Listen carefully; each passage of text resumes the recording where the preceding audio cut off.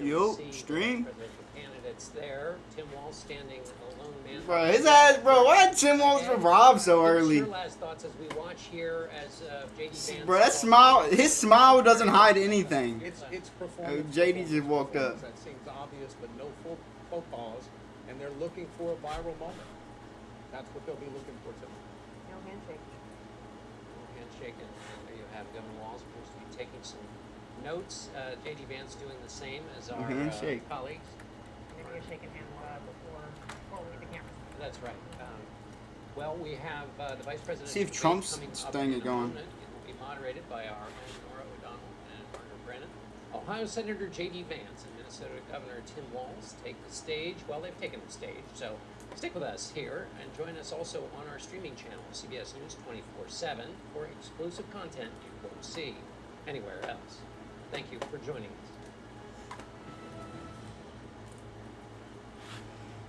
I'm about to start. All right, let's get down, baby.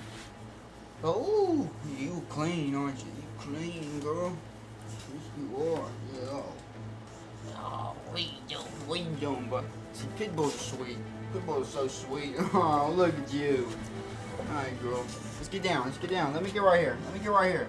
You was sitting in your seat all the way until I got here, bro. All the way until I got here. You was sitting in your seat. Like, straight up, Luna. All the way until I got here, you was sitting in your seat. Come on. Get down. Get down, baby. I want to pick you up because I want to first. Come on. Now this is likely the final debate of this election cycle and voting is already underway in 20 states. I'm back. CBS I got back up. shows this remains a race. She's probably excited a bit. I probably need to fix my camera. CBS News Vice Presidential Damn, I didn't debate use my camera that starts far. now. Fight for every single vote, and we're going to take this country back. And we are ready to continue to build the future together.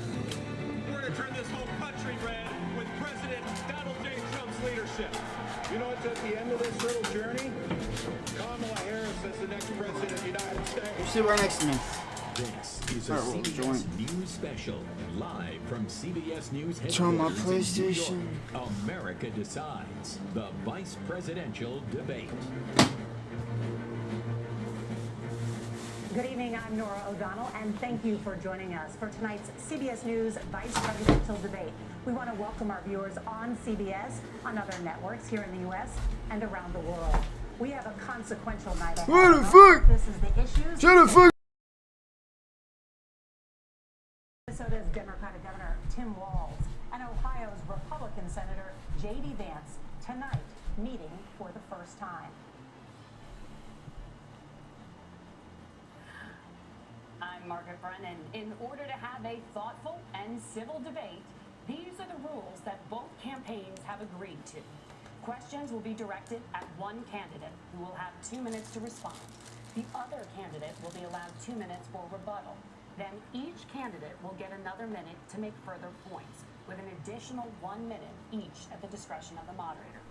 The primary role of the moderators is to facilitate the debate between the candidates, enforce the rules, and provide the candidates with the opportunity to fact-check claims made by each other. CBS News reserves the right to mute the candidates' microphones to maintain decorum.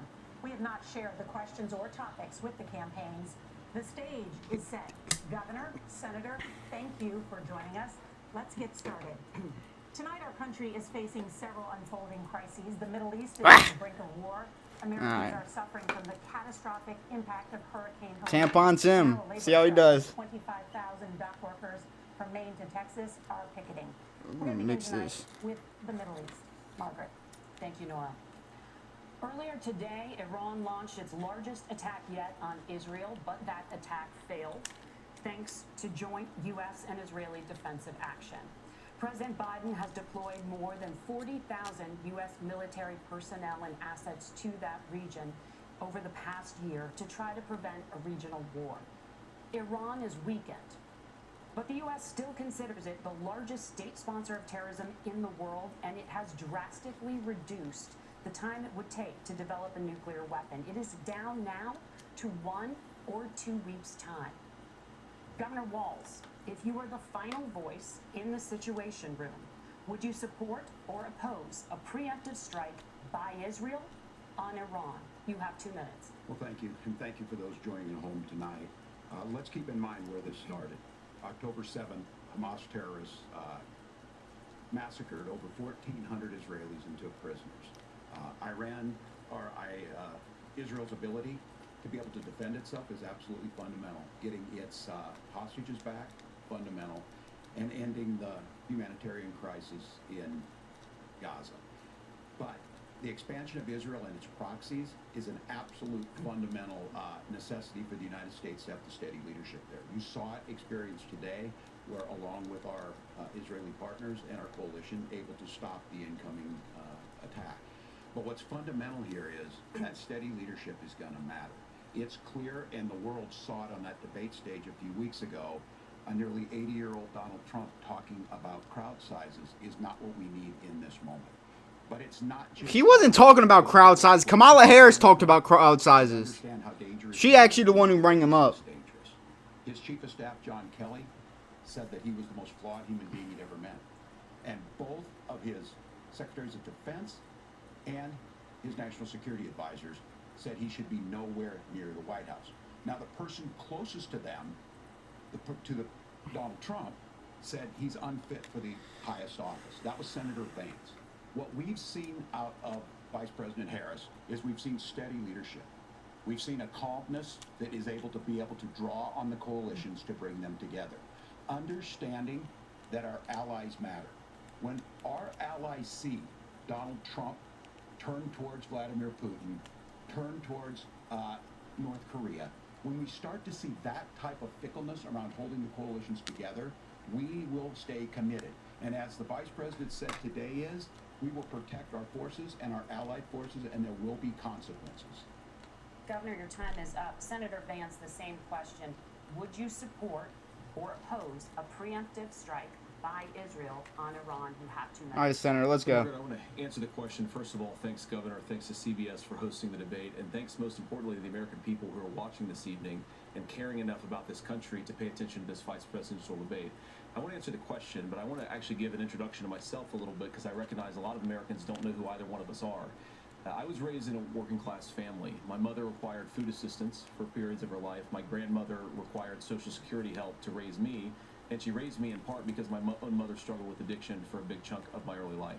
I went to college on the GI Bill after I enlisted in the Marine Corps and served in Iraq. And so I stand here asking to be your vice president with extraordinary gratitude for this country, for the American dream that made it possible for me to live my dreams.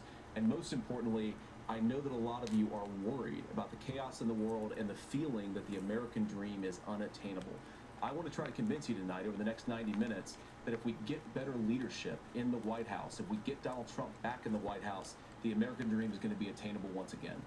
Now, to answer this particular question, we have to remember that as much as Governor Walz just accused Donald Trump of being an agent of chaos, Donald Trump actually delivered stability in the world, and he did it. I'm gonna go. Vance is cooking. All right, Vance is about to cook this motherfucker, and everything he does that he lies. Almost everything, at least. $100 billion in unfrozen assets thanks to the Kamala Harris administration. What do they use that money for? They use it to buy weapons that they're now launching against our allies, and God forbid, potentially launching against the United States as well. Donald Trump recognized that for people to fear the United States, you needed peace through strength. They needed to recognize that if they got out of line, the United States global leadership would put stability and peace back in the world. Now, you asked about a preemptive strike, Margaret, and I want to answer the question. Look, it is up to Israel what they think they need to do to keep their country safe, and we should support our allies wherever they are when they're fighting the bad guys. I think that's the right approach to take with the Israel question. Thank you, Senator. Governor... That was a good fucking... He talks so well, bro. Like, he talks so well. After I heard him... I first seen it post and shit about him, but when I actually heard him talk... Oh, this motherfucker's smart. Who we had a coalition of nations that had boxed Iran's nuclear program in, the inability to advance it. Donald Trump pulled that program and put nothing else in its place. So Iran is closer to a nuclear weapon than they were before because of Donald Trump's fickle leadership. And when Iran shot down an American aircraft in international airspace, Donald Trump tweeted, because that's the standard diplomacy of Donald Trump. And when Iranian missiles he looked at the camera near U.S. troops and they received traumatic brain injuries, Donald Trump wrote it off as headaches. Look, our allies understand that Donald Trump is fickle. He will go to whoever has the most flattery or where it makes sense to him. Steady leadership like you witnessed today, like you witnessed in April. Both Iranian attacks were repelled. Our coalition is strong, and we need the steady leadership that Kamala Harris is providing. Senator Vance. That she is providing. What leadership has she been providing already? That he's saying providing? What? What? What is she providing? Said just 5 days ago, the U.S.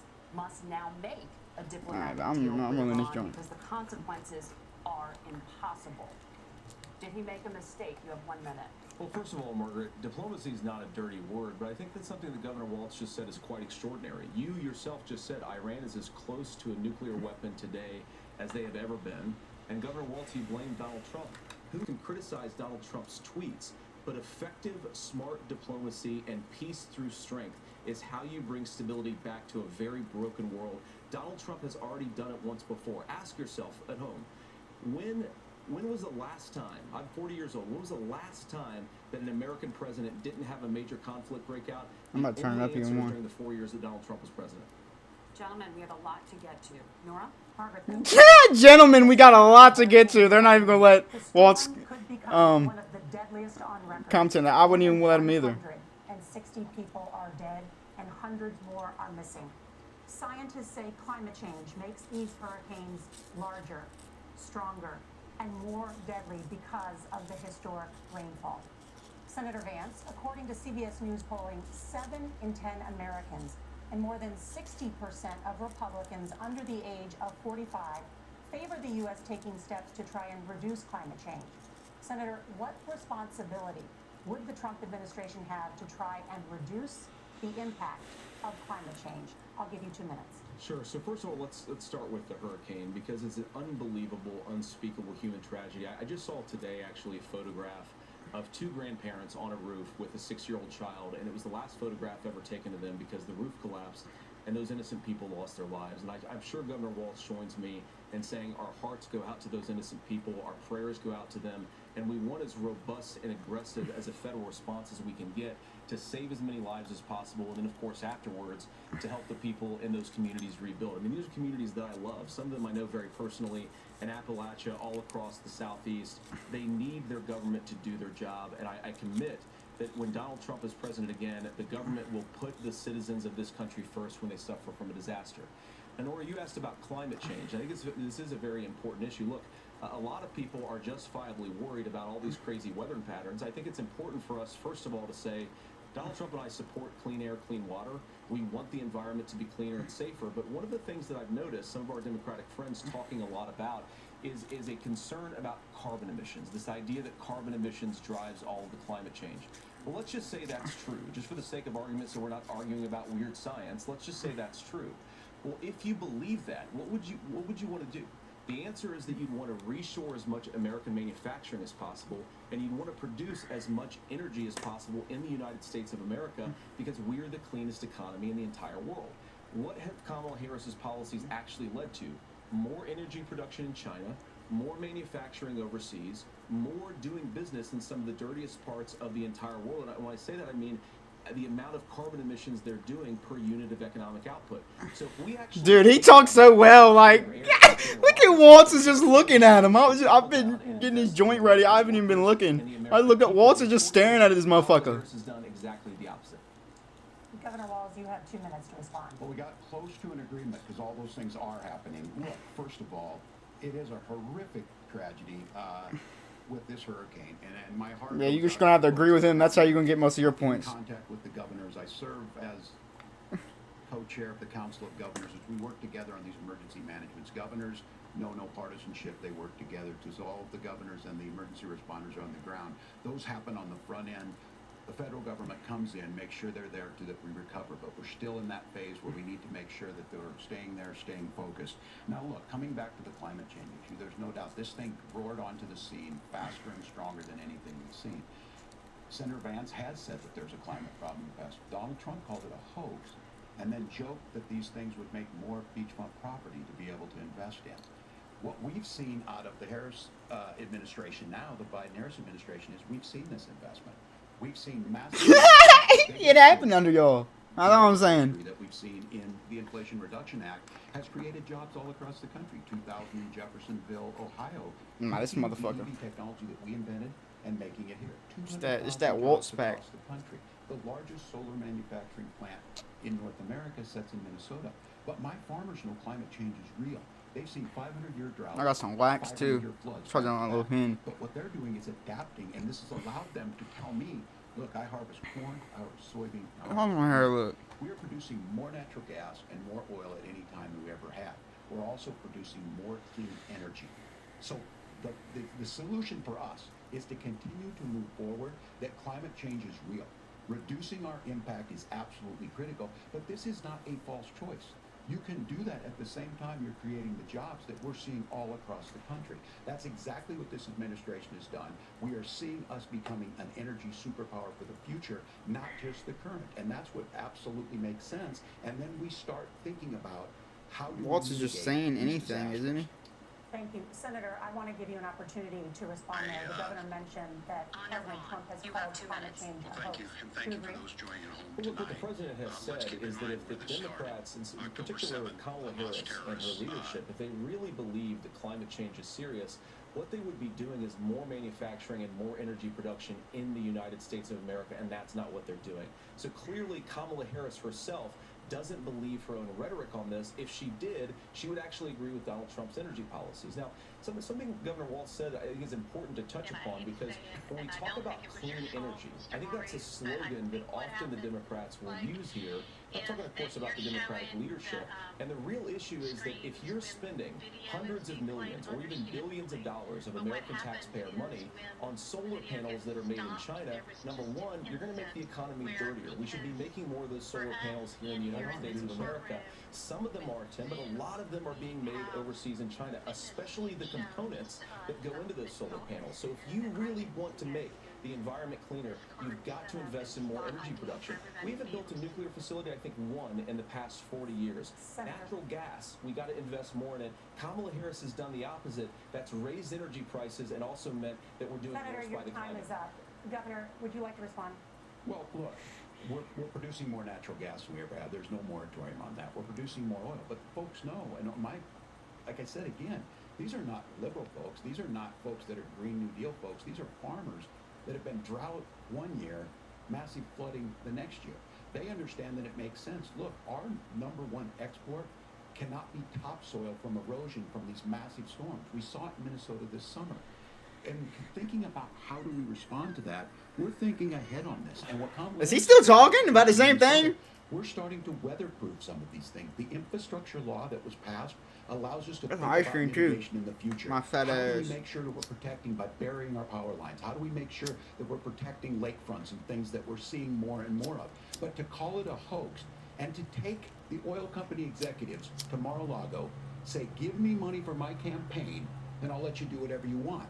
We can be smarter about that, and an all-above energy policy is exactly what she's doing, creating those jobs right here. Governor, your time is up. The overwhelming consensus among scientists is that the Earth's climate is warming at an unprecedented rate. Margaret? Thank you, Nora. We're going to turn now to immigration. The crisis at the U.S.-Mexico border consistently ranks as one of the top issues for American voters. Senator Vance, your campaign is pledging to carry out the largest mass deportation plan in American history and to use the U.S. military to do so. Could you be more specific about exactly how this will work? For example, would you deport parents who have entered the U.S. illegally and separate them from any of their children who were born on U.S. soil? You have 2 minutes. So first of all, Margaret, before we talk about deportations, we have to stop the bleeding. We have a historic immigration crisis because Kamala Harris started and said that she wanted to undo all of Donald Trump's border policies. 94 executive orders suspending deportations, decriminalizing illegal aliens, massively increasing the asylum fraud that exists in our system. That has opened the floodgates. What it's meant is that a lot of fentanyl is coming into our country. I had a mother who struggled with opioid addiction and has gotten clean. I don't want people who are struggling with addiction to be deprived of their second chance because Kamala Harris let in fentanyl into our communities at record levels. So you've got to stop the bleeding. You've got to re-implement Donald Trump's border policies, build the wall, re-implement deportations, and that gets me to your point, Margaret, about what do we actually do? So we've got 25 million illegal aliens who are here in the country. What do we do with them? I think the first thing that we do is we start with the criminal. This boy with his P's and Q's tonight. Boy with his shit. Good shit, man.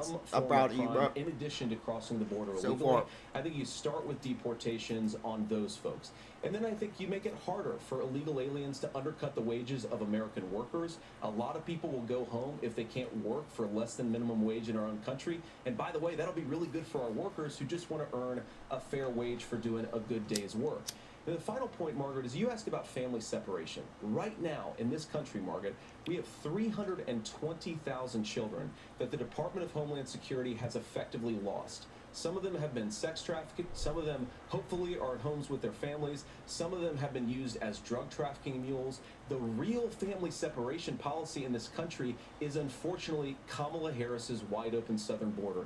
And I'd ask my fellow Americans to remember, when she came into office, she said she was going to do this.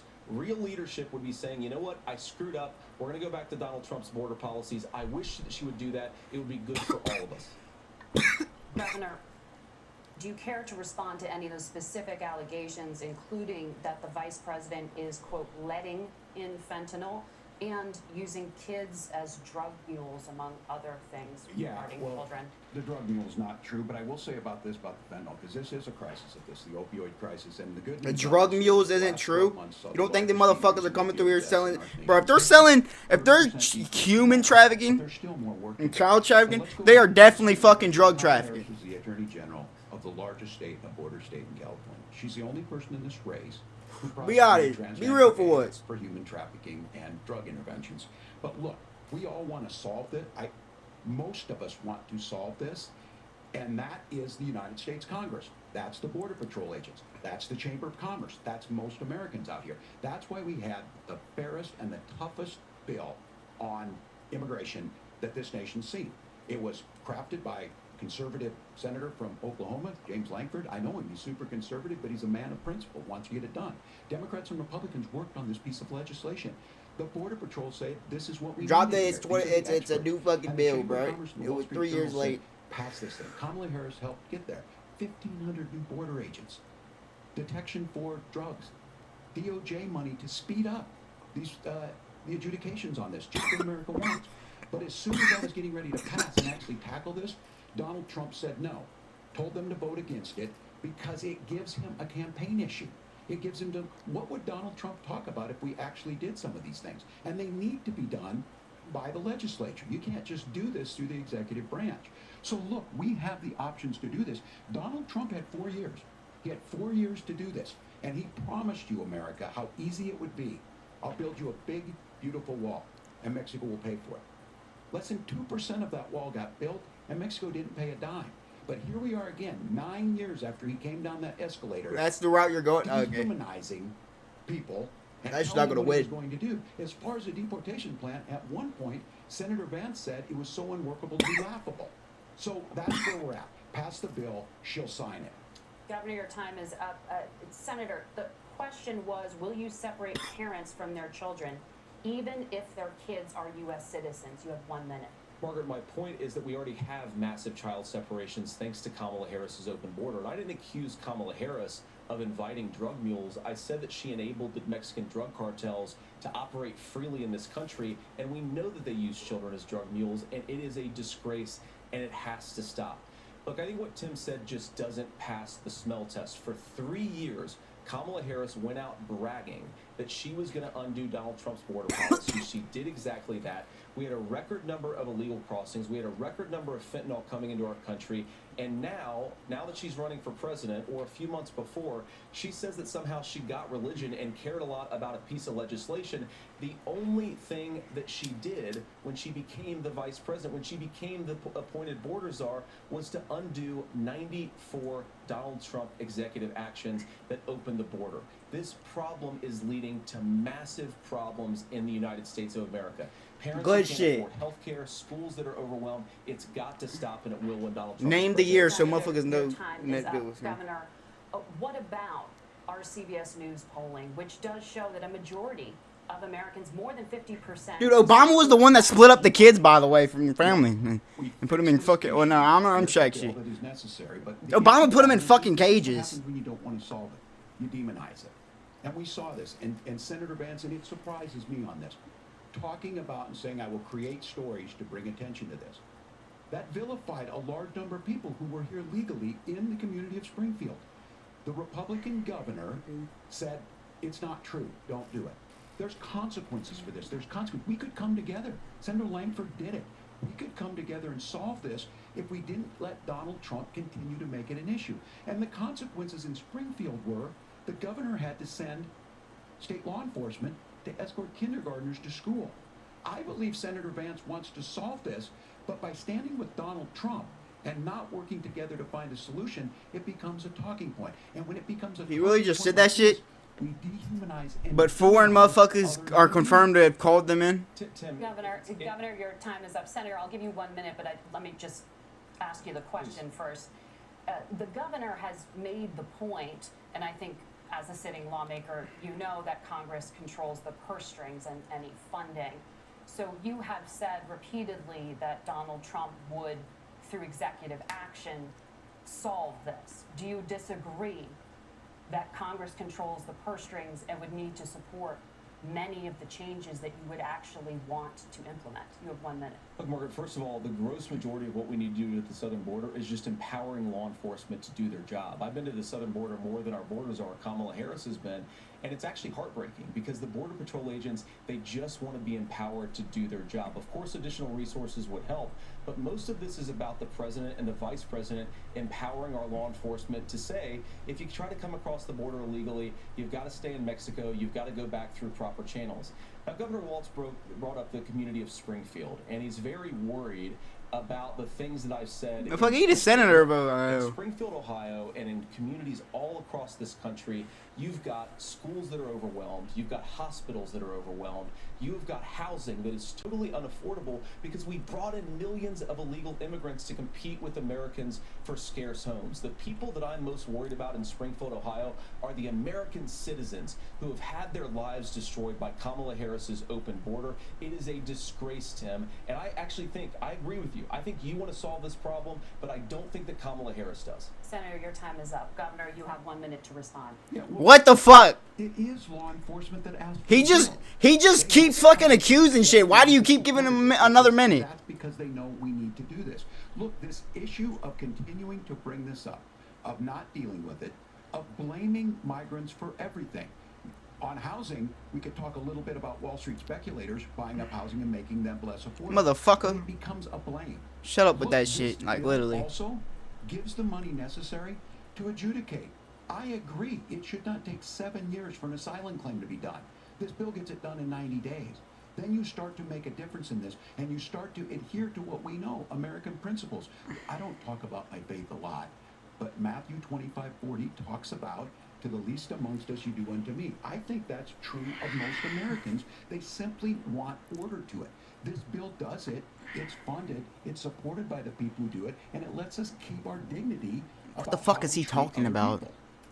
Thank you, Governor. And just to clarify for our viewers, Springfield, Ohio does have a large number of Haitian migrants who have legal status, temporary protected status. Well, Maura? but Thank you, Senator. We have so much to get to. Margaret, I think it's important We're because gonna turn out of the debate- economy, thank Margaret, you. the rules were that The you guys weren't economy, going to we're- fact check, and since you're fact checking me, I think it's important to see Oh! what's actually going on.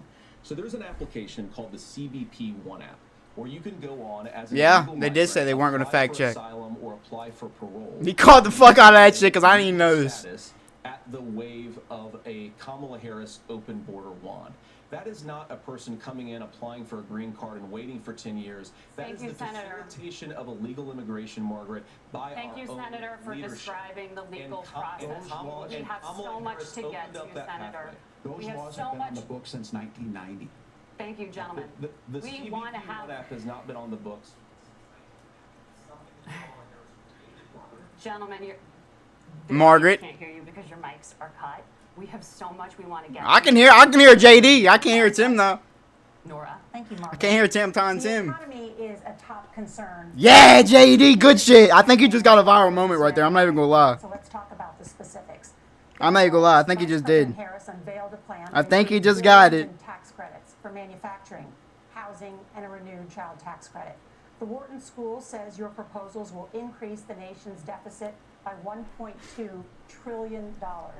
How would you pay for that? Yeah, Margaret. Shut the fuck up, Margaret. I'll give you 2 minutes. Yeah, thank you. And Kamala Harris and I do believe in the middle class because that's what Quit we fucking come fact from. checking, Margaret. Grew up in that Shut the family. fuck up, For Margaret. those of you out there listening tonight, you're hearing a lot of stuff back and forth, and it's good. It's healthy. That's what this is supposed to happen. You should be listening Shut the to fuck up, Margaret. the bill Kamala Harris put out Oh, there. shit. One is talking about this housing issue. The one thing is, there's 3 Dumbass. million new houses proposed under this. He got her. Assistance on the front. He knew how to shut her up, bro. That shit was so funny. Than just an asset to be traded somewhere. It's foundational to where you're at. And then making sure that the things you buy every day, whether they be prescription drugs or Trump said more notes. Why can't Walt just remember what he has to say? Low IQ. Hi, Donald. $5 to make insulin. They were charging $800 before. Oh, shit. As far as the housing goes, I've seen it in Minnesota. 12% more houses in Minneapolis. Prices went down on rent 4%. It's working. And then making sure tax cuts go to the middle class. $6,000 child tax credit. We have one in Minnesota. Reduces childhood poverty by 1/3. We save money in the long run, and we do the right thing for families. And then getting businesses off the ground. The law as it stands right now is $5,000 tax credit for small business, increasing that to $50,000. Now, this is a philosophical difference. Vance. Donald Trump made a promise, and I'll give you this. He kept it. He took folks to Mar-a-Lago, said, you're rich as hell, I'm going to give you a tax cut. He gave the tax cuts that predominantly went to the top class. What happened there was an $8 trillion increase in the national debt, the largest ever. Now he's proposing a 20% consumption or sales tax on everything we bring in. Everyone agrees, including businesses, it would be destabilizing it would increase inflation and potentially lead to a recession. Look, this is simple for you. Where are we going? Kamala Harris has said to do the things she wants to do. We'll just have to. Kamala Harris has said, what the fuck are you gonna say, bruh? System works best. Kamala Harris said, Kamala Harris said this, Kamala Harris said that.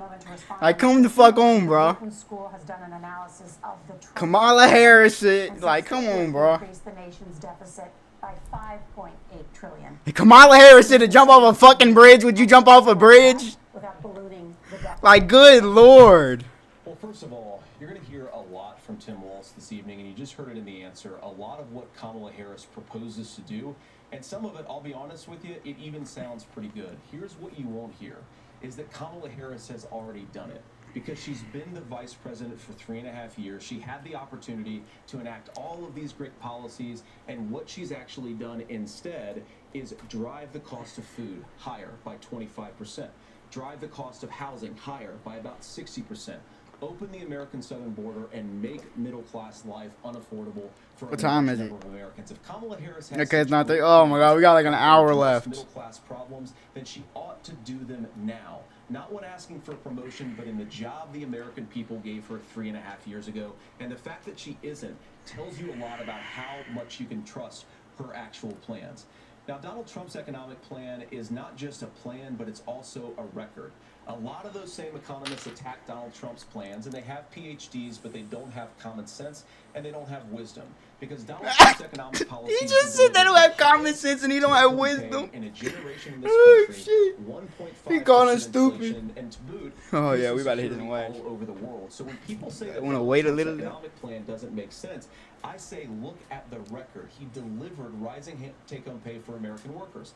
Now, Tim admirably admits that they want to undo the Trump tax cuts. But if you look at what was so different about Donald Trump's tax cuts, even from previous Republican tax cut plans, is that a lot of those resources went to giving more take-home pay to middle-class and working-class Americans. It was passed in 2017, and you saw an American economic boom unlike we've seen in a generation in this country. That is a record that I'm proud to run on, and we're going to get back to that common sense wisdom so that you can afford to live the American dream again. I know a lot of you are struggling. I know a lot of you are worried about paying the bills. Vance cooking, It's gonna dude. Stop when Donald Trump brings Shut back the common fuck sense to up. this country. Governor, do you want to respond to that? What has Kamala Harris done for the middle class? Yeah, well, Kamala Harris's day one. Oh, shit. Led to the collapse of our economy. We were already before COVID in a manufacturing recession, but 10 million people out of work, largest percentage since the Great Depression. 9 million jobs closed on that. JD Vance, my boy. Made a question about experts. Said this. You hear him, bro? He talked like, bro. Economists He talked don't very be fucking trusted. proper. Science can't be trusted. National security folks can't be trusted. Look, if you're going to be president, you don't have all the answers. Donald Trump believes he does. My pro tip of the day is this. If you need heart surgery, listen to the people at the Mayo Clinic in Rochester, Minnesota, not Donald Trump. And the same thing goes with this. And I ask you out there, teachers, nurses, truck drivers, whatever, how would Yeah, bro. taxes every year? And Donald Tim Trump Walz just be staring at that motherfucker while he talking. He's like, God damn it. the last year as president. That's what's wrong with the system. There's a way around it, and he's bragged about that. We're just asking for fairness in it, and that's all you want. You have a minute. Governor, you say trust the experts. But those same experts for 40 years said that if we shipped our manufacturing base off to China, we'd get cheaper goods. They lied about that. They said if we shipped our industrial base off to other countries, to Mexico and elsewhere, it would make the middle class stronger. They were wrong about that. They were wrong about the idea that if we made America less self-reliant, less productive in our own nation, that it would somehow make us better off, and they were wrong about it. And for the first time in a generation, Donald Trump had the wisdom and the courage to say to that bipartisan consensus, we're not doing it anymore. We're bringing American manufacturing back. We're unleashing American energy. We're going to make more of our own stuff. And this isn't just an economic issue. And I've got 3 beautiful little kids at home, 7, 4, and 2, and I love them very much, and I hope they're in bed right now. But look, so many of the drugs, the pharmaceuticals that we put in the bodies of our children are manufactured by nations that hate us. This has to stop, and we're not going to stop it by listening to experts. We're going to stop it by listening to common sense wisdom, which is what Donald Trump governed on. Senator, your time is up. Governor Walz, can you address that? I mean, voters say they trust Donald Trump on the economy more. Ah! If you're listening tonight and you want billionaires to get tax cuts, you heard what the numbers were. Look, I'm a union guy on this. I'm not a guy who wanted to ship things overseas, but I understand that, look, You're an idiot. You're a fucking idiot. You just fucked that up, you fucking idiot. Yeah, you fucking idiot. What most concerns me on this is Donald Trump What are you was the saying? guy who created the largest trade deficit in American history with China. So the rhetoric is good. Much of what the senator said right there, I'm in agreement with him on this. I watched it happen too. I watched it to my communities, and we talked about that. But we had people undercutting the right to collectively bargain. We had right to work states made it more difficult. We had companies that were willing to ship it over, and we saw people profit. Folks that are venture capital in some cases, putting money into companies that were overseas. That we bring those home. The issue is Donald Trump is talking about it.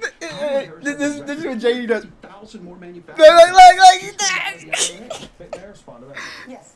So appreciate that. So if you notice, what Governor Walz just did is he said, first of all, Donald Trump has to listen to the experts. And then when he acknowledged that the experts screwed up, he said, well, Donald Trump didn't do nearly as good of a job as the statistics show that he did. So what Tim Walz is doing, It's a gross honestly, generalization. Tim, I think you got a tough job here. Because you've got to play whack-a-mole. You've got to pretend that Donald Trump didn't deliver rising take-home pay, which of course he did. You've got to pretend that Donald Trump didn't deliver lower inflation, which of course he did, and then you simultaneously got to defend Kamala Harris's atrocious economic record to make gas, groceries, and housing unaffordable for American citizens. I was raised by a woman who would sometimes go into medical debt so that she could put food on the table in our household. I know what it's like to not be able to afford the things that you need to afford. We can do so much better. To all of you watching, we can get back to an America that's affordable again. We just got to get back to common sense economic principles. I hope we have a conversation on healthcare then. Senator, Governor. Please. Thank you, Margaret. I hope we have a... Bro, this motherfucker, that's how he accepted the laws. He said, I hope we have a... Oh my God. He said, I hope we have a conversation. Oh my God. The president hears before making consequential decisions. We want to ask you about your leadership qualities.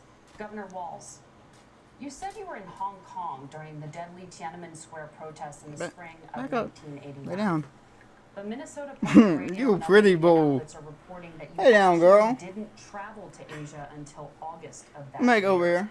Lay down. Can you explain that? Luna, what are you discrepancy? doing? Yeah, well, and to the folks out there. I gotta put your collar back on. I grew up in small rural Nebraska, town of 400, town that you rode your bike with your buddies till the street lights come on, and I'm proud of that service.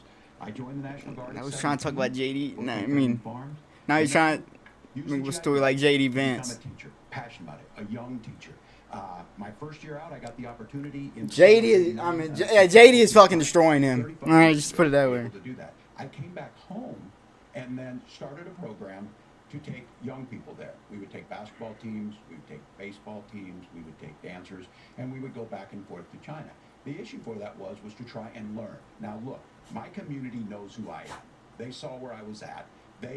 Look, I will be the first to tell you, I have poured my heart into my community. I've tried to do the best I can, but I've not been perfect. And I'm a knucklehead at times, but it's always been about that. Those same people elected me to Congress.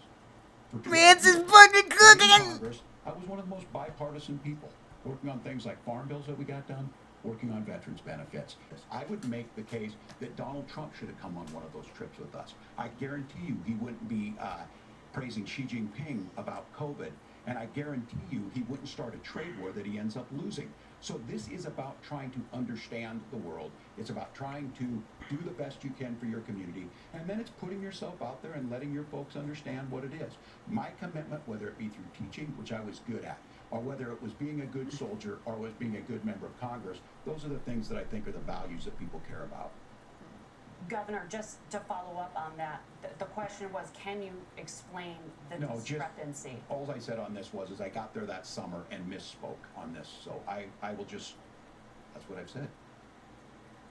So I was in Hong Kong and China during the democracy protest.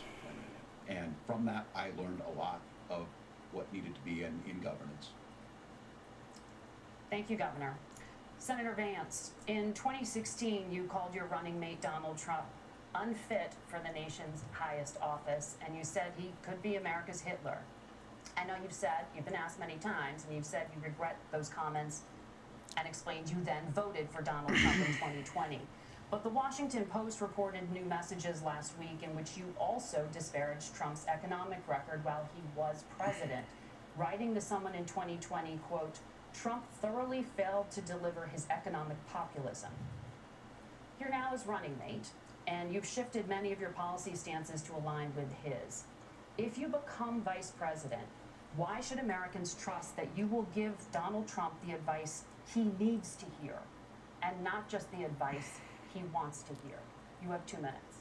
Well, first of all, Margaret, because I've always been open. And sometimes, of course, I've disagreed with the president, but I've also been extremely open about the fact that I was wrong about Donald Trump. I was wrong, first of all, because I believed some of the media stories that turned out to be dishonest fabrications of his record. But most importantly, Donald Trump delivered for the American people. Rising wages, rising take-home pay, an economy that worked for normal Americans, a secure southern border, a lot of things, frankly, that I didn't think he'd be able to deliver on. And yeah, when you screw up, when you misspeak, when you get something wrong and you change your mind, you ought to be honest with the American people about it. It's one of the reasons, Margaret, why I've done so many interviews is because I think it's important to actually explain to the American people where I come down on the issues and what changed. Now, you pointed out the messages from 2020.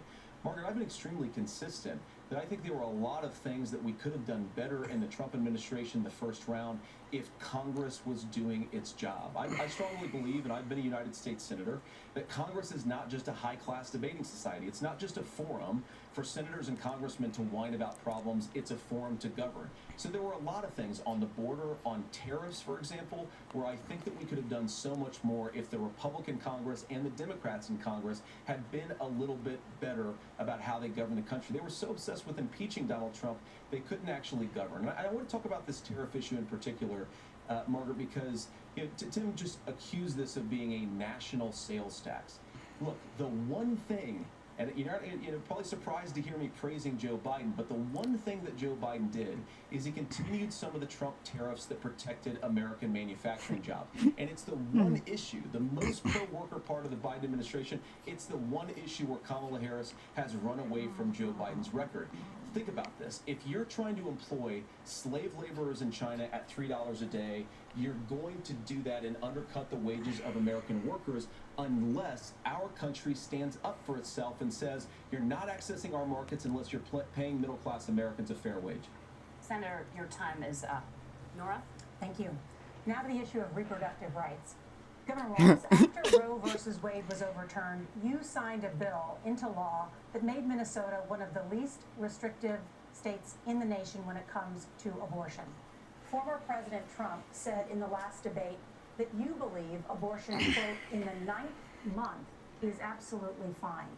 Yes or no? Is that what you support? I'll give you 2 minutes. That's not what the bill says, but look, this issue is what's on everyone's Is that what it allows, though? Donald Trump put this all into motion.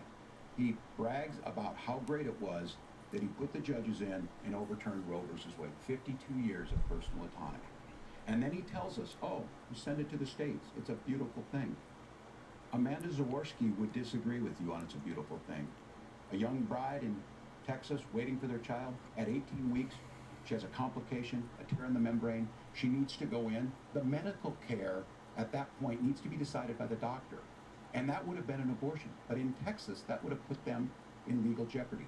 She went home, got sepsis, nearly dies, and now she may have difficulty having children.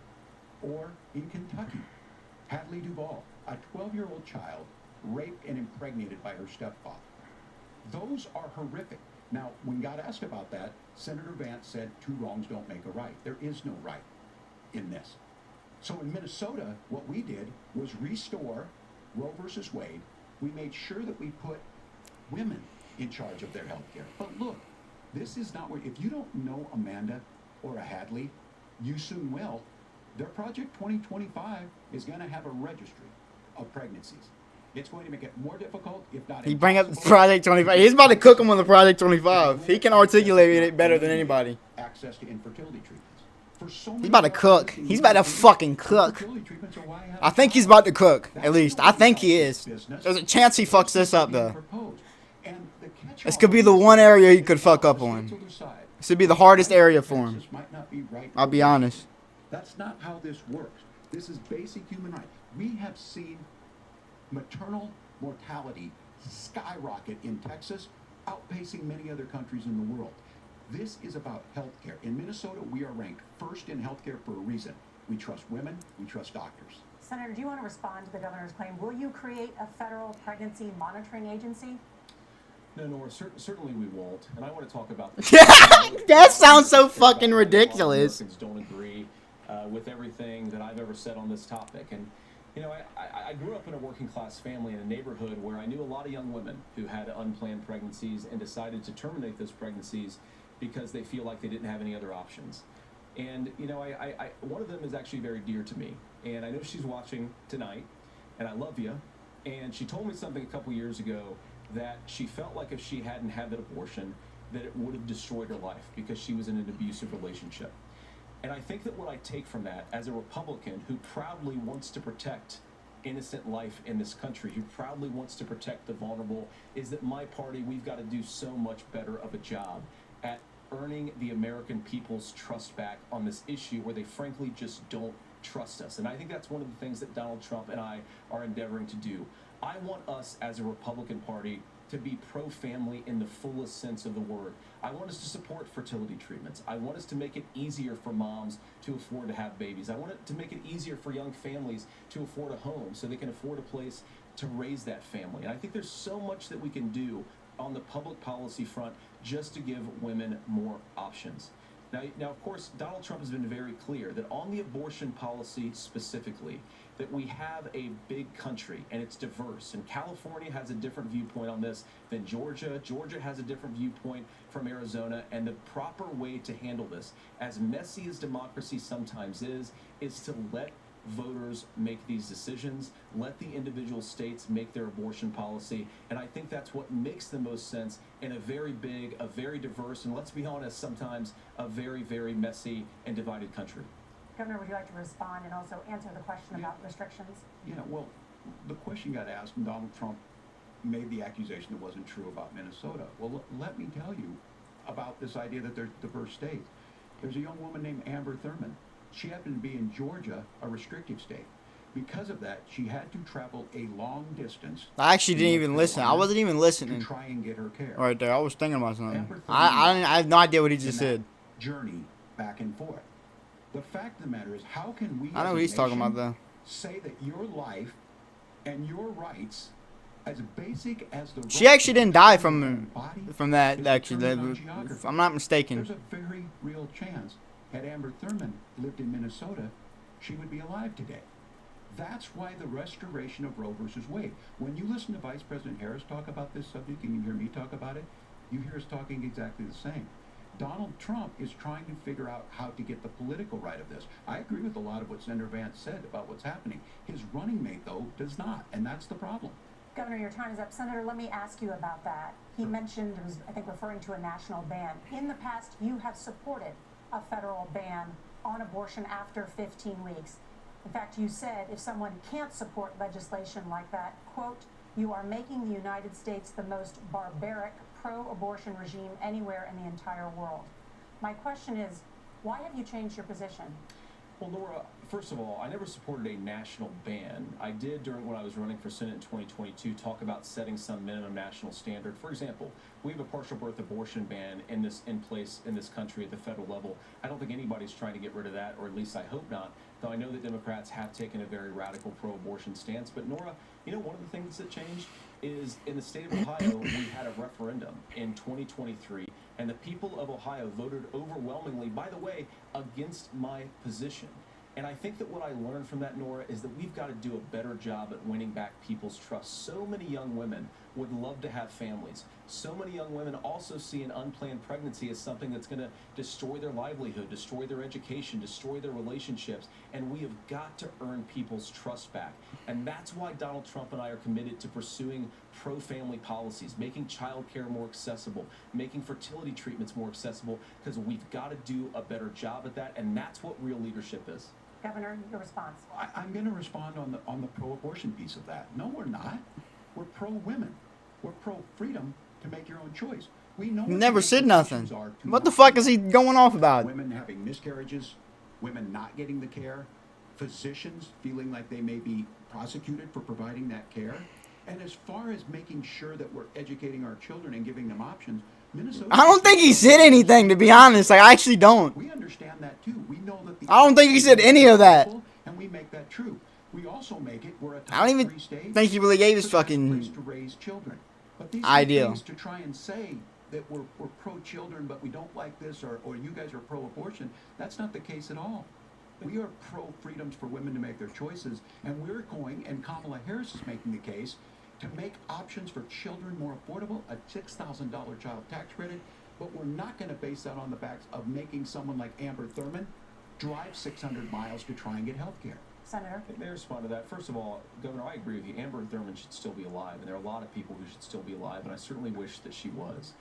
And maybe you're free to disagree with me on this and explain this to me, but as I read the Minnesota law that you signed into law, the statute that you signed into law, it says that a doctor who presides over an abortion where the baby survives, the doctor is under no obligation to provide life-saving care to a baby who survives a botched late-term abortion.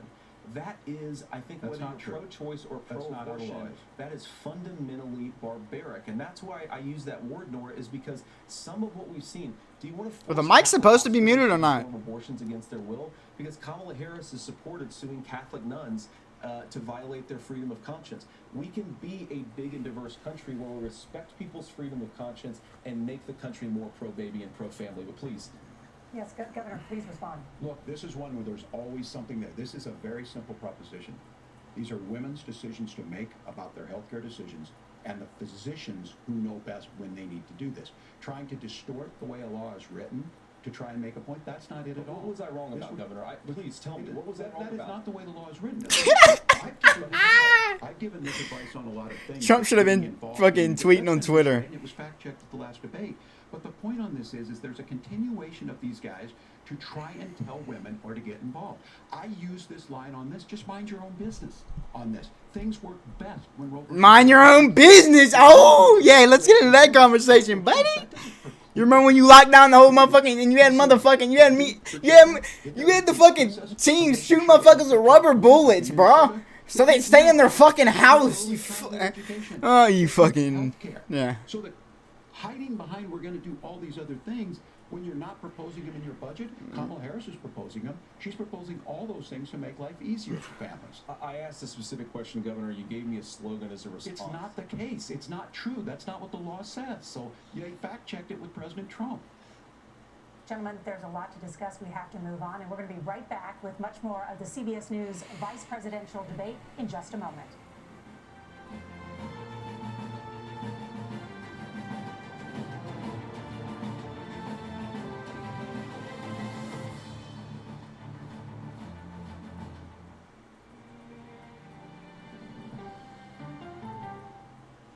Holy shit! Oh shit! Right after I said Donald just started tweeting, he just started tweeting. When you wake up in the morning, He just started tweeting. No, that's crazy.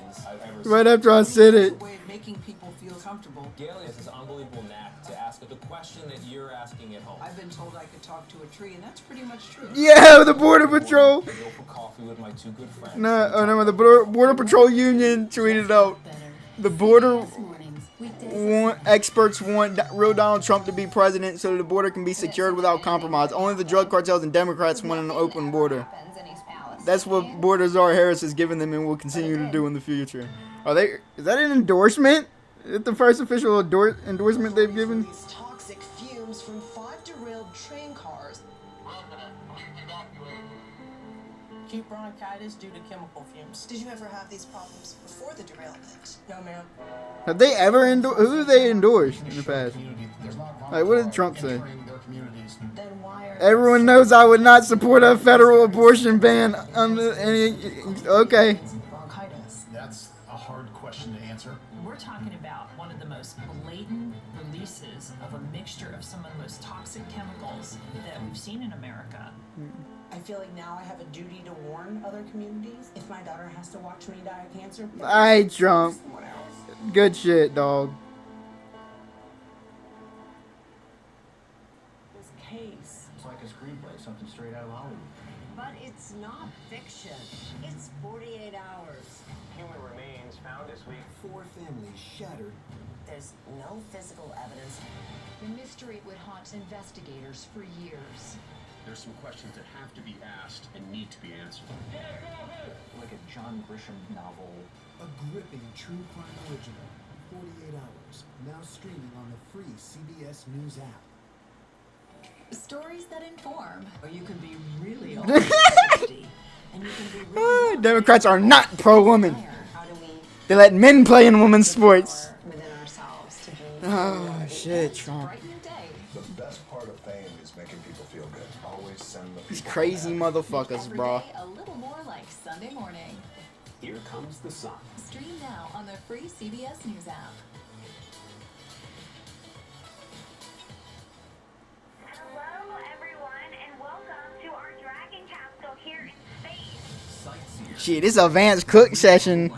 Seeing the Earth from space, it was so exhilarating. But the risks that come with the territory. There have been 4 fatal accidents. That's a 1% fatal accident rate. Might make you look before you launch. If you have 1 out of 100 airplanes falling out of the sky, we'd have a public crisis. Space tourism, now streaming on the free. Yeah, we fucking would, wouldn't we?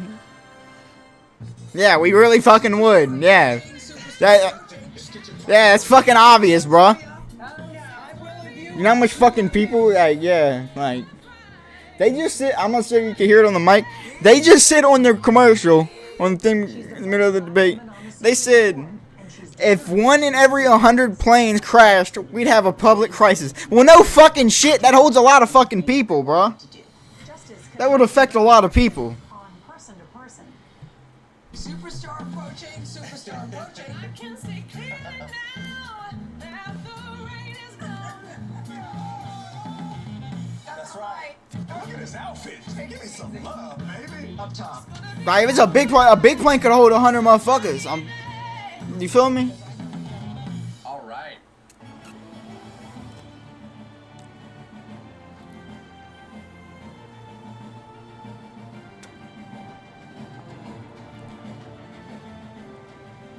Welcome back to the CBS News Vice Presidential Debate. We want to turn now to America's gun violence epidemic. The leading cause of death for children and teens in America is by firearms. Senator Vance, you oppose most gun legislation that Democrats claim would curb gun violence. You oppose red flag gun laws and legislation to ban. They're not going to get anywhere with this conversation, I'm going to be honest. Including AR-15s. So let me ask you, earlier this year, for the first time, the parents of a school shooter were convicted of involuntary manslaughter and sentenced to 10 years in prison. Do you think holding parents responsible could curb mass shootings? I'll give you 2 minutes. Yeah, well, Nora, on that particular case, I don't know the full details, but I certainly trust local law enforcement and local authorities to make those decisions. I think in some cases the answer is going to be yes, and in some cases the answer is going to be no.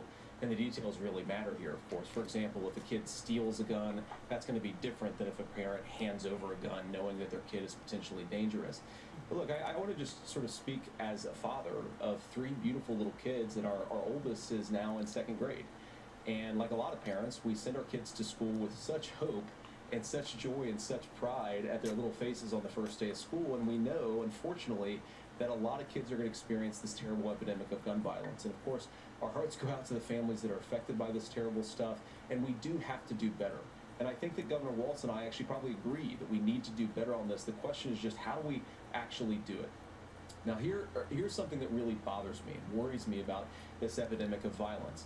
The gross majority, close to 90% in some of the statistics I've seen, of the gun violence in this country is committed with illegally obtained firearms. And while we're on that topic, we know that thanks to Kamala Harris's open border, we've seen a massive influx in the number of illegal guns run by the Mexican drug cartel. So that number, the amount of illegal guns in our country is higher today than it was 3.5 years ago.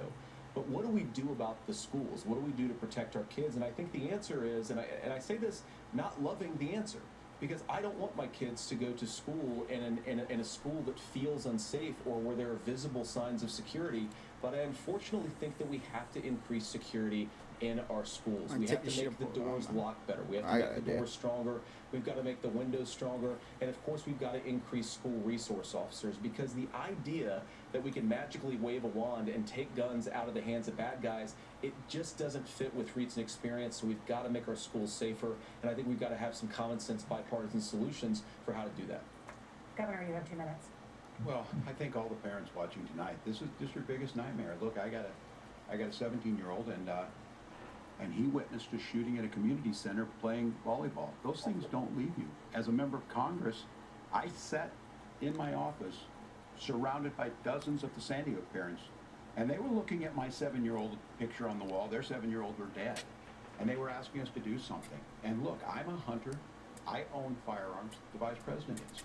We understand that the Second Amendment is there, but our first responsibility is to our kids to figure this out. In Minnesota, we've enacted enhanced red flag laws, enhanced background checks, and we can start to get data. But here's the problem. If we really want to solve this, we've got folks that won't allow research to be even done on gun violence. And this idea that we should just live with it, and I here's what I do think, that this is a good start to the conversation. I 100% believe that Senator Vance hates it when these kids, it's abhorrent and it breaks your heart. I agree with that. But that's not far enough when we know there are things that work. I've spent time in Finland and seen some Finnish schools. They don't have this happen, even though they have a high gun ownership rate in the country. There are reasonable things that we can do to make a difference. It's not infringing on your Second Amendment. And the idea to have some of these weapons out there, it just doesn't make any sense. Kamala Harris, as an attorney general, worked on this issue. She knows that it's there. No one's trying to scaremonger and say we're taking your guns, but I ask all of you out there, do you want your schools hardened to look like a fort?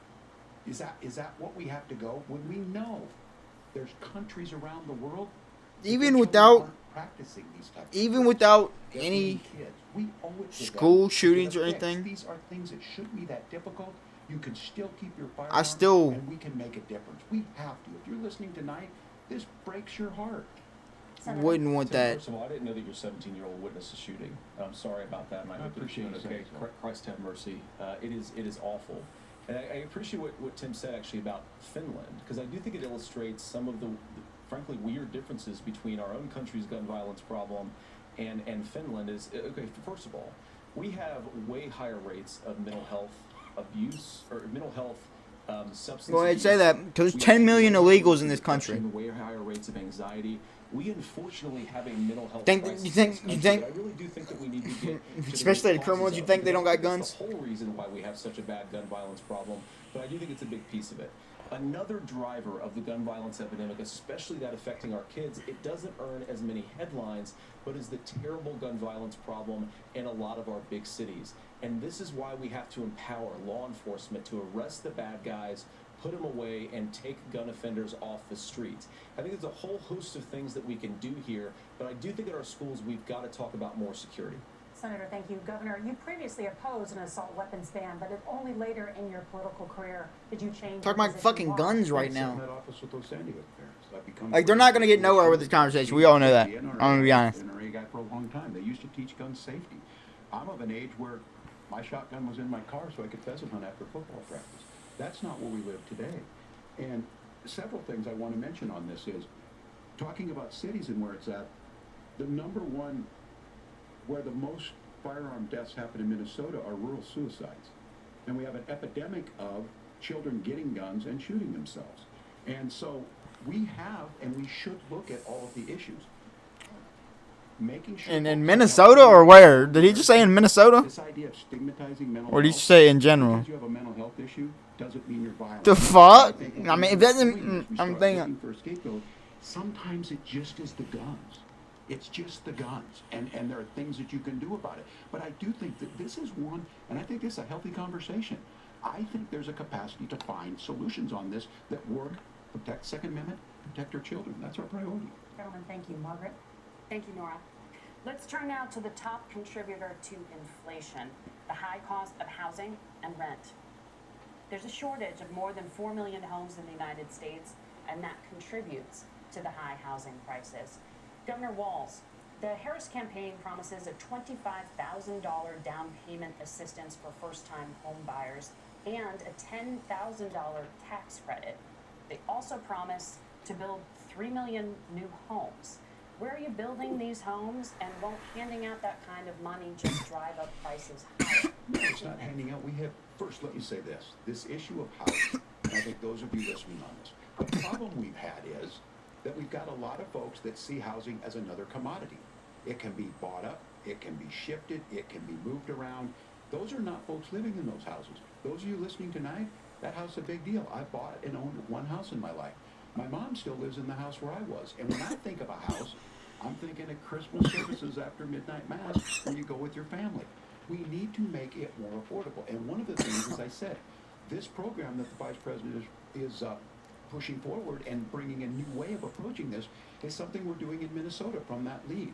We in the state invested in making sure our housing was the biggest investment that we'd ever made in housing. It starts to make it easier. We cut some of the red tape. Local folks, look, we can't do it at the federal level, but local folks make it easier to build those homes. And then that down payment assistance. I can tell all of you out there, one of the, certainly for me, using the GI Bill was one thing, but a veteran's home loan, the big thing about a veteran's home loan is you don't have to pay the down payment. Those are things that make it there. Now look, you're going to pay it back, and you're going to pay your mortgage. Those are things that we know in the long run, the appreciated value, the generational wealth that's created from it. And I will give Minneapolis an example. Minneapolis is the one city where we've seen the lowest inflation rates. We've seen a 12% increase in stock because we put some of these things in, and we're implementing a state program to make sure we give some of that down payment assistance. We get it back from people because here's what we know. People with stable housing end up with stable jobs. People with stable housing have their kids able to get to school. All of those things in the long run end up saving our money. And that's the thing that I think we should be able to find some common ground in, but we can't blame immigrants for the only reason. That's not the case that's happening in many cities. The fact of the matter is that we don't have enough naturally affordable housing, but we can make sure that the government's there to help kickstart it, create that base. Governor, your time is up. Senator Vance, as far as your campaign's position, the promise is to seize federal lands to build homes, remove regulation, provide tax breaks, and cut back on immigration, which you say pushes up prices. Where are you going to build all the new homes you're promising? And what part of any of this plan will provide immediate relief? You have 2 minutes. Well, first of all, Tim just said something that I agree with. We don't want to blame immigrants for higher housing prices, but we do want to blame Kamala Harris for letting in millions of illegal aliens into this country, which does drive up costs, Tim. 25 million illegal aliens competing with Americans for scarce homes is one of the most Y'all are in the White House. Of home prices in the country. It's why we have massive increases in home prices that have happened right alongside massive increases in illegal alien populations under Kamala Harris's leadership. Now, Tim just mentioned a bunch of ideas.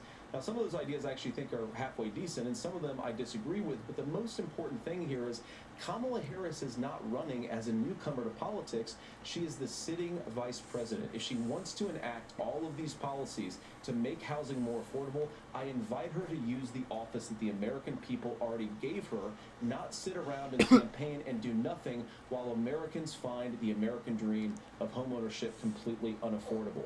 Now, you asked, Margaret, what would immediately change the equation for American citizens? If you lower energy prices, as Donald Trump says, drill, baby, drill, one of the biggest drivers of housing costs aside from illegal immigration is, think about it, if a truck driver is paying 40% more for diesel, then the lumber he's delivering to the job site to build the house is also going to become a lot more expensive. If we open up American energy, you will get immediate pricing relief for American citizens, not, by the way, just in housing, but in a whole host of other economic goods, too. Senator Vance, you still have 23 seconds there. Do you want to answer Can I have it? where? Governor, we will get to you in a moment. But Senator, where are you going to seize the federal lands? Can you clarify? Well, what Donald Trump is saying is we have a lot of federal lands that aren't being used for anything. They're not being used for national park. They're not being used, and they could be places where we build a lot of housing. And I do think that we should be opening up building in this country. We have a lot of land that could be used. We have a lot of Americans that need homes. We should be kicking out illegal immigrants who are competing for those homes, and we should be building more homes for the American citizens who deserve to be here. Senator, your time is up. Governor, I do want to let you respond to the allegation that the vice president is letting in Well, of course, that's not true. And again, you have the facts. I guess we agreed not to fact check. I'll check it. That, look, crossings are down compared to when Donald Trump left office. But it's, again, blaming and not trying to find a solution. I was going to ask, though, on this question, are we going to drill and build houses in the same federal land? And I think when people hear federal lands, these are really important pieces of land. Now, Minnesota doesn't have a lot of federal lands. I know in the western part of the countries we do.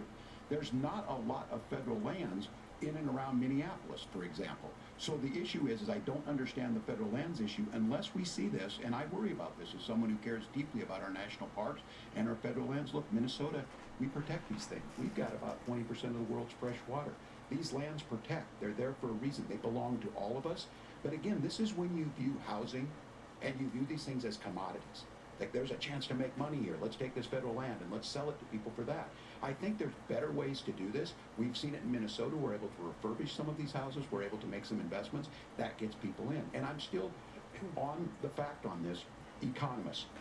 Senator Vance, you said you don't like the economists. Which economists are saying that it is immigrants that's adding to the cost? Governor, your time is up. But Senator, on that point, I'd like for you to clarify. There are many contributing factors to high housing costs. What evidence do you have that migrants are part of this problem? Well, there's a Federal Reserve study that we're happy to share after the debate. We'll put it up on social media, actually, that really drills down on the connection between increased levels of migration, especially illegal immigration, and higher housing prices. Now, of course, Margaret, that's not the entire driver of higher housing prices. It's also the regulatory regime of Kamala Harris. Look, we are a country of builders. We're a country of doers. We're a country of explorers. But we increasingly have a federal administration that makes it harder to develop our resources, makes it harder to build things, and wants to throw people in jail for not doing everything exactly as Kamala Harris says they have to do. And what that means is that you have a lot of people who would love to build homes who aren't able to build homes. I actually agree with Tim Walz. We should get out of this idea of housing as a commodity. But the thing that has most turned housing into a commodity is giving it away to millions upon millions of people who have no legal right to be here. What are the federal regulations? I deal with this as a governor. You can very quickly reply. I'm sorry. I get this as a governor, and I don't necessarily disagree with that. That in some cases, many of those are local. Hey, shut the fuck up. I don't know You got a few but seconds. I think whenever we talk regulations, people think they can get Fucking rid of them. give him the fucking wave. Like, shut the fuck up. I think you want to make sure that it's fireproof and those types of things. So which are the regulations? Because the vice president's not responsible for those. Congress writes those. Governor, thank you. Gentlemen, we have a lot to get to. You're passionate about the housing crisis, I can tell. But Nora? Thank you. One of the top problems facing Americans is the high cost of health care. Senator Vance, at the last presidential debate, former President Trump was asked about replacing the Affordable Care Act. In response, he said, I have concepts of a plan. Since then, Senator, you've talked about changing... Well, what has he cooked up? What has he cooked up for this one? Can you explain how that would work? And can you guarantee that Americans with pre-existing conditions won't pay more? I'll give you 2 minutes. Well, of course, we're going to cover Americans with pre-existing conditions. In fact, a lot of my family members have gotten health care.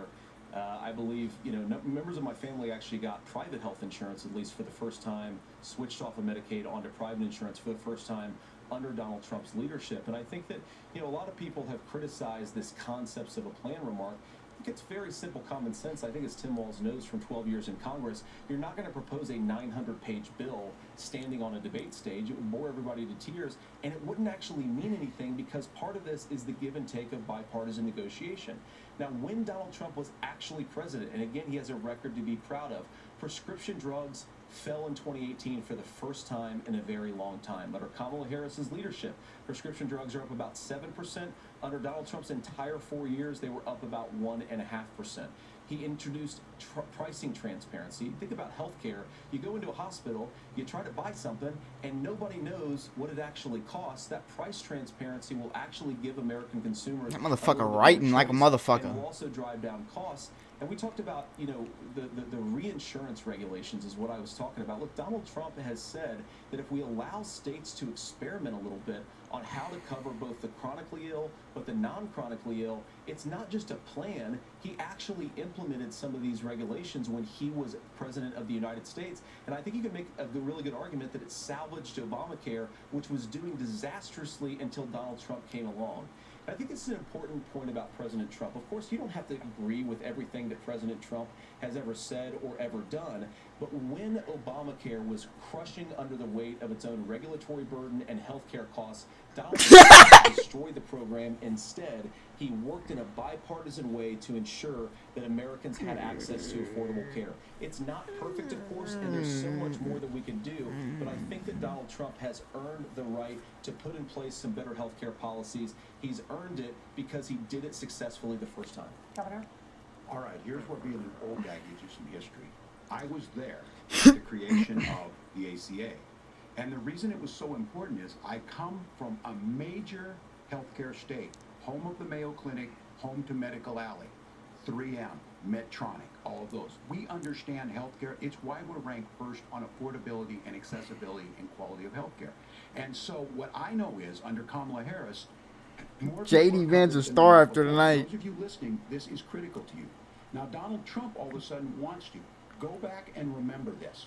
He ran on the first thing he was going to do on day one was to repeal Obamacare. On day one, he tried to sign an executive order to repeal the ACA. He signed on to a lawsuit to repeal the ACA, but lost at the Supreme Court. And he would have repealed the ACA had it not been for the courage of John McCain to save that bill. Now, fast forward, what that means to you is you lose your pre-existing conditions. If you're sitting at home and you got asthma, too bad. If you're a woman, probably not. Broke your foot during football, might kick you out. Your kids get kicked out when they're 26. Kamala Harris negotiated drug prices for the first time with Medicare. We have 10 drugs that will come online, the most common ones that'll be there. But look, this issue, and when Donald Trump said, I got a concept of a plan, it cracked me up as a fourth grade teacher because my kids would have never given me that. But what Senator Vance just explained might be worse than a concept, because what he explained is pre-Obamacare. And I'll make this as simple as possible because I have done this for a long time. What they're saying is, if you're healthy, why should you be paying more? So what they're going to do is let insurance companies pick who they insure, because guess what happens? You pay your premium, it's not much. They figure they're not going to have to pay out to you. But those of you a little older, gray, got cancer, you're going to get kicked out of it. That's why the system didn't work. Kamala Harris will protect and enhance the ACA. Governor, thank you. Senator, you have not yet explained how you would protect people with pre-existing conditions or laid out that plan. Well, look, we currently have laws and regulations in place right now that protect people with pre-existing conditions. We want to keep those regulations in place, but we also want to make the health insurance marketplace function a little bit better. Now, what Governor Walz just said is actually not true. A lot of what happened, and the reason that Obamacare was crushing under its own weight, is that a lot of young and healthy people were leaving the exchanges. Donald Trump actually helped address that problem, and he did so in a way that preserved people's access to coverage who had pre-existing conditions. But again, something that these guys do is they make a lot of claims about if Donald Trump becomes president, all of these terrible... Yeah, they just need to leave it at this. But in reality, Donald Trump was president. Inflation was low. Take-home pay was higher. And he saved the very program from a Democratic administration that was collapsing and would have collapsed absent his leadership. He did his job, which is govern in a bipartisan way and get results, not just complain about problems, but actually solve them. Governor, did enrollment under the Affordable Care Act go up under the Trump administration? It's higher now that we've seen it go up. Look, people are using it. The system works. And the question about this, of young people or whatever, that's the individual mandate piece of this. And Republicans fought tooth and nail saying, well, Americans should be free to do this. Well, then what happens is... So you think the individual mandate's a good idea? You should... I think the idea of making sure the risk pool is broad enough to cover everyone, that's the only way insurance works. When it doesn't, it collapses. You are asking pre-ACA where we get people out. Look, people know that they need to be on health care. People expect it to be there. And when we are able to make it, and we are making it this way, when we incentivize people to make it, when we help people who might not be able to afford it get there, and we make sure then, when you get sick and old, it's there for you. Because I heard people say, well, I don't want to buy into Medicare or whatever. Good luck buying health care once you get past 70. So look, the ACA works. We can continue to do better. Kamala Harris did that. The way she made everything better was negotiating those 10 drugs on Medicare for the first time in American history. Thank you. Margaret? Can I address that? I apologize. We're out of time. We have a number of subjects to discuss. Margaret? Let's talk about families. You got 9 minutes. What number of subjects? Are y'all going over time? Child care crisis in this country, and the United Sure. States is one of the very few developed countries in the world without a national paid leave program for new parents. Governor Walz, you've said that if Democrats win both the White House and Congress, this is a day one priority for you. How long should employers be required to pay workers while they are home taking care of their newborns? You have 2 minutes. Trump said, yeah, I thought Nora was fired and that's what from Congress CBS was. for low ratings. Why is she still on? Americans sitting out there right now. You may work for a big company. Look, we're home in Minnesota. Be more disrespectful than them debating. Kamala Harris knows that in California. Those companies provide paid family medical leave. It's like, Tim, you did so good. You did so good, Tim. But it also keeps Tim. employees healthy. We in Minnesota passed a paid family medical leave. That's exactly what they do. Tim, you did so good. You did so good. Chill out, chill out. Tim, it's gonna be okay. It's gonna be all right, Tim. Timmy Walz. It's gonna be okay. It's gonna be okay, man. Governor, it's gonna be okay, Governor. So Kamala Harris has made it a priority. We implemented it in Minnesota, and we see growth. That's how you become. Get cooked, buddy. Get cooked. Negotiations on it, and here's the issue: those big companies are able to offer it. Getting cooked. Those of you out there who don't have it, just imagine what happens if you get cancer or your child gets sick. We know what happens. You end up staying home. In some cases, that means no paycheck because you've got no protection on that. This is the case of an economy that Donald Trump has set for the wealthiest amongst us. He's willing to give those tax breaks to the wealthiest. He's willing to bruh, good Lord. do whatever. What we're saying is the economy works best when it works for all of us. And so a paid family medical leave program, and I will tell you, go to the families or go to the businesses and ask them. As far as child care on this, you have to take it at both the supply and the demand side. You can't expect the most important people in our lives to take either our children or our parents to get paid the least amount of money. And we have to make it easier for folks to be able to get into that business and then to make sure that folks are able to pay for that. We were able to do it in Minnesota, and I'm still telling you this. We were listed as the best state. We're still in crisis on this. A federal program of paid family medical leave and help with this will enhance our workforce, enhance our families, and make it easier to have the children that you want. Governor, your time is up. Senator, do you support a national paid leave program? And if so, for how long should employers be mandated to pay their employees while they are home taking care of their newborn? You have 2 minutes. Yeah, well, first of all, Margaret, a number of my Republican colleagues and some Democrats, too, have worked on this issue, and I think there is a bipartisan solution here because a lot of us care about this issue.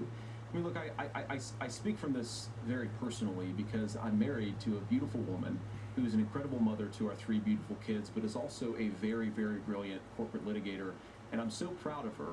But being a working mom, even for somebody with all of the advantages of my wife, is extraordinarily difficult.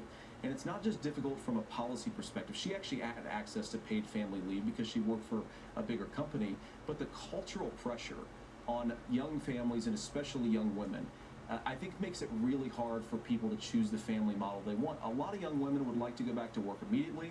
Some would like to spend a little time home with the kids. Some would like to spend longer at home with the kids. We should have a family care model that makes choice possible. And I think this is a very important substantive difference between Donald Trump and Kamala Harris's approach. I mean, look, if you look at the federal programs that we have that support... But he got mad. He said it's a difference. The Community Development Block Grant, and there's another block grant program that spends a lot of money from the federal government. These programs only go to one kind of child care model. Let's say you'd like your church, maybe, to help you out with child care. Maybe you live in a rural area or an urban area, and you'd like to get together with families in your neighborhood to provide child care in the way that makes the most sense. You don't get access to any of these federal monies. We want to promote choice in how we deliver family care and how we promote child care, because look, it is unacceptable. And, you know, of course, Tim and I have been on the campaign trail a lot the past 7 or 8 weeks, and one of the biggest complaints I hear from young families is people who feel like they don't have options, like they're choosing between going to work or taking care for their kids. That is an incredible burden to put on American families. We're the only country that does it. I think we could do a heck of a lot better. Senator, thank you. You have also said, Senator Vance, many things about the American family. The Federal Reserve says parents will spend nearly as much on child care as they do on housing each month. So I want to get your thoughts on this. President Trump recently said, as much as child care is talked about as being expensive, it's relatively speaking not very expensive compared to the kinds of numbers we'll be taking in. Is President Trump committed to the $5,000 per child tax credit that you have described? You have 1 minute. Well, what President Trump said, Margaret, I just want to defend my running mate here a little bit, is that we're going to be taking in a lot of money by penalizing companies for shipping jobs overseas and penalizing countries who employ slave laborers and then ship their products back into our country and undercut the wages of American workers. It's the heart of the Donald Trump economic plan. Cut taxes for American workers and American families. Cut taxes for businesses that are hiring and building companies in the United States of America, but penalize companies and countries that are shipping jobs overseas. That's the heart of the economic proposal. And I think what President Trump is saying is that when we bring in this additional revenue with higher economic growth, we're going to be able to provide paid family leave, child care options that are viable and workable for a lot of American families. Can you clarify how that will solve the child care shortage? Well, because as Tim said, a lot of You just said it. shortages, we just don't have enough resources going into the multiple people who could be providing family care options. And we're going to have to, unfortunately, look, we're going to have to spend more money. We're going to have to induce more people to want to provide child care options for American families, because the reason it's so expensive right now is because you've got way too few people providing this very essential service. Thank you, Senator. Can't be giving fucking paid pregnant leave to fucking illegal immigrants.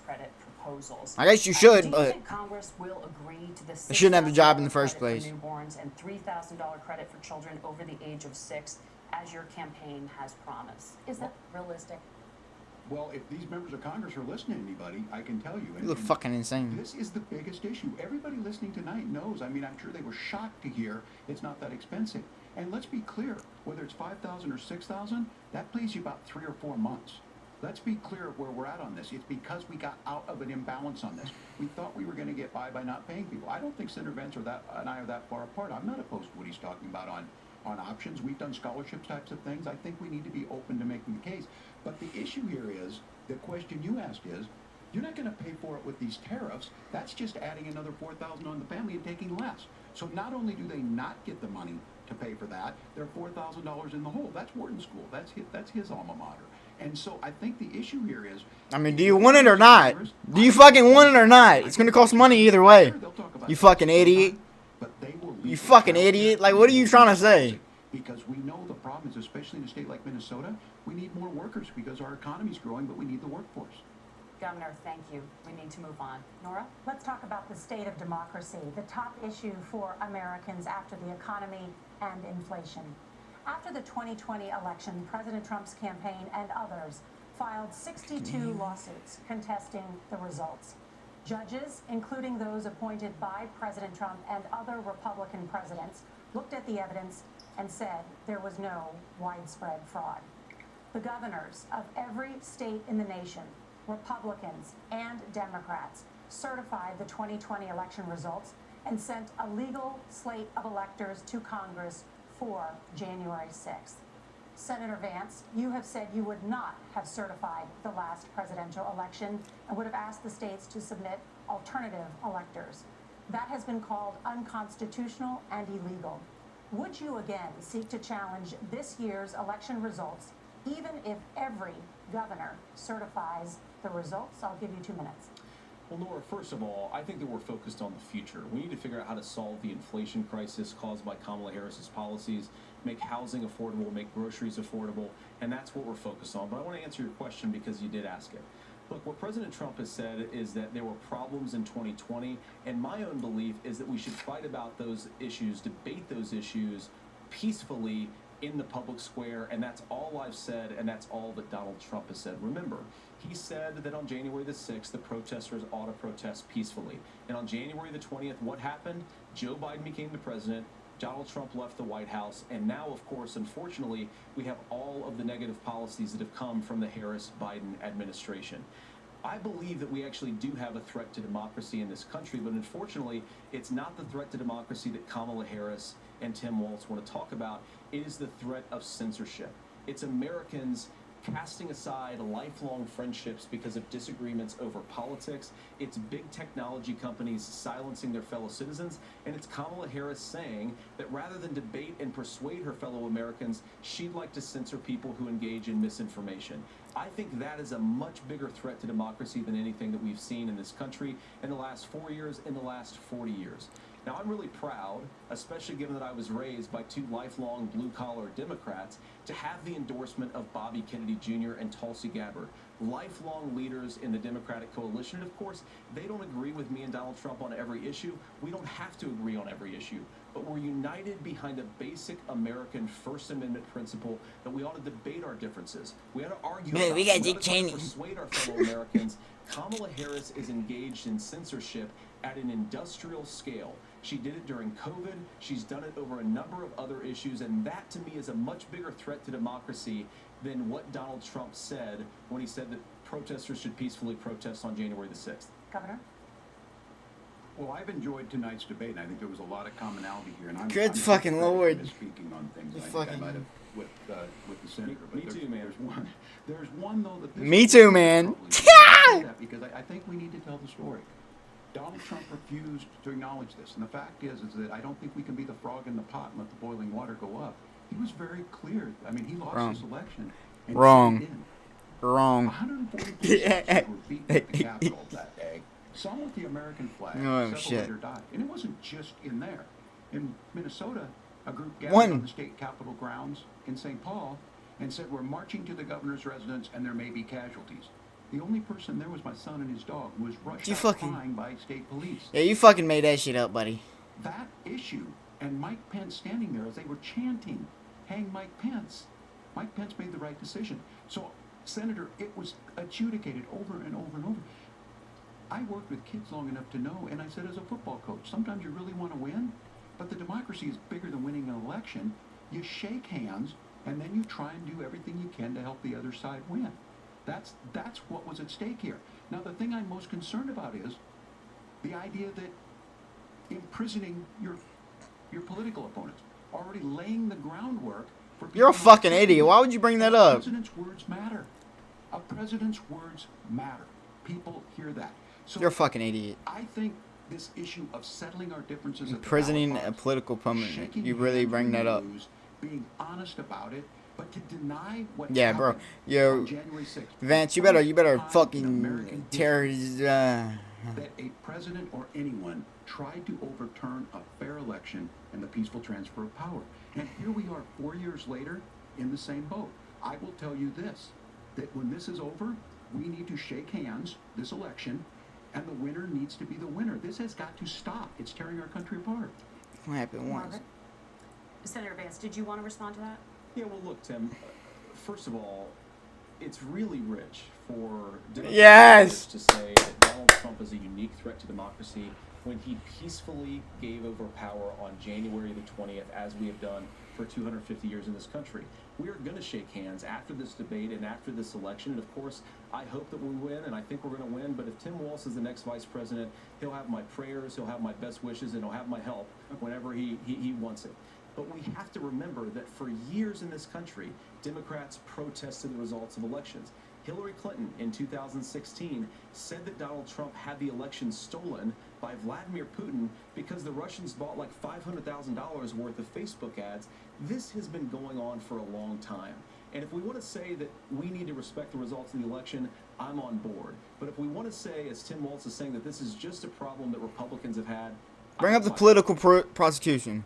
Governor. January 6th was not Facebook ads. And I think a revisionist history on this. Look, I don't understand how we got to this point. But the issue was that happened. Donald Trump, can you do it? And all of us say there's no place for this. It has massive repercussions. This idea that there's censorship to stop people from threatening to kill someone, threatening to do something, that's not censorship. Censorship is book banning. We've seen that. We've seen that brought up. I just think for everyone tonight, and I'm going to thank Senator Vance, I think this is the conversation they want to hear. And I think there's a lot of agreement. This is one that we are miles apart on.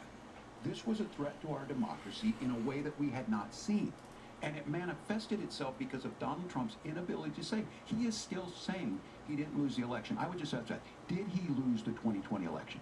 Tim, I'm focused on the future. Did Kamala Harris censor Americans from speaking their mind in the wake of the 2020 COVID Shit, didn't you? That is a damning non-answer. It's a damning non-answer for you to not talk about censorship. Obviously, Donald Trump and I think that there were problems. Oh, okay. We've talked about it. I'm happy to talk about it further. But you guys attack us for not believing in democracy. The most sacred right under the United States democracy is the First Amendment. You yourself have said there's no First Amendment right to misinformation. Kamala Harris wants to use the power of government and big tech to silence people from speaking their minds. That is you have freedom of speech. That doesn't mean you're freedom of this present political moment. I would like Democrats and Republicans to both getting fucking charged with fucking threats. Persuade one another. Let's argue about ideas and then let's come together afterwards. You can't yell fire in a crowded theater.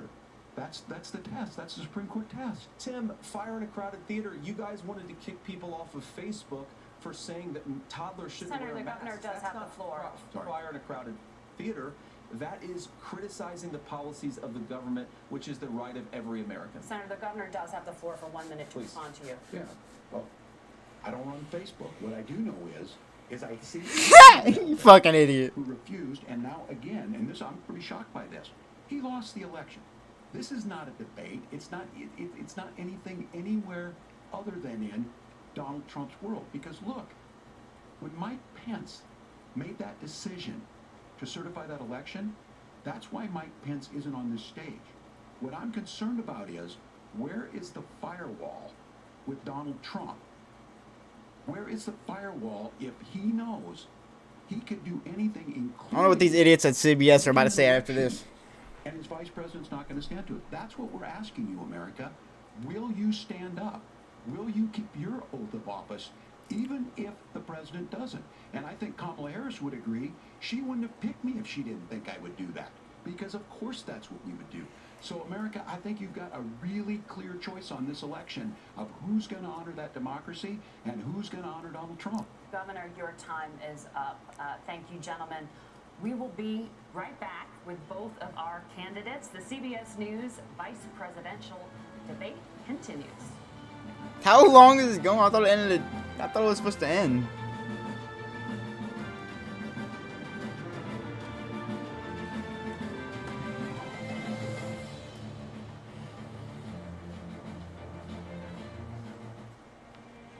Fuck it, I'm gonna roll another joint.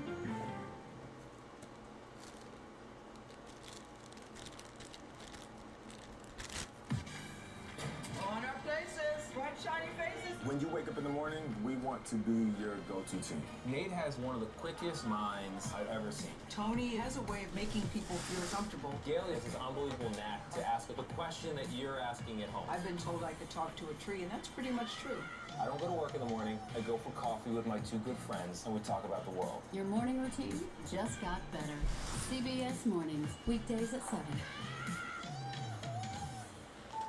It didn't seem like anything could happen. Because nothing That's the ever fuck that shit was happens stuck in on. Palestine. But it did. What my fucking...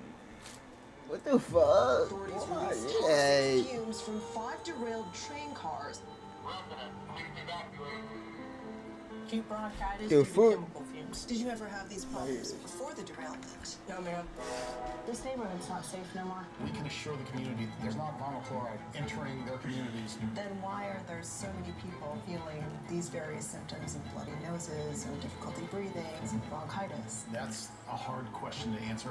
We're talking about one of the most blatant releases of a mixture of some of the most toxic chemicals that we've seen in America. Warm of years. There's some questions that have to be asked and need to be answered. Like a John Grisham novel. A gripping true crime original. 48 hours. Now streaming on the free CBS News app. Stories that inform. Or you can be really old at 60, and you can be really young at 85. Inspire. How do we unlock the power within ourselves to be who we want to be? And brighten your day. The best part of fame is making people feel good. Always send the people home happy. Make every day a little more like Sunday morning. Here comes the sun. Stream now on the free CBS News app. Hello, everyone, and welcome to our Dragon capsule here in space. Sightseers in space, the thrill of a lifetime. Seeing the Earth from space, it was so exhilarating. But the risks that come with the territory. There have been 4 fatal accidents. That's a 1% fatal accident rate. Might make you look before you launch. If you had 1 out of 100 airplanes falling out of the sky, we'd have a public crisis. Space tours. Yeah, no now shit. Streaming on the free CBS News app. They fucking did it again. She's the first black woman on the Supreme Court, and she's determined she won't be the last. My parents had raised me Well, to believe it's fucking that I could do 2025. anything I'm in that I wanted 2024. to do. Justice Ketanji Brown Jackson on Person to Person. It's like a screenplay, something straight out of Hollywood. Human remains found this week. There's some questions that have to be asked and need to be answered. A gripping true crime original. 48 hours. Now streaming on the free CBS News app. Superstar approaching, superstar approaching. I can see clearly now. Man, god damn it!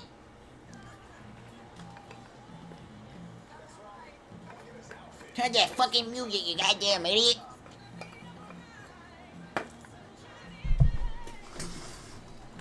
Fucking hell.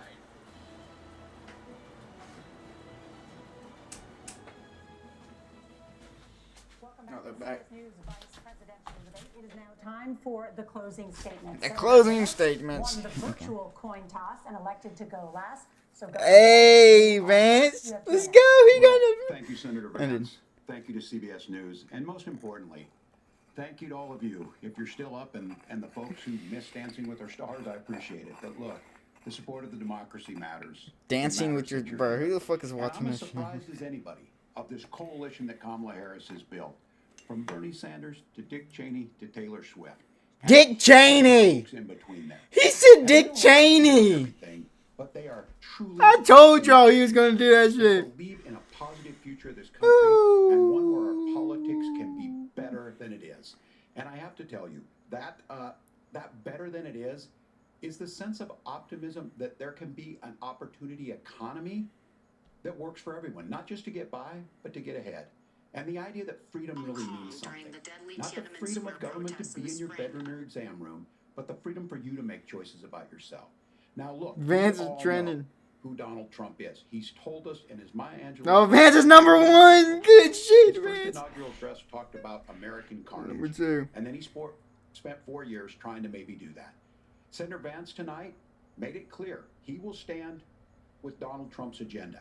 He will continue to push down that road. Excuse me. Kamala Harris gives us a different option. Now, I'll have to tell you, I'm going to be careful about the quotes, but there's one that Senator Vance said that does resonate with me. He said, Donald Trump makes the people I care about afraid. A lot of America feels that way. We don't need to be afraid. Franklin Roosevelt was right. All we have to fear is fear itself. Kamala Harris is bringing us a new way forward. She's bringing us a politics of joy. He said, I knew he was going to say it. I knew he was about to say joy. After he said that last thing. While asking everyone, join this movement, make your voices heard. Let's look for a new day. Yeah, we better smoke some everybody gets that Wolves opportunity and everybody gets a chance to thrive. I humbly ask for your vote on November 5th for Kamala Harris. Governor Walz, thank you. Senator I Vance, humbly your ask for closing your vote. statement. Well, I want to thank Governor Walz, you folks at CBS, and of course the American people for tuning in this evening. And one of the issues we didn't talk about was energy. And I remember when I was being raised by my grandmother, when she didn't have enough money to turn on the heat some nights because Ohio gets pretty cold at night and because money was often very tight. And I believe, as a person who wants to be your next vice president, that we are a rich and prosperous enough country where every American, whether they're rich or poor, ought to be able to turn on their heat in the middle of a cold winter night. That's gotten more difficult thanks to Kamala Harris's energy policies. I believe that whether you're rich or poor, you ought to be able to afford a nice meal for your family. That's gotten harder because of Kamala Harris's policies. I believe that whether you're rich or poor, you ought to be able to afford to buy a house. You ought to be able to live in safe neighborhoods. You ought to not have your communities flooded with fentanyl. And that too has gotten harder with because of Kamala Harris's policies. Now, I've been in politics long enough to do what Kamala Harris does when she stands before the American people and says that on day one, she's going to work on all these challenges I just listed. She's been the vice president for 3.5 years. Day one was 1,400 days ago, and her policies have made these problems worse. Now, I believe that we have the most beautiful country in the world. I meet people on the campaign trail who can't afford food. He gotta get his stamina up in debates. Grace and generosity. He looked more rusty than, but he came out fucking tell me they're praying fire. for my family. What that has taught me is that we have the greatest country, the most beautiful country, the most incredible people anywhere in the world. Maybe he smoked some they're weed. not going to be able to achieve like that. their full dreams with the broken leadership that we have in Washington. They're not going to be able to live their American dream if we do the same thing that we've been doing for the last 3.5 years. We need change. We need a new direction. We need a president who has already done this once before and did it well. Please vote for Donald Trump. And whether you vote for me or vote for Tim Walz, I just want to say, I'm so proud to be doing this, and I'm rooting for you. God bless you, and good night. Senator Vance, thank you. And thank you both for participating in the only vice presidential debate of this election cycle. I'm Margaret Brennan. And I'm Nora O'Donnell. And a reminder, there Yeah, are they just knew it's gonna be the 35 only one. days until Election Day. 35 days. And vote KD. for all of us And here KD at away. CBS News. Thank you and good night.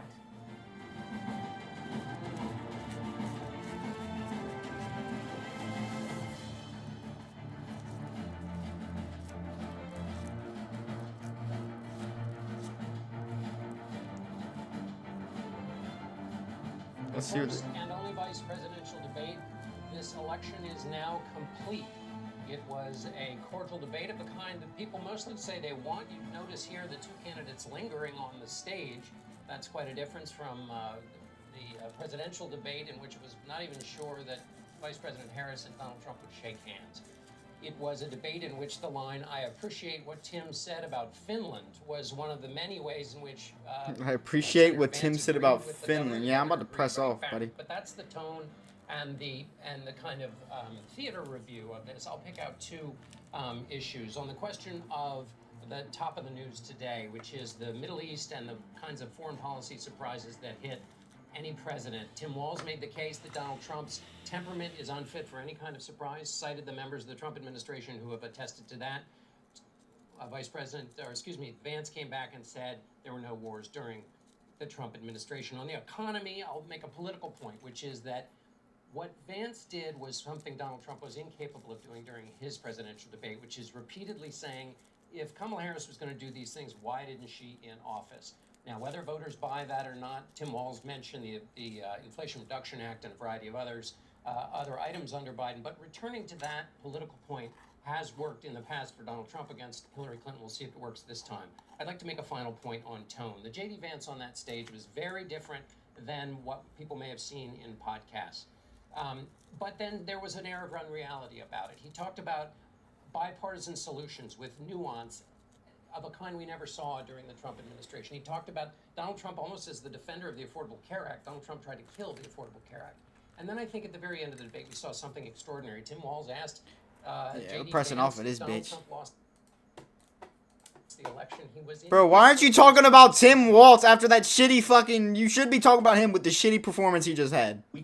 That's the only person you should be talking about. We can do... which actually is kind of cool to... Let's see what Charlie Kirk We need a president who has already done this once before and did it well. Please vote for Donald Trump. And whether you vote for me or vote for Tim Walz, I just want to say, I'm so proud to be doing this, and I'm rooting for you. God bless you, and good night. Senator Vance, thank you. And thank you both for participating in the only vice presidential debate of this election cycle. I'm Margaret Brennan. And I'm Nora O'Donnell. And a reminder, there are just 35 days until Election Day. Please get out and vote. And for all of us here at CBS News, thank you and good night.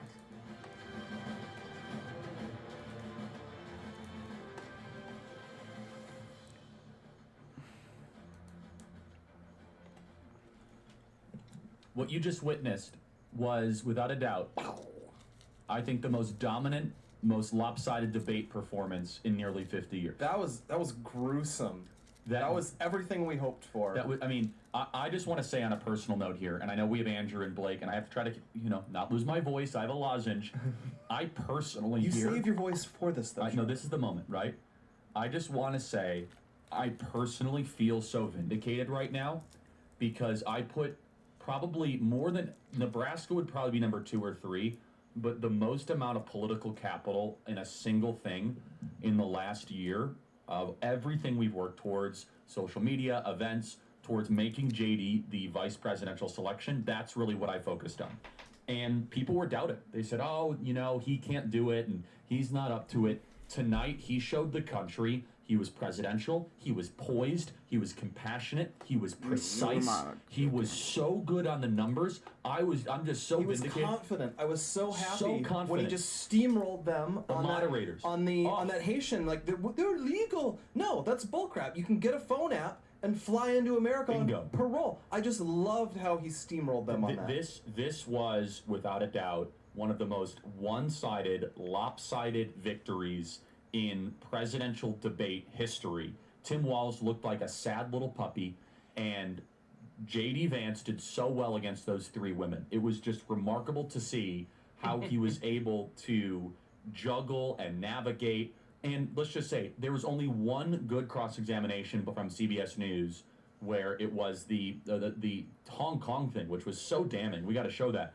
Besides that, all the questions were against J.D., all of the narratives against JD, and JD, without a doubt, triumphantly won this debate. No question. And as someone who is a friend of JD, I spoke to JD last night. I was texting him all my debate advice. I was like, you got to do this, you got to do that, which actually is kind of cool to be like a front row seat in kind of shaping what a vice presidential person will say. Kind of awesome, to be honest. It's kind of surreal. It was great. I mean, we were talking behind the scenes. I solicited all your advice. You were soliciting, like, what should we tell him? What should he be prepared for? How should he phrase things? And I'm very glad that we thought seriously about it. I'm glad you sent it to him. I'm glad he listened, and I'm extremely glad that it all worked out. And I mean, for example, the top line advice was make sure you mention the 320,000 missing kids. Make sure you mention that she's the current VP and don't let her off of that. Make sure you come across as compassionate. If there's a good idea that Tim Walz says, don't be afraid to say, I agree with part of that.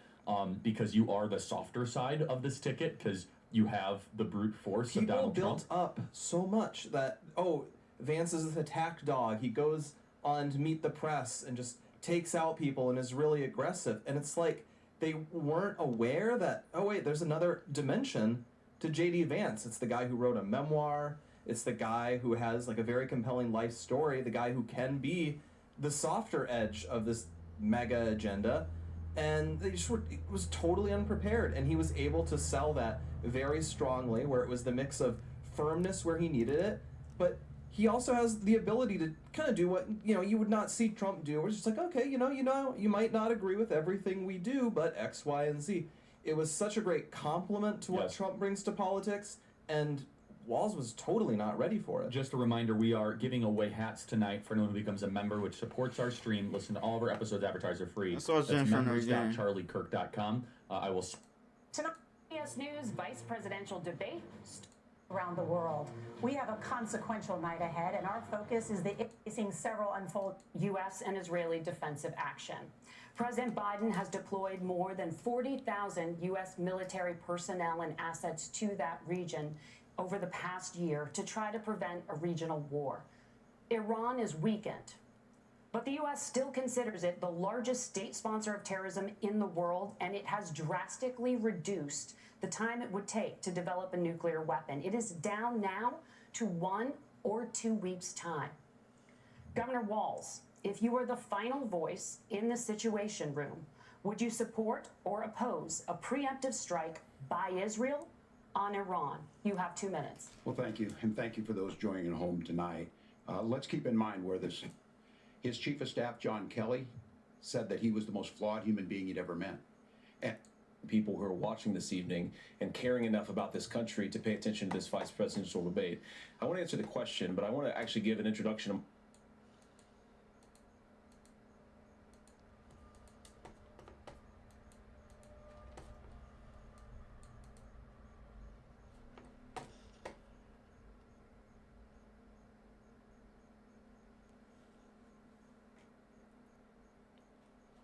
Conservatism that we don't believe in. And Trump rejected all of that and trusted his gut and made J.D. Vance the vice presidential nominee, which was just remarkable and really credit to President Trump. I want to play some tape here as we, I asked the chat, I said, Emma, do we have tape? She says, yes, I have Scotch tape. Okay, you guys are working too hard. You guys need to take like a vacation.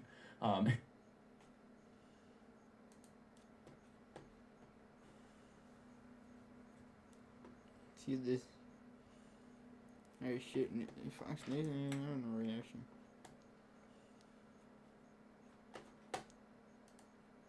Lost the election is going to end up in a Harris ad by the end of the week. Both of these contenders came to the stage tonight being favorites of the base in their respective parties. Governor Walz was someone who went on television and called Republicans weird. Senator J.D. Vance was someone who would go on podcasts with Donald Trump Jr. and other favorites of the right and say the left was essentially weird. Tonight on stage, you didn't hear a lot about that. You heard an approach to build on our colleagues' reporting and analysis here. It was about appealing to the middle. For J.D. Vance, giving reassurance to traditional Republicans, conservatives, that they have a place in this Republican Party, even with former President Trump.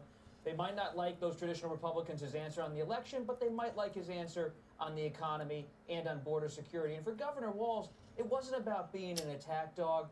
It was trying to make an overture to that centrist voter in a battleground state and say, hey, with Vice President Harris as a teacher and a coach. Ed Gordon, quickly before we wrap, one of the big issues, though, was immigration, so much so that they had to shut the mics off at once. Yeah, but I think the civility that we saw tonight may be a mistake by Democrats, quite frankly. I talked at the outset of energizing this base. I was just in Ohio, and many Democrats were livid about what's going on in Springfield. I think Walz missed an opportunity to really push the racial insensitivity there. There was a sense of trying to be affable. We can do so much better. To all of you watching, we can get $1 billion in unfrozen assets thanks to the Kamala Harris administration. Be afraid to say, I agree with part of that because you are the softer side of this ticket because you have the brute force of Donald Trump. People built up so much that, oh, Vance is this attack dog. He goes on Meet the Press and just takes out people and is really aggressive. And it's like they weren't aware that, oh wait, there's another dimension to J.D. Vance. It's the guy who wrote a memoir. It's the guy who has like a very compelling life story. The guy who can be the softer edge of this mega agenda. And they just were, it was totally unprepared. And he was able to sell that very strongly, where it was the mix of firmness where he needed it, but he also has the ability to kind of do what, you know, you would not see Trump do. It's just like, okay, you know, you might not agree with everything we do. So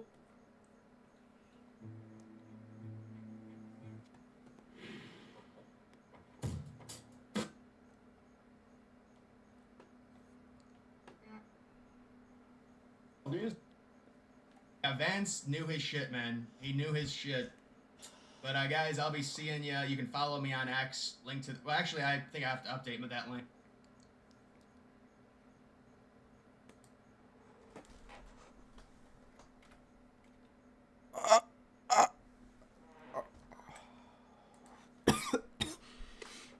With American women, and who doesn't really care about their health care? Senator, you took me on preparations of Maricopa County. A lot of... Have more coverage ahead on our streaming network, NBC News Now. Full wrap up tomorrow on Today. But Donald Trump did at a campaign rally he was at. He understands over their conversations. The same Senate report said police sent a written request. Go back to San Francisco. Ahead of tonight's Ron. We were laughing.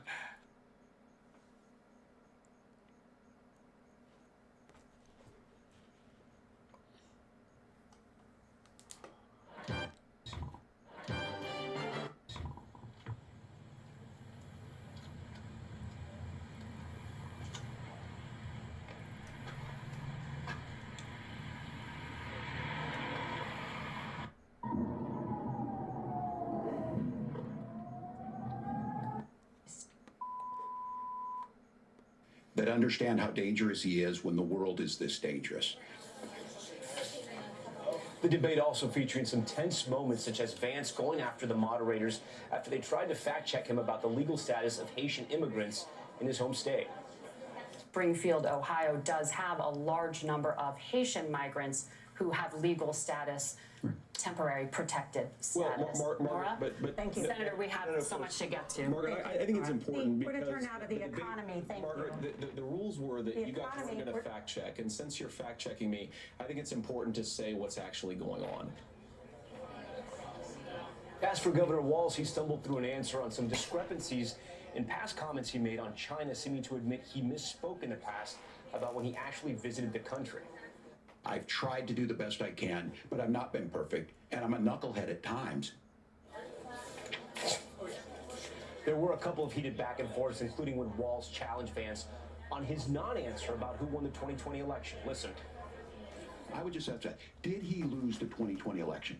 Tim, I'm focused on the future. Did Kamala Harris censor Americans from speaking their mind in the wake of the 2020 COVID situation? That is a damning non-answer. But surprising for this day and age, I actually get that question down more from Vance.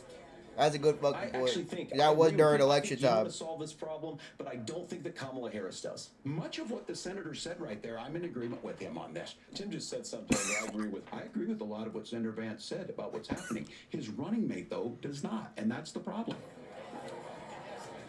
All right, joining us now live in the spin room is NBC's Garrett Hake. And Garrett, I understand that Senator J.D. Vance has just entered, maybe just to the left of us. I think you got eyes on him. Tell us what you can see. Yeah, Tom, he's sitting down just behind me on the Fox News set. As you can see, the intimate confines. Where's Fox News is? No.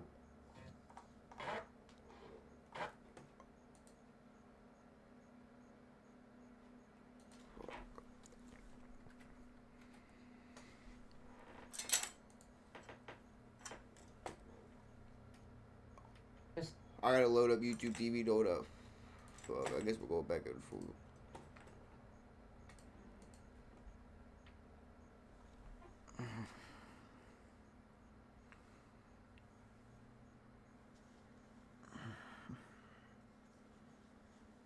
The fuck?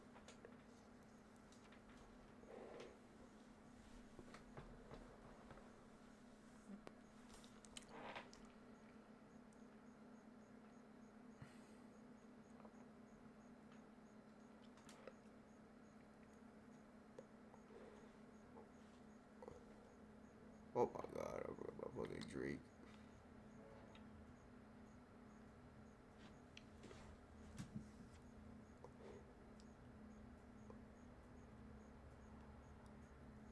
Who won that game?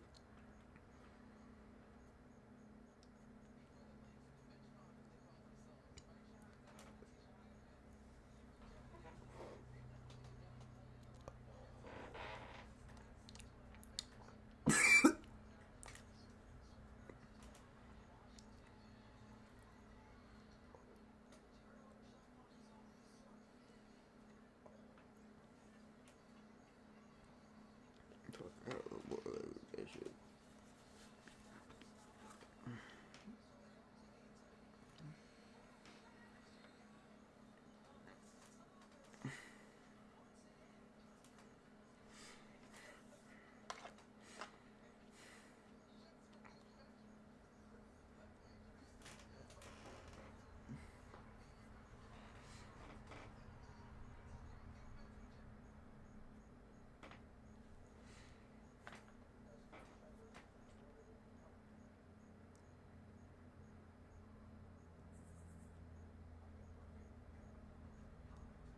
Say more than anything. Many times I will talk a lot. I will get caught up in the rhetoric. But being there, the impact it made, the difference it made in my life, I learned a lot about China. Governor, just I can't to restart follow it. up on that, the question was, can you explain the discrepancy? All I said on this was I got there that summer and misspoke on this. So I will just, that's what I've said.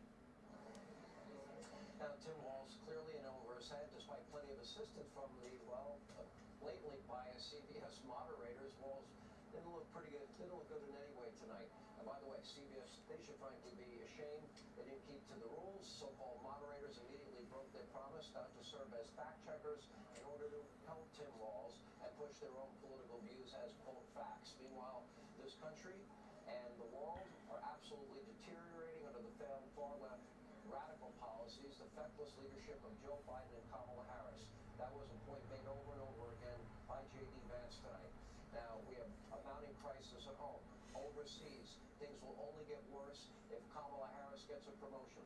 Joining us now, the man of the hour, Senator J.D. Vance is with us. Senator, you know, I was funny. When I first interviewed you at the RNC, we knew each other, but we didn't know each other well.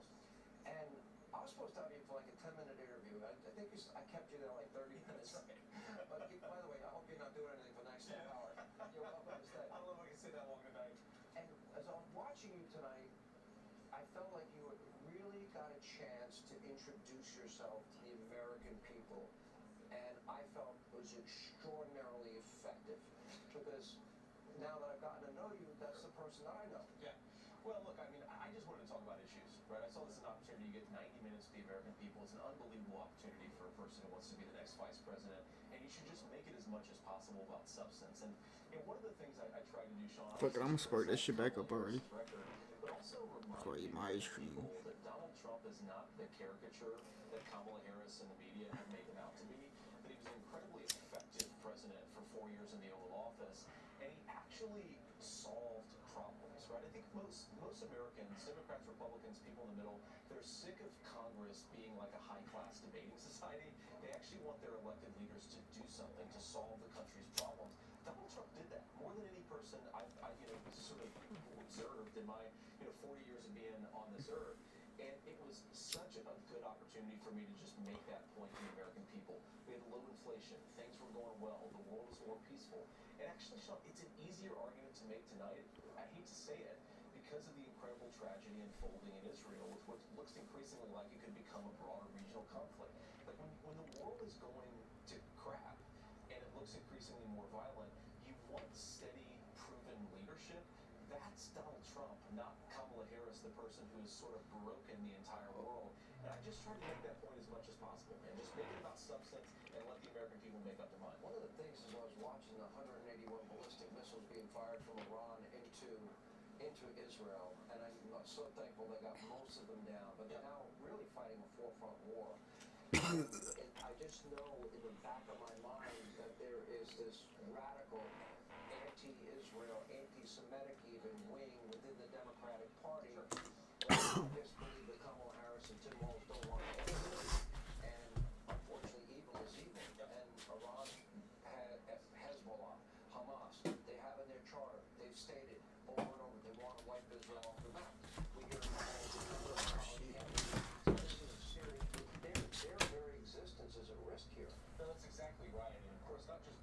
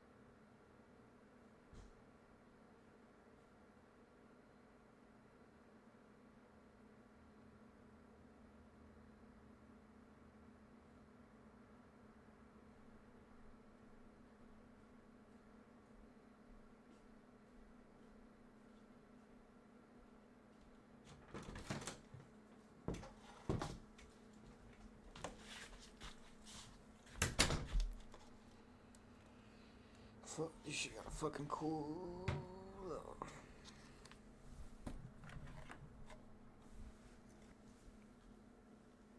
Resistance, but America's national security here. If Iran becomes a regional hedge fund, it will have a nuclear weapon the next week.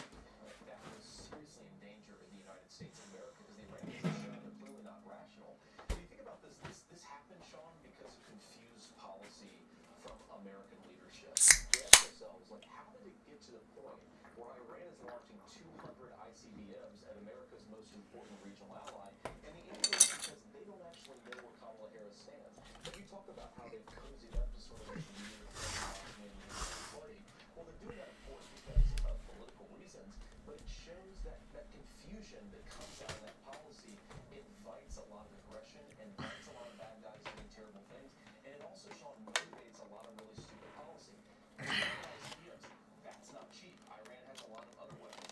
How did they fund it? Two reasons, Sean. Number one, Kamala Harris went to war against the American energy sector that radically increased the amount of oil revenue the Iranian regime was benefiting from. Number two, they unfroze $100 billion of Iranian assets. They're effectively handing these guys pallets of cash. The Iranians are buying weapons, and real leadership would be to say, we screwed up. We got something wrong. Let's go to another. Let's see what Donald Trump did. But they just can't do that because of the political. They turned a blind eye to the sanctions. The sanctions made they literally made Iran rich, and that allows them to fund these proxy wars. That's Hamas, Hezbollah, Islamic Jihad, the Houthi rebels, and now Iran directly firing into Israel. Unfrozen assets thanks to the Kamala Harris.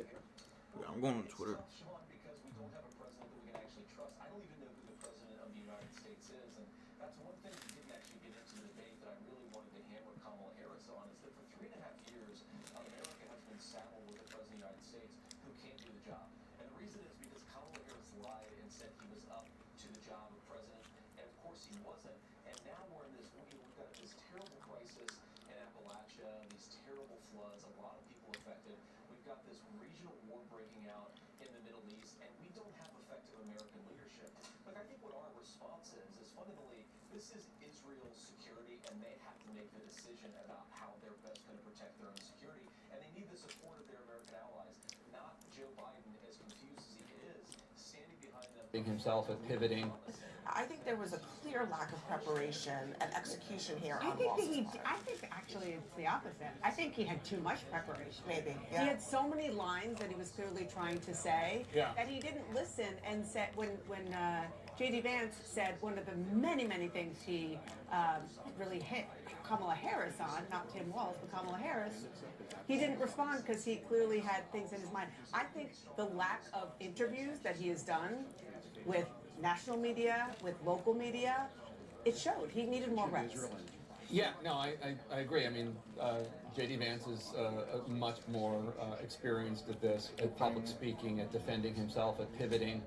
I think there was a clear lack of preparation and execution here I on think Walz's that part. I think actually it's the opposite. I think he had too much preparation. Maybe, He had so many lines that he was clearly trying to say that he didn't listen.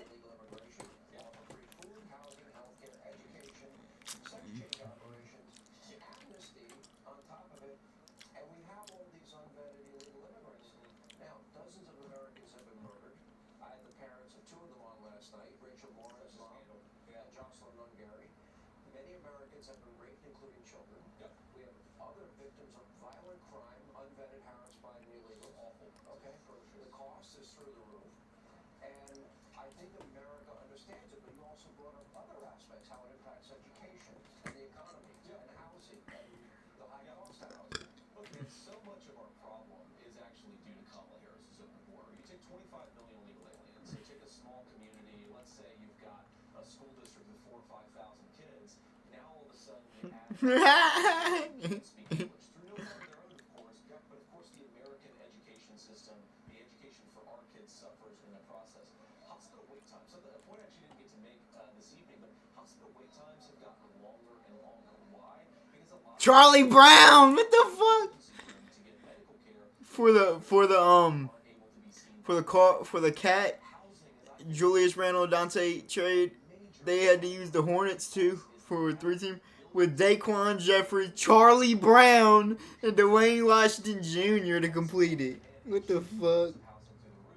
So I talk about substance. My goal is to talk about substance tonight because I think a lot of Americans sort of intuitively get this country's leadership has failed it, and I just try to explain as much as possible. Here's why Kamala Harris has been a failure. Here's why Donald Trump has been a success, and here's how we're going to clean up the mess that she created. Let me ask one question as you're on the stage. Tim Walz seemed very nervous tonight. Now, I kind of walked away with the impression, I guess maybe I felt, maybe this is the reason he doesn't do interviews. He seemed, did it come across as nervous to you? Honestly, I didn't notice it, man. Adrenaline's going so much. I was nervous. I mean, hell, like I did a lot of these interviews, Sean, but I was nervous. It's the biggest stage of my life. So I didn't focus so much on his demeanor. I just tried to focus on what he was saying. And look, to be fair to Tim Walz, he had a very tough job, and that is to defend the policies of Kamala Harris. Bring that up. Yeah, which he did have a tough job. He does. And look, it's Kamala Harris has done this. Her policy failures have made food, housing, energy unaffordable. We just need to change in this country. We need to get back to the common sense leadership of Donald Trump. I'm not surprised that Tim couldn't defend that record. Who could? If you put me on the debate stage, I mean, you clearly think I did a good job. I hope that I did a good job. But if you asked me to defend Kamala Harris's record, I'd melt into a puddle because there is no defending what she's done the last 3.5 years. Let's talk about the number one issue in just about every poll for most Americans, the economy. Yeah. I mean, we have record high inflation. When Donald Trump left office, it was 1.4%. It's up 20+% higher. That's right. Everybody knows, because I go shopping every week myself. Every store we go to, every item we buy costs more. If you want to buy a house, maybe if you want to change homes, you're not going to give up your 2.9 or 3 or 3.5 or 4% mortgage for a 7% 30-year fixed rate mortgage. These are the bread and butter issues. Peace and prosperity drive elections. Well, we got war in Europe, war in the Middle East, and we've got an economy that is struggling. And wide open borders has made our country not safe. Yeah, that's exactly right, Sean. I mean, look, you know, I grew up in a working class family. Sometimes we did okay. Sometimes times were really tough. And I can't help but think about this through the eyes of a family that's struggling to make ends meet, where people are sort of looking at the credit card bills, they're looking at the groceries, they're looking at the medical expenses, and they're saying, we can maybe afford 2 of these 3 things, but we can't afford all 3. And I just want Americans, I want, you know, if you're struggling in this country and you're looking to the future, I want you to look to the future from a place of hope and optimism. I want you to believe the American dream is still possible. Because I really do believe it's still possible, Sean, that, man, only if we get the policies that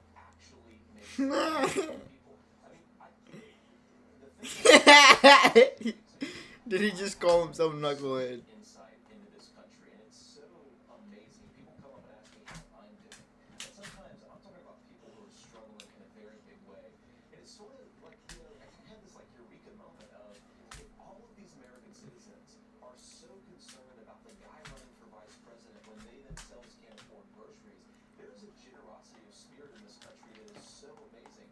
We need a leader who actually matches up with that generosity of spirit, a leader who's fit to lead the greatest nation in the world. We don't have it now. I think we're about to have it starting on November 5th. No, it was interesting is I remember Kamala had said about the high price of energy. Now, I would think it matters to people in Pennsylvania and your state of Ohio.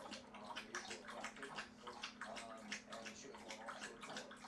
One of the things that I feel with 35 days left, the early voting starting, she has not answered why she co-sponsored the Green New Deal, $93 trillion, right? That to me is smart to do.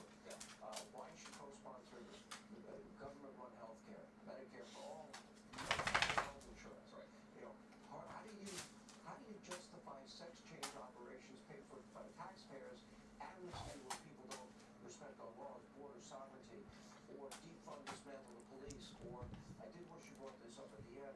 You know, she tweeted out a bail fund 4 days after a police precinct was burned to the ground, and then said they're not going to shouldn't stop rioting, and we're not going to stop rioting. There's so much to whack Kamala Harris about with her record that you only had 90 minutes. I had 4 hours. Yeah, but no, you're absolutely right here that her policies, it's not just that she did these things. She, in some cases, went out and bragged about opening the border. She bragged about how she wanted to divert resources away from police officers. She bragged about the Green New Scam, which, of course, is one of the main drivers of energy and food crisis. She bragged about this stuff. It happened, and Americans have suffered from it. Now, you made a good point. She hasn't answered for any of this. We'll talk in her defense. She hasn't answered for anything because she refuses to sit down for interviews, press conferences, or interviews. Honestly, I will offer Kamala and Tim Walz a whole week's worth of shows if they come. No, so I legitimately believe, no kidding, that you would be a much more fair interviewer of Kamala Harris than, for example, like Dana Bash was with me. Right. You go on Dana Bash's show, you go on Sean Hannity, you go wherever you can, because if you want to be the vice president of the United States, you ought to earn it. You ought to get out there and talk to the American people. I think it's the most scandalous part of her entire campaign is that she's running from a basement, hiding from the very people that she wants to lead, while you have a contrast of Donald Trump, who not only was a successful president once, but is so eager to get out there and make his case to the American people. There's been multiple rallies today, multiple interviews with news leaders. That is the kind of guy with the energy that you need to actually run this country. You know, one of the things I think you look for in a debate is tone, pitch, cadence, intelligence. Does that person have the ability to step in, God forbid, if you have to become the president of the United States? At the end of the day, I felt this was maybe for people that had a caricature of you mentioned one of Donald Trump. I think that came across tonight. You had a good time? I had a lot of fun, man. Yeah, on a scale of 1 to 10, how nervous were you? Like 11. There's only, 70 million people or so watching. Exactly. It's a very big moment. And Man, get out of there. Oh, yeah.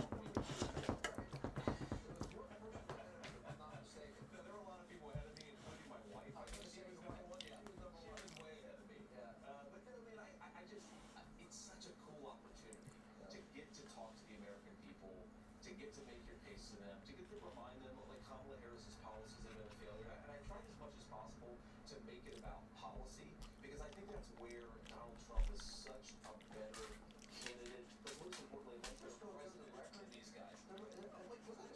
Record low unemployment for every demographic: African Americans, Hispanic Americans, Asian Americans, women in the workplace. Take-home pay in the biggest and most significant acceleration in 40 years in this country. And you go back to the chart, Sean, that I was obsessed with in college, where you look at the wages of working class people, black, brown, white, whatever their skin color, and it basically kind of stagnates for like 30 years.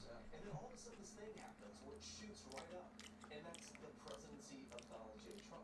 It's an amazing record to run on. And not only were their wages of all these working people of every skin color going up, but then inflation was between 1.5% and 2% the entire entire time that he was president.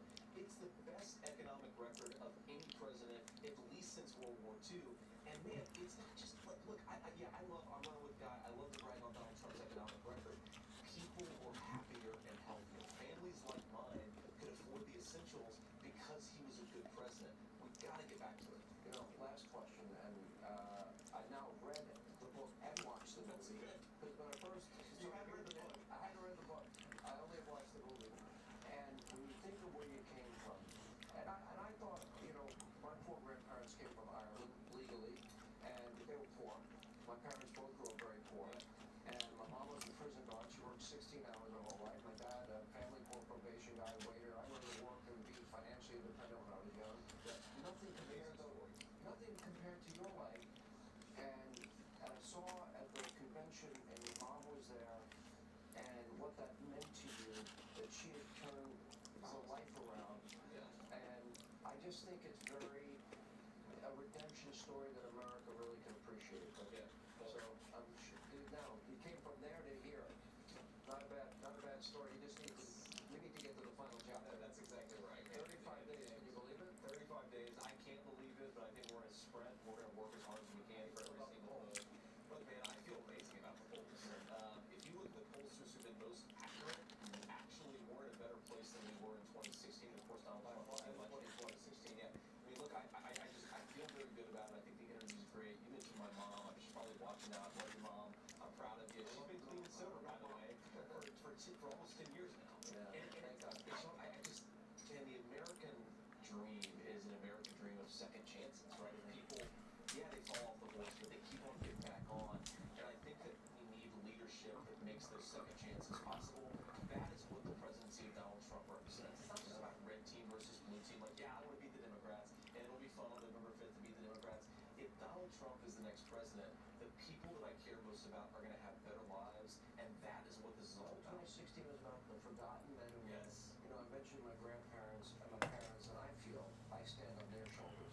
And I know you feel you stand on the shoulders. And that's the dream of every American, in my view. And that's the shining city on the hill that Randy talked about, right? And my memo is smiling from heaven. I'm running for vice president of the greatest country in the world. What an incredible story. And what a great testimony. It's great to see you. Thank you for stopping by. Thanks for my job tonight. Take care. Appreciate it. All right, now we'll deal with more. Senator Ted Cruz with us himself, a champion debater. Senator, let's get your take. You just heard from Senator Vance. I didn't think this debate was close. I thought tone, pitch, cadence, intelligence, demeanor, knowledge was. I think whoever debates Tim Walz, and I think Senator Vance maybe. bruh, in the future gonna have a problem in the Republican primaries. Well, Sean, tonight was a very good night. JD did an excellent job tonight. And I got to say, the winner of the debate tonight was Donald Trump. The loser of the debate tonight was Kamala Harris. You know, Kamala Harris is desperately trying to hide Joe Biden's basement. She's trying to hide from her record. The best moments in the debate were when it focused on economics, when it focused on the economic disaster of Kamala Harris's record, how working men and women are paying more at the grocery store, at the pump, paying more every day, and also when it focused critically on the fact that she is the incumbent. And the moderators wouldn't let him correct it. It's very interesting.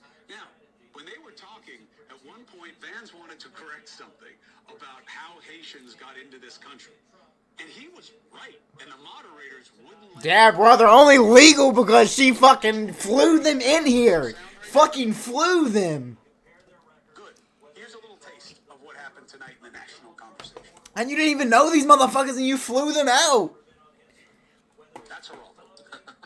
I ain't never just fucking flown out. So much to get to. I think it's important because Shit's fucking ridiculous. the rules were that you got to get a fact check, and since your fact Motherfucking Fortnite dropping off these motherfuckers. actually going on, that is the implementation of illegal immigration, Margaret, by our own leadership. describing the legal process. We have so much to get to, Senator. Those We have laws so have been on much. the books since 1990.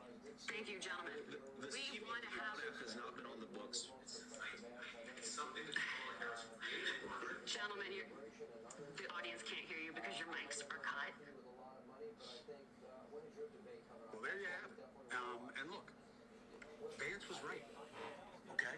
There's response to it. The bigger problem is why he was moved on. We've got so much to get to. Says who? You know what I mean? Like, what is the schedule here? So you have a list of topics? That's not what it's about. It's about how the American people can access these two men and the two theories and the narratives, and you've got to let Them are relying on hundreds of millions of dollars. As you know, Chuck Schumer is flooding millions of dollars into the state of Texas. George Soros is flooding millions of dollars. We're being massively outspent. See News Nation. Down there. Tentcruise.org makes a contribution of $25, $50, $100. We are being massively outspent. I'll tell you, we've had now 2 polls in the last 2 weeks that show this as a 1-point race, and in fact, we've had 2 polls that show the Democrat winning because Chuck Schumer is spending so much money. It's why I need so many of your viewers to go to tentcruise.org right now.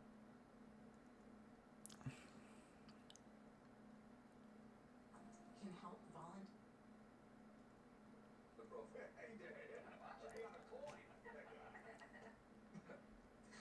Fuck, I wanna restart this.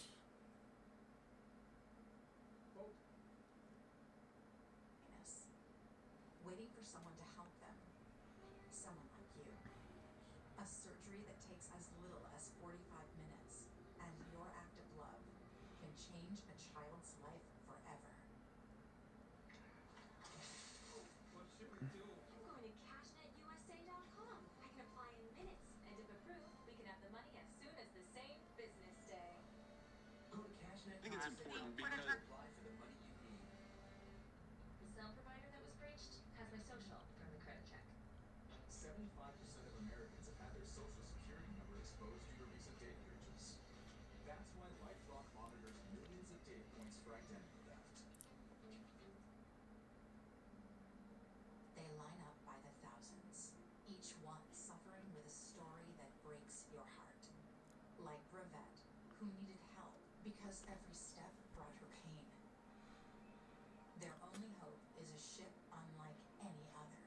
Mercy Ships, the largest floating civilian hospital in the world, to bring free surgeries and care for people who have no other hope. Only 62 cents a day, $19 a month, will help provide urgently needed surgery for the world's forgotten poor. If you have ever wondered, how can I, just one person, make a difference? This is your answer. So many are still suffering, so don't wait. Call 877-445-1387 or donate now at mercyships.org. That's 877-445-1387. And here we go. Consumer Cellular uses the same powers as Big Wireless, but then passes. and the moderators wouldn't let him correct it. It's very interesting. Coverage if I switch. Yep. For unlimited talk and text with reliable coverage starting at just $20. Call Consumer Cellular.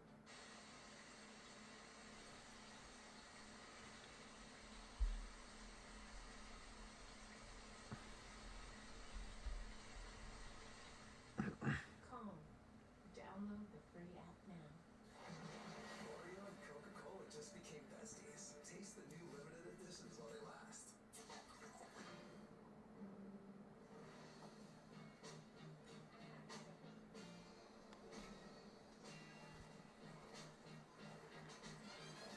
Michelob Ultra. Superior life. Ordered by the people who do it, and it lets us keep our dignity.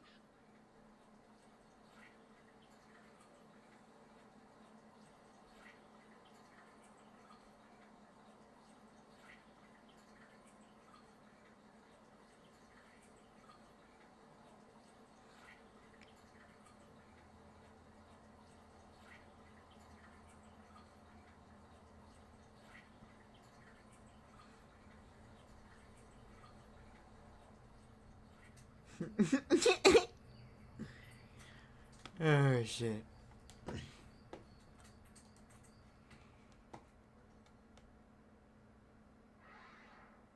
There's consequences for this. We could come together.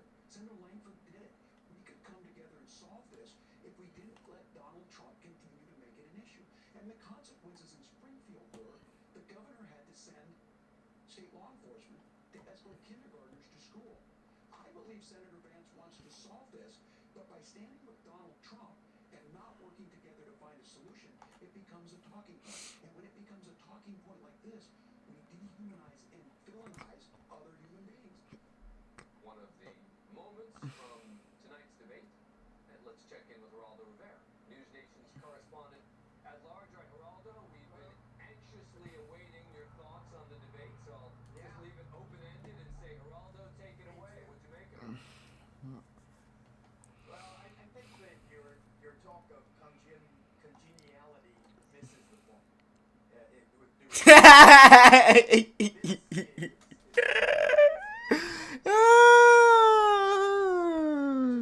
Why would he say that? Know what they're doing, but believe in what they say they know. And in that regard, there is no doubt in my mind, however... Who's this fucking dude you hang with, Andrew? that Vance won this debate. Why did Vance win this debate? For the same reason that Cheney trounced Lieberman when they debated, or Kennedy trounced Nixon when they debated, because they were not the stereotypes. Walz did come across as the substitute teacher, being up against, dealing with the snotty... I can hear him still when they cut off his mic. But Vance didn't just take that stereotype. Vance proved himself to be someone who could moderate his tone, who could be agreeable where necessary. He wasn't the wicked, aggressive stereotype that the mainstream media has made him out to be. So Vance, to me, propelled, as Cheney did and as Kennedy did, I think Vance propelled himself. And believe me, I don't particularly care for 90% of his policies, and I think Governor Walz is a very, very sweet guy, nice guy, apparently been a good governor and congressman and so forth. But this is, this is business. And I think that in terms of the business of who wins a debate, it's a vice presidential debate, the only one. And, deny maybe this, maybe that. Where was, I think that Vance emerged absolutely unscathed. And I think Walz tread water. So let me ask you this. You know Donald Trump well. We were just talking about this a moment ago. If a lot of people start saying, well, that's the sort of answers that Donald Trump should have given, or, gosh, if Donald Trump had only been as eloquent as Vance was, do you think that there is the possibility that there will be pushback against Vance for his success? Well, I don't think so. Because why? I don't think either.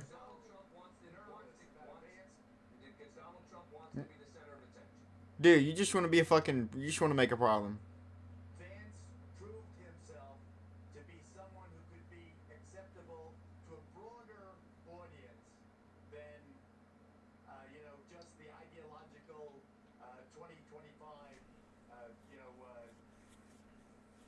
they let them eat dog guy. He proved himself that, and I don't even like him, but he proved himself to be someone who could fill the role of a statesman. He could go from moderate to less moderate to extreme. He's not just the monotone. Walt's a nice fella. I mean, first of all, he was a dear... He's a nice fella. That's okay. He got over it. And he got around to it. And he was good at the last couple of minutes there about January 6th and so forth. And abortion, I thought that he was excellent on as well. In terms of substance. But in terms of who won, who lost, I think Vance was the clear winner today. And I would have said it earlier if O'Reilly didn't object. Thanks, Geraldo. Always great to hear from you. Seen it. Look, the NRA. I've become friends with school shooters. Yo!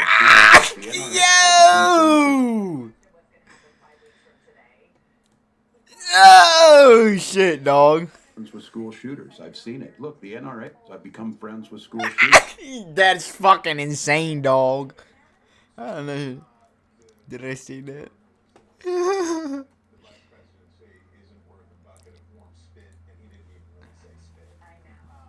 The job politically of a vice presidential candidate is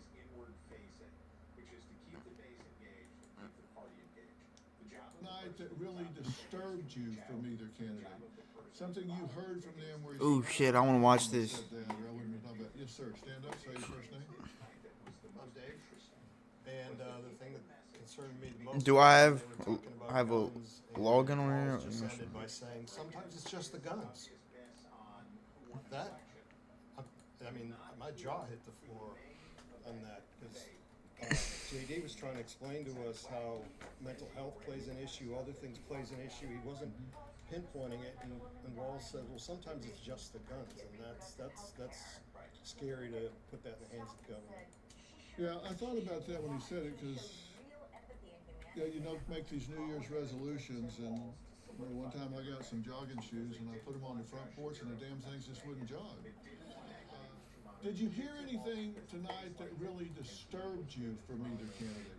Something you heard from them where you said, no, I wouldn't have said that, or I wouldn't have done that. Yes, sir, stand He up. changes his name again, it's probably going to be Lil Epstein. Do you think there was a connection between the two?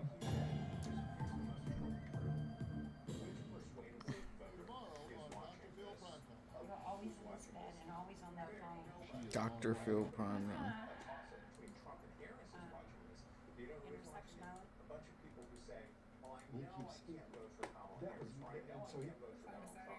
Will I actually get out and vote for my typical party, though? And JD Vance made an argument step in the journey of Kingstar. The only thing that I had, because I knew that sort of the folks who would say, I'm comfortable with that kind of Republicanism. JD Vance is a pretty good impression of that kind of Republicanism. Alright, but I'm gonna pause it at this. Then they finished the town hall already.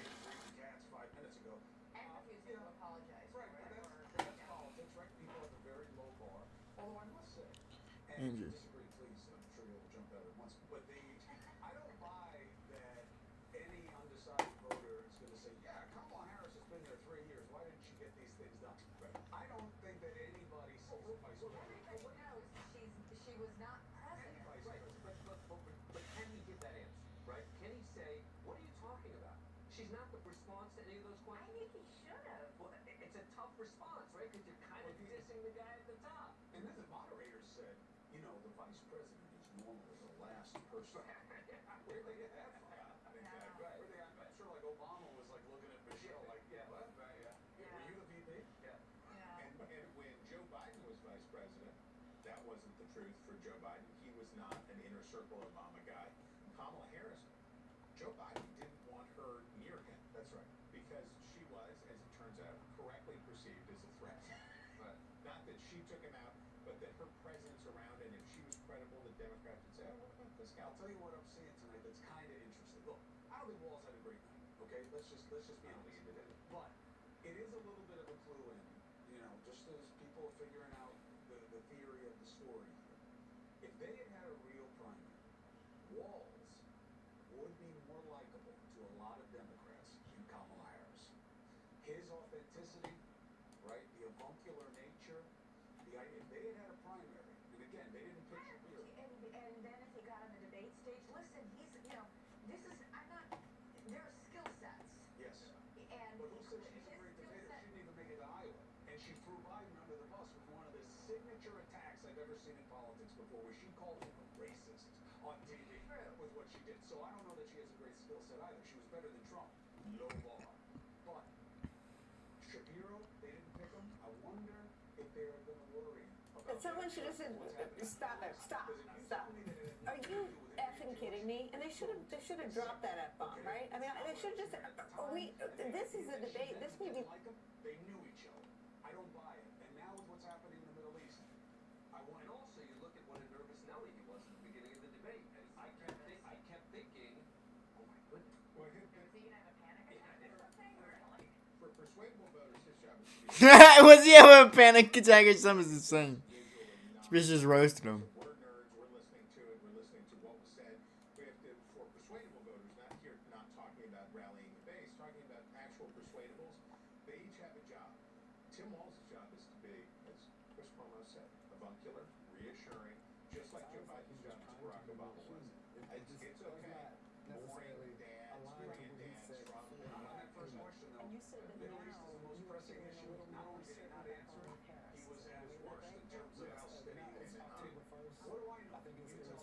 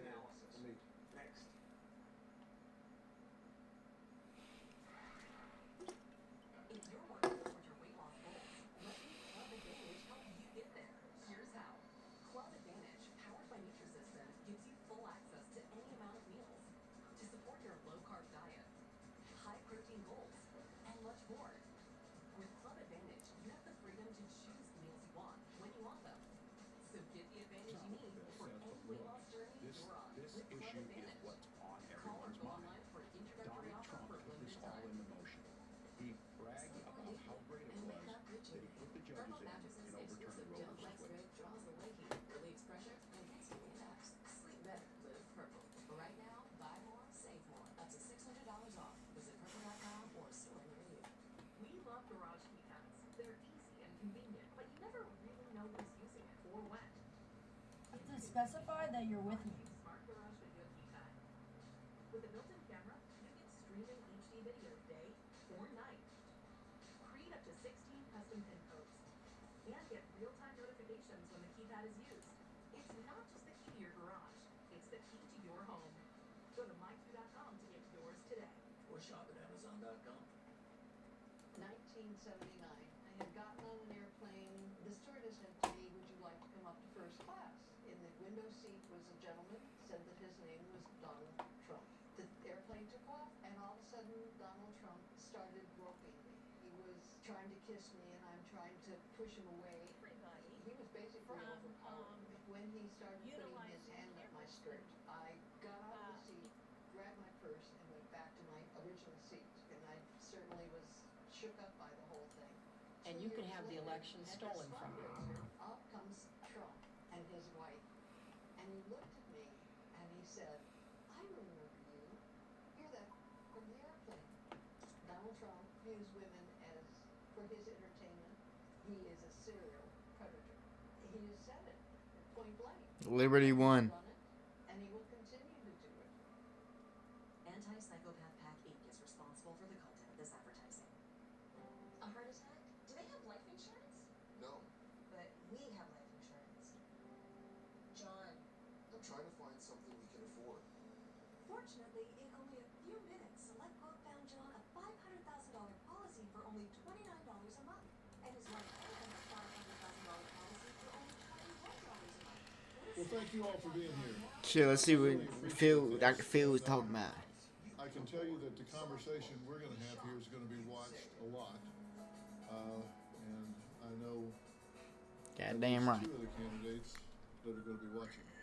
It's well designed. They're interested in what you have to I say. appreciate that. Technology keeps debris out of your gutters. This is the only vice presidential debate there's going to be. And I want to welcome everyone at home to our post-vice presidential debate town hall meeting here at Merit TV.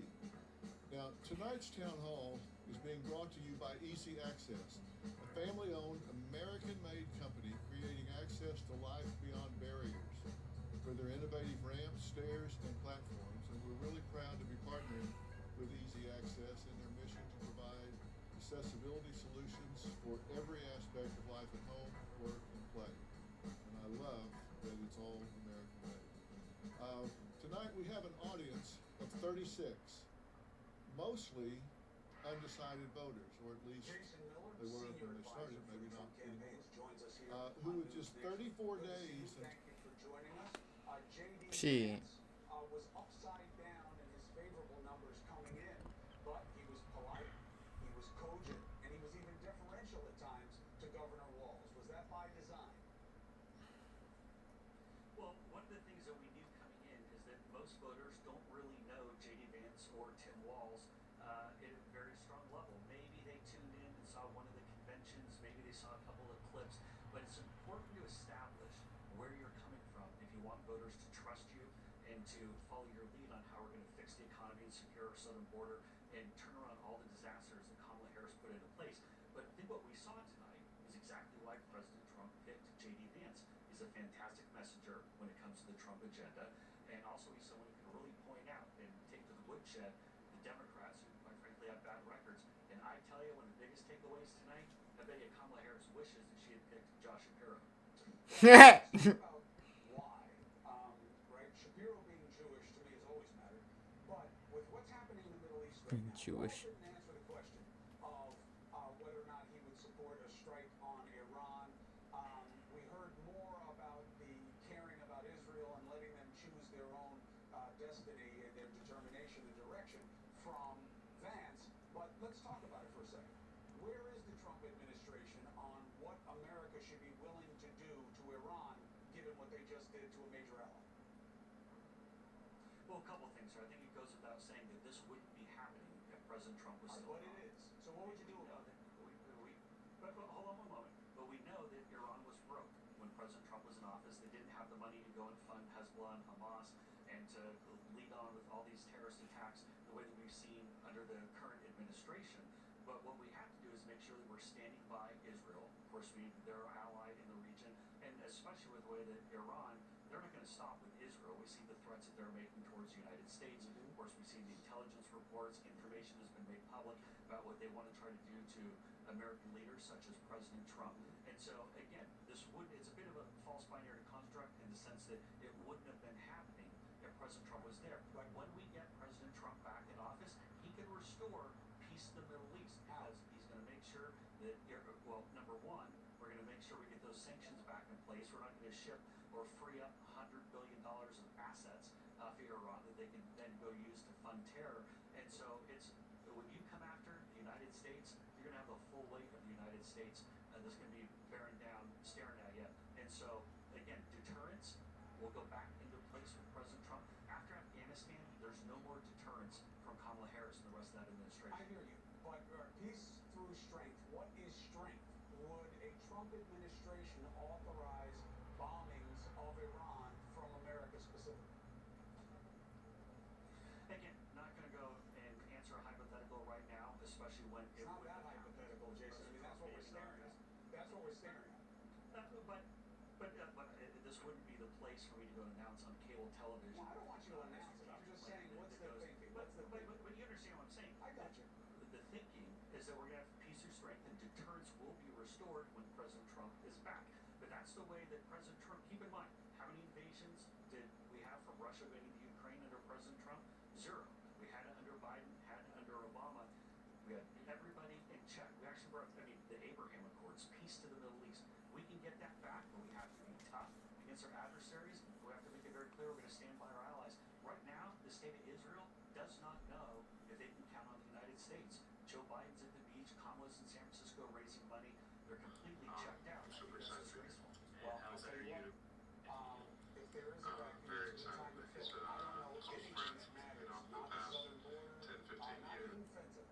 That is as much of an existential threat as what's happening in the Middle East right now. So the more discussion it gets, the better. You're always welcome here to discuss it as it is for the duration of this election. Jason Miller, thank you for coming on tonight.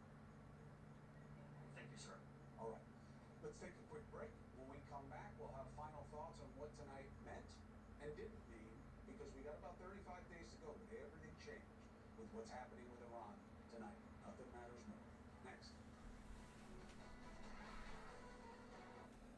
Till the presidential election, I think some of y'all are still looking for answers, right? You're still looking to see where some of these people stand on things that matter to you. Now, my first question is, how was this debate tonight? I'll ask for a show of hands. Did tonight's debate between Republican Vice Presidential nominee Senator J.D. Vance and Democratic nominee Governor Tim Walz sway the needle for you? Is there anybody here that heard anything? Yes, libraries. We all have a First Amendment right to read and learn different viewpoints. That's why Is the scientific principle that says the simplest explanation is typically correct. It's like you say you can see a light in the sky, and you can say, well, that could be a UFO, or it could be a star, or it could be just a natural phenomenon, or it could be aliens invading the Earth, which is the most likely explanation. And Occam's testimony is the simplest explanation of phenomenon is often the best one. And you're saying that these mass shootings are some kind of government conspiracy to control us and make us dependent on the government by giving up our guns so they can control us completely. Correct? That's correct, yes. How likely is that? As opposed to someone being deranged and doing something based on that deranged thinking. Don't get me wrong, there are people out there that are deranged and do awful things at their own volition. It just gets to a point where the government has lied several times about incidents to cover things up. And so when they're plastering it on the TV for days and days and days, why? Why do we need to see this awful stuff for days and weeks on end? It makes you wonder they have proven through declassified documents that they do awful events and they cover it up so that we don't know. Man. Left shoulder go. Probably use it. Why they skip to the front? I'm having to pay just Do you think it's more determined by $5 for premium. I think 13.6?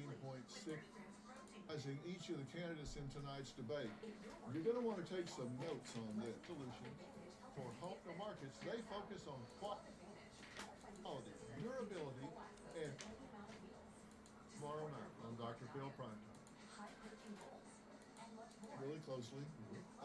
What was your general feeling about the two candidates in terms of their preparedness, their composure, and how well you think they connected with the viewer? We saw opposites, polar opposites. They were both prepared, but one is not as good at being a debater as the other. Not as relaxed. Okay, hold on. Which one do you think who do you think he's talking about? He says one of them is not as a relaxed debater as the other. So you think one is more skilled at debating? Oh, very much. And how many of you think that's J.D. Vance? How many of you think, no, he's talking about Walz? Just you? All right. See, what am I going to do with you? Experienced and relaxed debater. J.D. Vance. So what am I going to do with you? His illustrators. When we illustrate, that's how your brain emphasizes specific words and phrases. That it just means specific words and phrases. And when he makes his illustrations, they're right on the money, right on time. And when they go away slowly. They're very smooth. Whereas you look at Walz, his are very fast and very quick, and his arms stay close to his torso. And what's that mean to you? That, to me, when I'm looking at a behavior, trying to stop somebody being, if they're open or confident, you see this. Shit! Because they're tucking in for protection. I'm gonna hop on the 2K. And Vance has given a lot more interviews than Walz and Harris combined. So maybe he's gotten a little more comfortable under fire. Sure looks it. Do you think it helped him get his message across? Very much so. Especially in a couple of spots we talked about. Okay, you want to show us what they are? Yeah. All right, let's go. You want to go over to the screen here? Yeah, let's take it. All right, show us what you got. All right. Okay. See what this This is Vance, where you say he does come across as confident here. Yes. Does that mean he's more believing what he's saying? Oh yes, he's very. This is someone who is a true believer. He believes in what he's saying, being completely honest with what he's saying. Nothing to hide. Nothing to hide at all. And what are we looking for? So what we're going to look for, the head tilt as this section right in here of his head. Look at that. We'll say, okay, well, what's happening? As he's talking, it looks like he's listening. When we listen, our head tilts a little bit, and that right ear comes forward a little bit. When he's looking at Walz, what we're seeing here, we're seeing this begins panic almost because he doesn't know what to say. See how he backs up there? And he's thinking, this is called the grief muscle. Right in that area there, that's a horseshoe style. When your forehead comes together in an upside down horseshoe, that's the grief muscle. He's not sure. Right there it is. Right there. Perfect. So when you say grief muscle, what are you saying that he's? It's about right for his eyes blink really, really. See fear. We're going to see panic. And we're going to see shame, and the grief muscle as well. So we'll throw everything's in this one. So let's take a look and we'll listen. You said you were in Hong Kong during the deadly Tiananmen Square protests in the spring of 1989. The Minnesota Public Radio and other media outlets are reporting that you actually didn't travel to Asia until August of that year. Can you explain that discrepancy? Yeah, well, the folks out there didn't get at the top of this. Look, I grew up in small rural Nebraska, town of 400, town that you rode your bike with your buddies till the street lights come on, and I'm proud of that service. I joined that. As that head goes sideways, that's panic. Because he's not sure how he's going to defend this. He knows the question's coming, so he's got something ready, but it's not coming out the way he thought about it. So he's got inner dialogue going on. He's thinking about it. That's why I see that head turn, those eyes get really, really wide. I know what that looks like. That's what's happening. Yeah, and you see the grief muscle again here. Yes. Oh yeah, the upside down horseshoe right there. And the rest of this is panic. You see his eyes doing this? That's panic. And this, yeah. And these up here, usually we look at that and we say, well, that's disgust or whatever. But this is a panic mode. See how his head's coming forward, his chin's up like that. He's trying to get that out as fast as he can. And this is one of the only illustrations we see from him as he's talking. And this is the one that's come out further from his body than anything else. Because he's trying to make sure you, I want you to believe me, you gotta believe me. That's what we're seeing, the panic here. Wide eyes, brief muscle, and everything's falling. Finish the clip. 17, worked on family farm, and then I used the GI Bill to become a teacher, passionate, a young teacher. What about a win in series? Shit. Okay. You know, I spent a lot of time, as I said, in the litigation arena preparing witnesses. And we always prepared witnesses to tell the truth effectively. We never prepared them to lie or spin, just tell the truth effectively. And don't you agree? Versus Troy Bolton, busted Troy Bolton ass. Show. Game 2, 11, what would the score be? 11-0. Prime John Wall versus Prime Kemba Walker. John Wall. John Wall. Who would win one-on-one in their prime? Tracy McGrady or Paul George? Tracy McGrady. Yeah, Prime CP3 or Prime Rondo? I gotta go with Rondo. Rondo. That'll be a good matchup though. All right, next up we got Prime Melo versus KD. KD, bro. Superior. Next we got Luka versus Larry Bird. Luka versus Larry. I'm going with Luka. Luka. Next, I know you're a big High School Musical fan. You versus Troy Bolton. Busted Troy Bolton. Show. Game 2, 11. It's an idea, not a population. Hezbollah is a much more linear war. Going in on the ground in Lebanon was inevitable. It's happening right now. What was not inevitable is what Iran did. And the media is filled with people talking about Iran as if they were reacting by sending 200 ballistic missiles. Iran is Hamas. Iran is Hezbollah. Iran isn't reacting, it's forcing, as it has from the beginning, through its proxies. Who wants to kill Donald Trump? Iran. Who would be behind whatever bad things, terror-related, happens here? Iran. So the idea that the media are giving the head of the snake cover, saying why Iran says it's doing this. So if someone says they're doing something for reasons that make no sense, is that fair say? Certainly not here, is it? Now, the idea that, well, it's not like they hit anywhere. Really? 200 ballistic missiles. Yes, intercepted by the Iron Dome. But some did land, and it's only a matter of time. Central and southern parts of the country got hit, and the more missiles they send, the better a chance that something's going to happen and kill in a population center in Israel. And that will escalate the war. It is real. It is talk. Where are our leaders? Will we hear anything tonight? Here's what they need to respond to from the Prime Minister of Israel. This evening, Iran again attacked Israel with hundreds of missiles. This attack failed. Why the fuck would he say that? Understand our determination to defend ourselves and to exact a price from our enemies.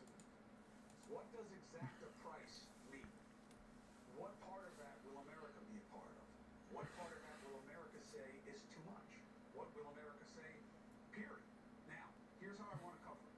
I want to start in Tel Aviv, what the experience is on the ground in Israel.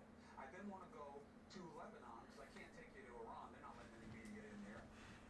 And I'm going to bring in experts to kind of talk about what it means for America. But I want you to get a present sense impression from two of the fronts in this war, okay? In Tel Aviv, we have the man behind the social media movement, I'm That Jew, who's really, at the end of the day, a citizen who's now living in a war zone. Eitan Chedihan. It's good to have you again. Thank you very much. I'm glad to see you safe.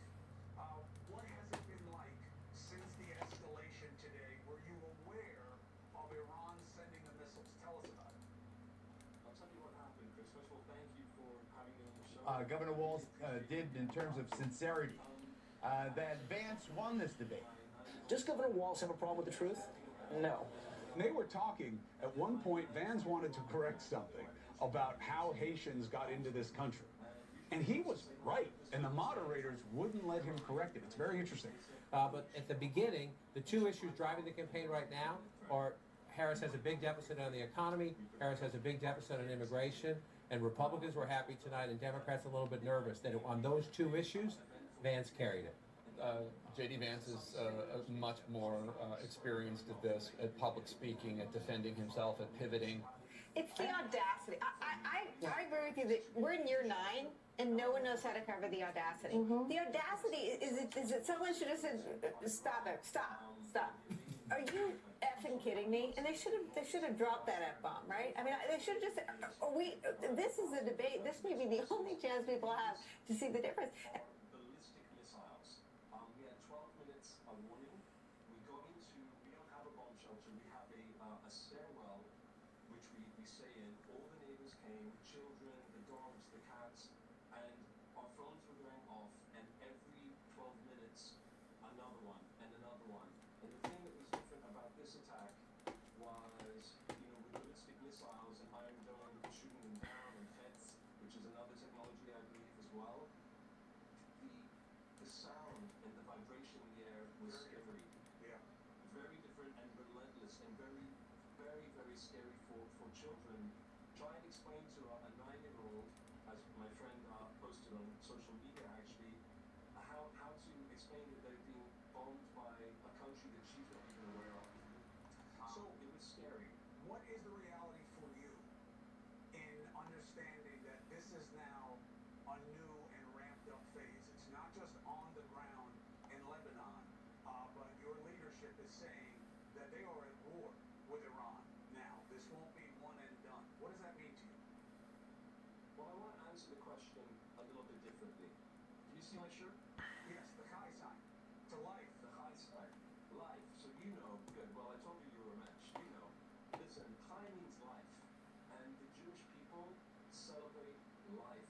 That means we live. That means we create. That means we thrive in all sorts of fields. We are not dedicated to death. So when you say that it's been ramped up, yes, it's been ramped up, Chris, but we have been on the receiving end of death from the Iranian regime. Will all be fixed. We get all these bums that know nothing about fighting out of this shit and get AI in here, and we can fix all these rankings. I could go through this board for a fucking hour with you. I gotta find some Misha guys to fight sport. Look, it's scary, but would you lend them a hand by not doing anything? It might feel hopeless, but I'm full of life, and we're all full of life. We're hopeful. We're the smallest nation, we're the largest family. A big part of a team win ultimate, whatever, if it's gold or if it's a Larry O'Brien trophy or whatever the case may be, I can still get it done. LeBron James, what's up, bro? Are the Lakers gonna win? Are you gonna be relevant? You gonna get better? At my age, the amount that I have, and to be able to play at the level I played at, it gave me even more a sense of, I do have a lot in the tank, a lot. Here in the hoops heartland of Indiana, I'm Blake Sunga. Joining me are Brian Banafanteni and Tim Swartz. Thanks for tuning in. We've got a chance now for our starting lineups. From point guard to center, this game should be a good one.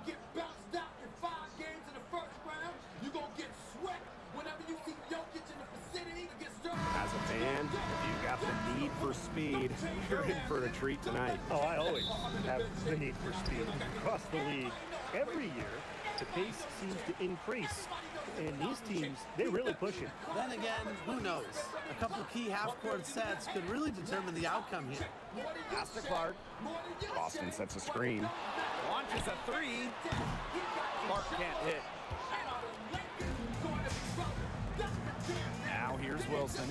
He's guarded closely. Young, hole defending. From the elbow, Young's shot's good. I love that shot from Young. Make defenders worry about the entire floor, not just the paint in your threes. Make them guard you in the mid-range. Well, you look at the run the Aces are on. Do you think we can call them a dynasty? Over the last 4 years, they have 3 trips to the finals and 2 championships. Now, I think the coming seasons will determine if they are officially a dynasty, but they're definitely on that path. Now here's Gray. We've played just over a minute here in the first. Here's Mitchell. Pass to Clark. Smith with it. Now here's Clark. On the wing, Kelsey Mitchell. The shot is good on the assist from Caitlin Clark. This is the pure shooting ability of Mitchell at work. Allows her to score right off the pass. Jackie Young from outside. It's hauled in by Boston. Mitchell outside. Sinks that one from the post. Just a strong finish through contact. Kelsey Mitchell refusing to be out-muscled. I love to see that kind of physicality from her. Now here's Gray. Pass to Young. Wilson the screen.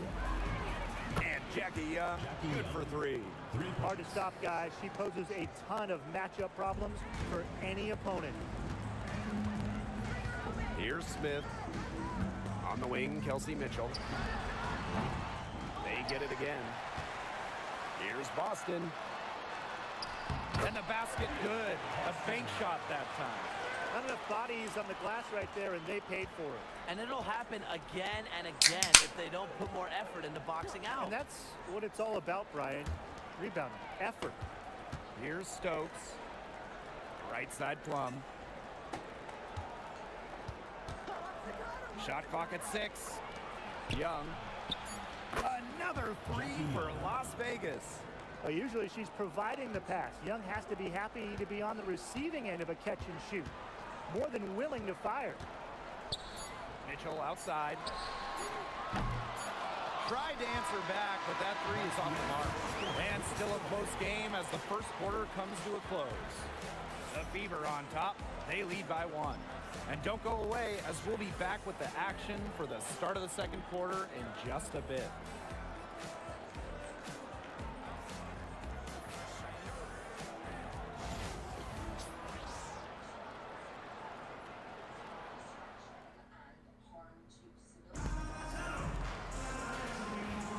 A close game here at the start of the second quarter of play. And what stands out to you from the Fever in this one? I love the hustle they're showing here in the first. It's showing up on the scoreboard, too. A lot of second chance points. And as you said, it's due to their hustle. Now here's Gray. And here's Gustafson.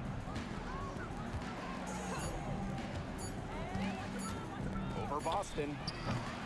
Gustafson can't hit. That's a missed opportunity right there.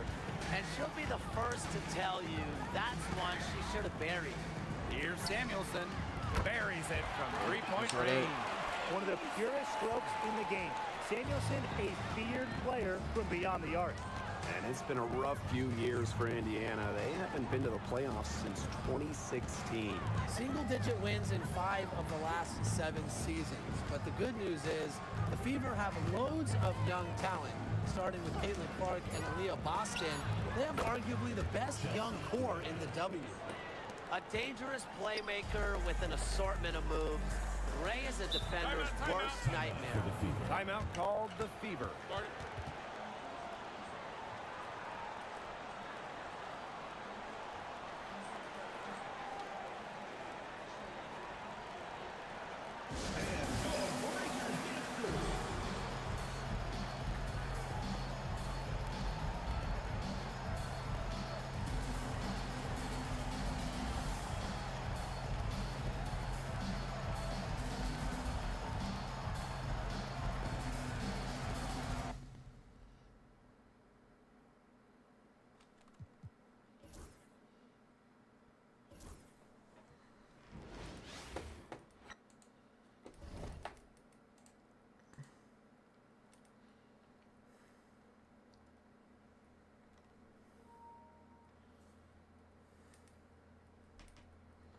Yeah, we're gonna be yeah. Shit, I think last game we broke we passed the Warriors.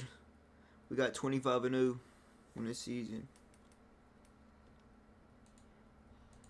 Nice fuck, what a fucking melee.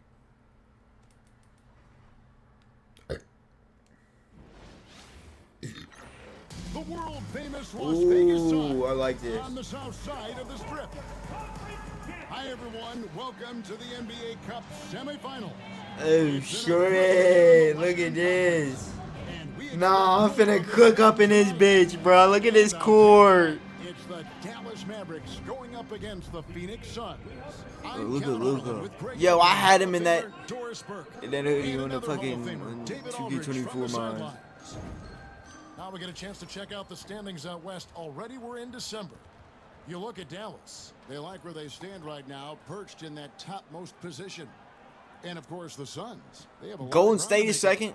And seeing where the Suns I threw like the my done a players good job from the last year. relevant this season. I mean, I was concerned they'd suffer a drop-off, but give them credit. They've hung in here in this playoff race. The resiliency has been crucial for this team. Anytime it looks like they may start to drag a little bit, they've picked it back up and stayed in the hunt. So the opening lineup for the Suns. Up front, Durant plays the 4 with Nurkic at the 5. Deadly backcourt pair of Booker and Beal. And it's Allen in at the 3, the small forward. And for the Mavericks, the star backcourt, Doncic and Irving are the guard set. Thompson is out there with P, and it's Lively in at the 5 spot. Looking back at last year's West semifinal in the NBA Cup, the Lakers hammered the Pelicans 133. Go, bro. I like this court. Yeah, LA had a giant third quarter, outscoring New Orleans.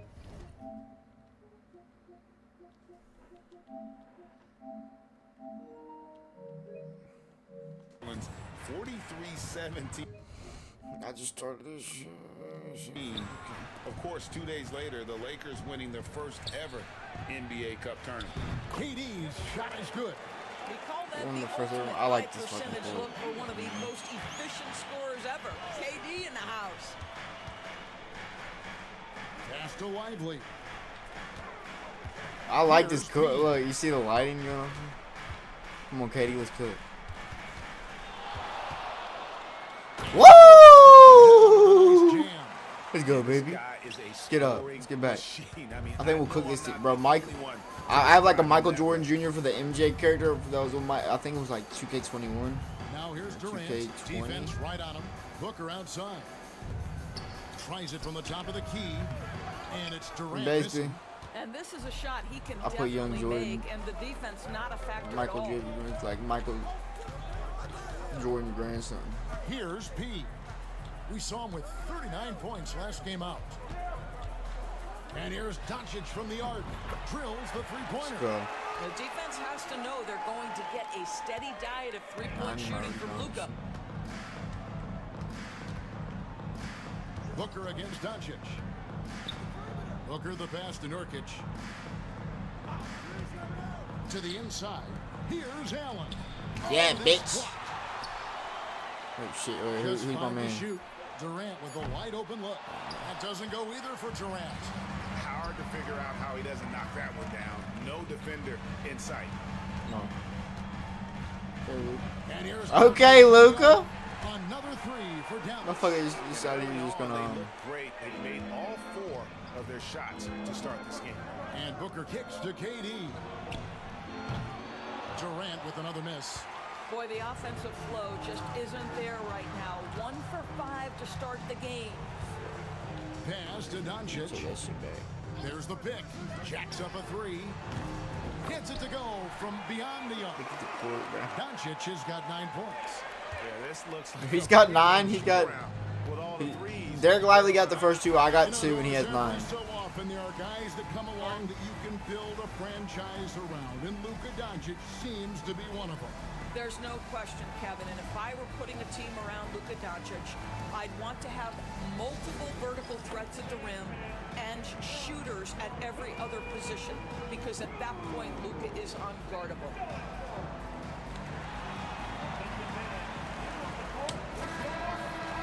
A moment now Probably to gonna look blow at the the fuck out of these year-to-year motherfuckers. scoring output and how it has been trending for Klay Thompson.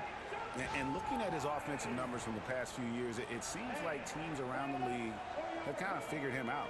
He's having to work a lot harder for his points, and they haven't been coming nearly as easily as they used to.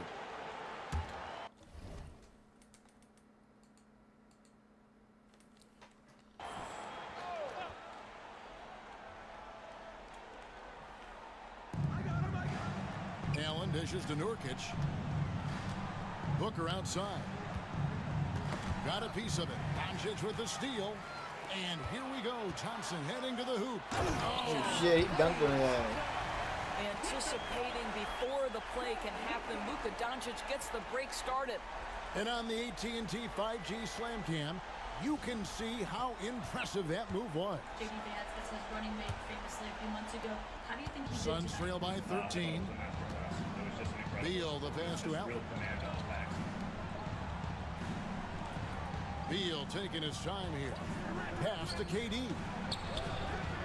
Phoenix, no good that time either. And he has definitely been struggling in this quarter. And you know what? They keep calling his number, and they're simply trying to get him out of this Get that? funk. Fuck. It's good on the putback. Building up a big early lead, they have taken charge of this game. And they've been doing it largely at the offensive end. If the defense does not adjust, this could be a blowout. Here's Booker, following the score by Dallas. To end the run. And it's Dog, bro. They're getting fucked right now. Like, actually. They're getting fucked. Blocking instincts of Derek Lively. Wow. And right now, let's watch that terrific swat. And an early swat like that can really set the tone. Now the Average shooters Suns will be versus feeling his presence. Suns versus Mavs.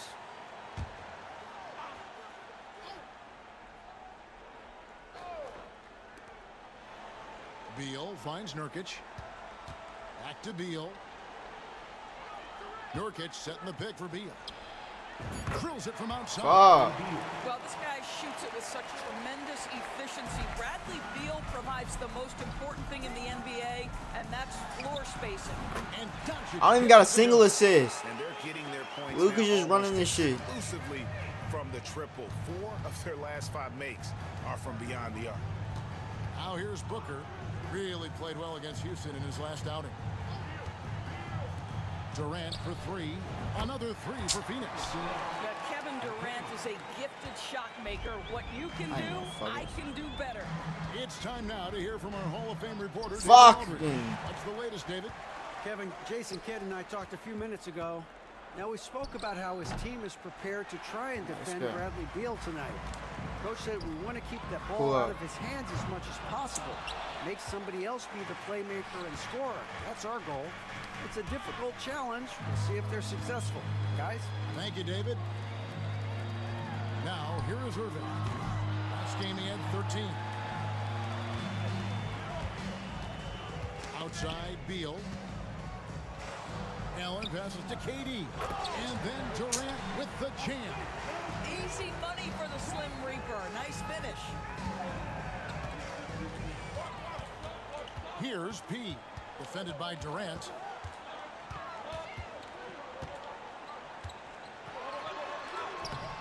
Wow. That is some tough defense there against one of the better finishers in our game. KD finds Booker. And finished off by Beal.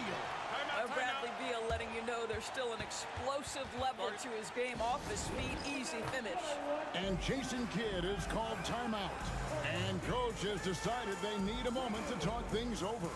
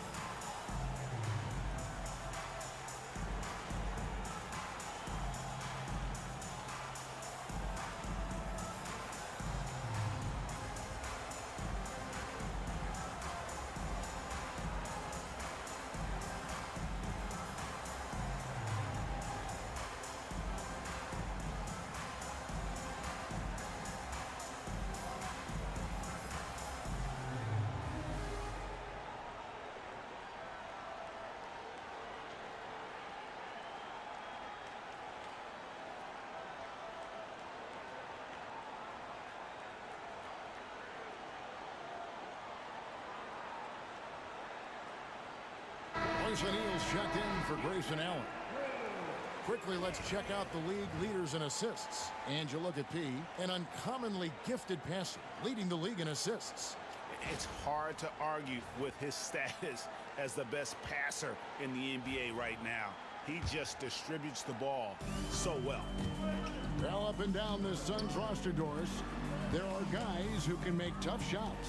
Kevin, what a luxury to have multiple guys that not only can create their own shots, but also hit shots with a hand in their face with excellent defense. To me, it keeps the floor of their offense very, very high. The other thing they do exceptionally well is they will kill you with the mid-range game. And here's Booker after Luka Doncic hitting the three. Doncic with the steal. We are talking about a clever scorer. Luka Doncic has developed such a knack for getting to the free throw line. And a moment here to take a look at the scoring breakdown for the Mavericks. We've got a bunch of this game yet to be played, but they're shooting it well from the three-point line. That's got to be a welcome sight. Yeah, and what an excellent display of passing in the early stages of this game. A good deal of their points coming directly off quality passes.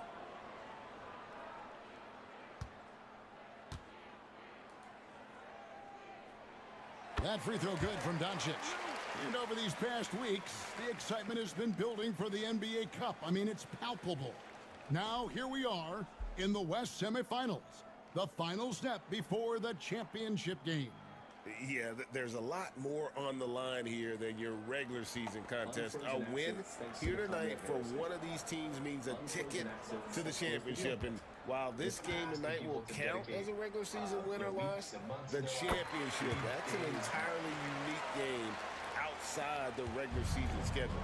Greg, you think about oversized point guards, and the gold standard has always been Magic Johnson. Now you look at Luka Doncic, and he's certainly bid for that position. Definitely some positive similarities, right? But the big difference is one of those guys has 5 rings, and that's not a knock on Doncic. This is a team sport, but Magic's ability to affect winning was right there with the. We just want to cook his sons tonight. Michael Jordan. If Hayden scores here, it is over.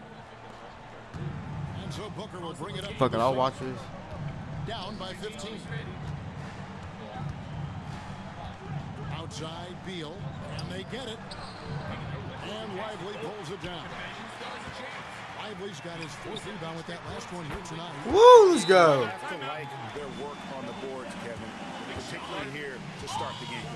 And Mike Budenholzer is calling a timeout, looking for a breather, and maybe just 1 or 2 things to talk about.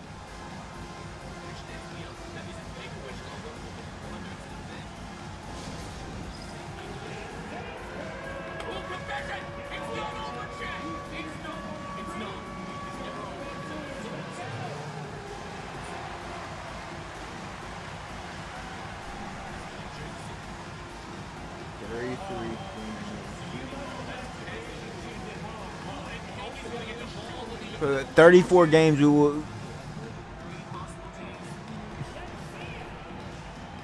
break the longest win streak. It's Jover. And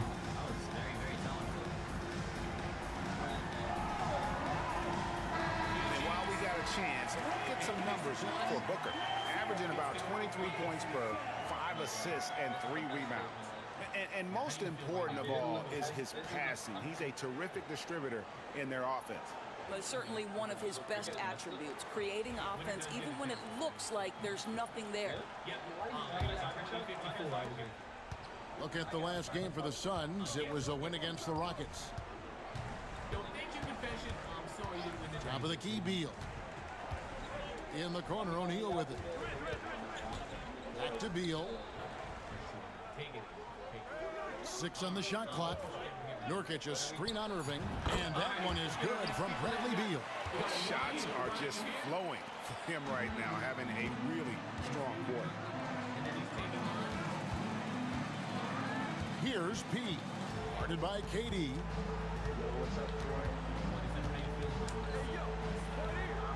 P passes to Lively, and the bucket is good. 3-point play chance here for him. And it just seems that every pass they make is leading to a score. It's a just 1v1. great ball movement.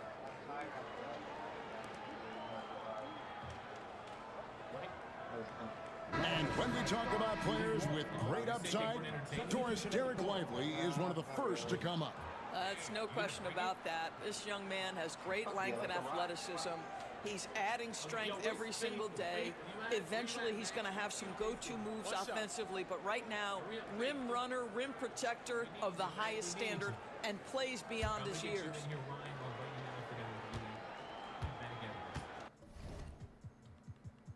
Yo, Hank, you got to leave the court if you can hear me.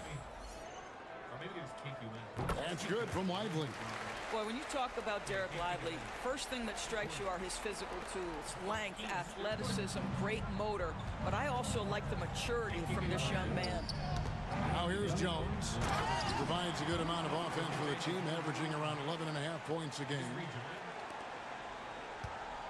Dallas leading by 17. He passes to Doncic.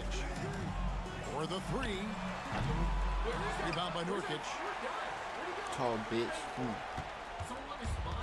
Suns have gotten 7 of their first 16 field goal attempts to go down here in the first. Outside Durant. O'Neal passes to Jones. Just 4 to shoot. And finished off by Nurkic. That's just about size right there. Big Nurk, get up and get down. Jones against Doncic. Lively the pass to Pete. Nailed from three-point land. P's got his third bucket of the night. Crushing it right now. They've done an excellent job of spacing the floor. And what surprises me is the defense hasn't done anything to take away that three-point shot. That has been their preferred weapon tonight. Dallas with the ball. Hard to imagine, isn't it? 25 straight wins. And to this point, no team has found a way to stop them. None. What's striking to me about this incredible streak is that in the Little course of a fucking ball, season, buddy. you might have an injury, you might have a bad shooting night, maybe you're Let's go, buddy. Goodness gracious. About that finish. Come at Discord right now in lobby. Here's Booker. Nothing on the board. Outside, Jones.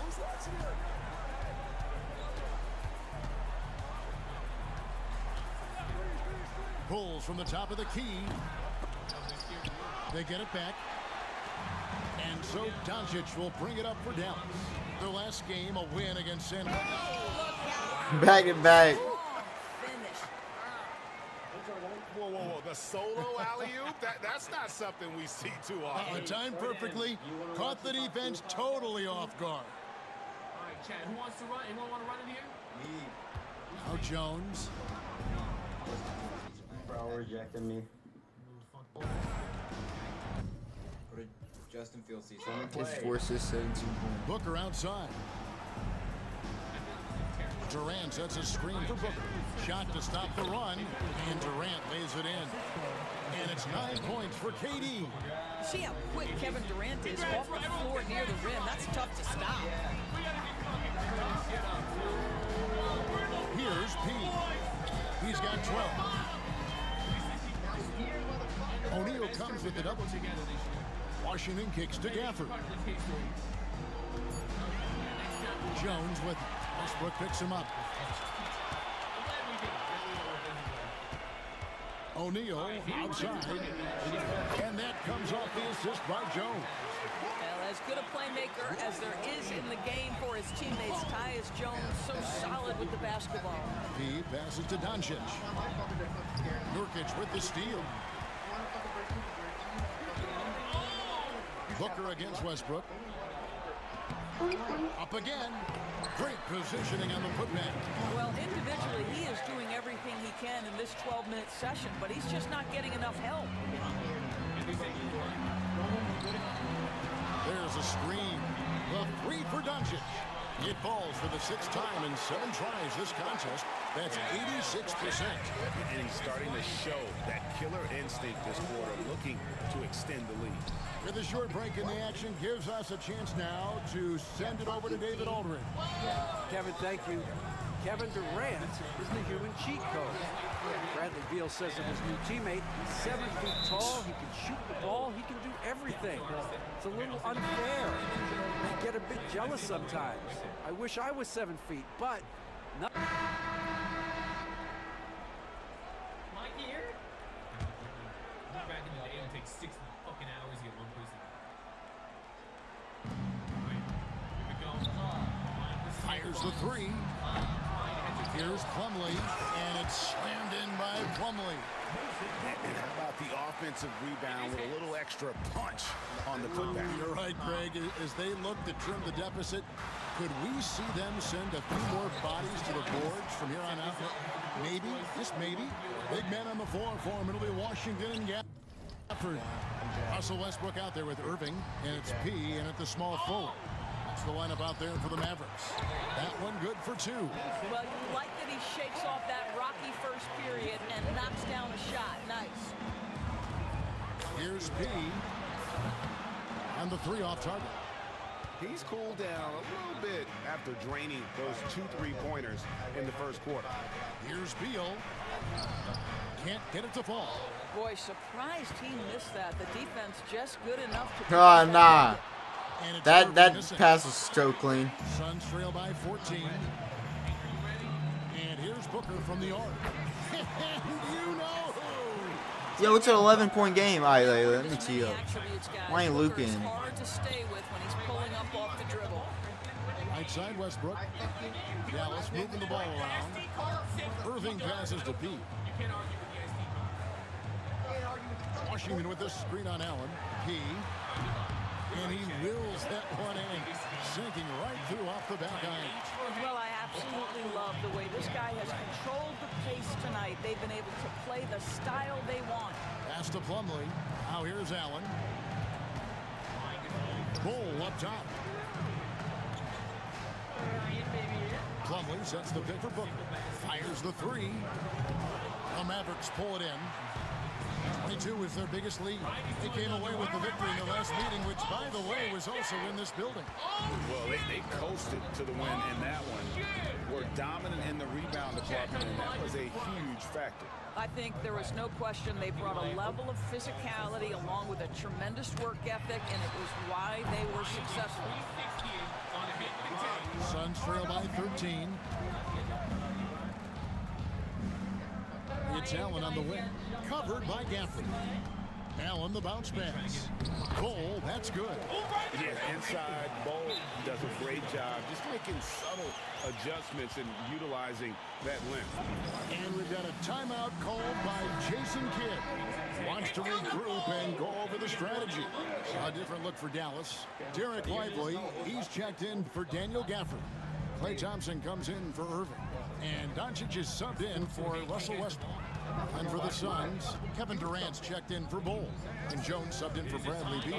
Stolen by Allen.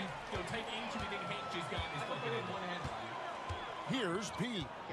16 points for him. And he's going up for the alley-oop. Oh, just a soft touch on both ends of that pretty alley-oop. I got to say, when he threw the pass, I didn't know where it was going. What YouTube video you fucking look at? Suns trail by 13. Booker outside.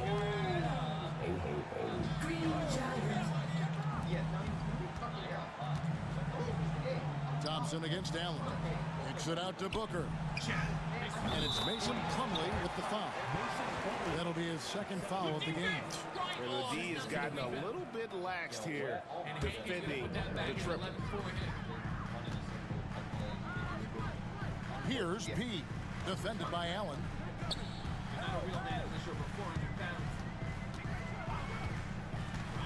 P passes to Lively. Hammers the alley-oop through. Well, Mr. Lively might be the best catch and finisher in the alley-oop situation. That's a dunk, folks. Ryan bringing the D, boys. Or in the chat if you bet Ryan. And here's Jones. Still scoreless. It's blocked. Thank you. Got me a damn. Here's P. Defended by Jones. There's a screen by Washington. He passes to Washington. I didn't know I could fucking alley-oop if you fucking rolled to the wing last time. Nice work to get it inside and drop contact. The Suns shooting their third and fourth free throw. Nah, it's cool. I see you need every chance you try to steal the For shots of the night, and that one falls for Allen. And you look back at when the idea of the NBA Cup was first bandied about, there were skeptics for sure. Well, chalk one up for Commissioner Silver and the league office once again.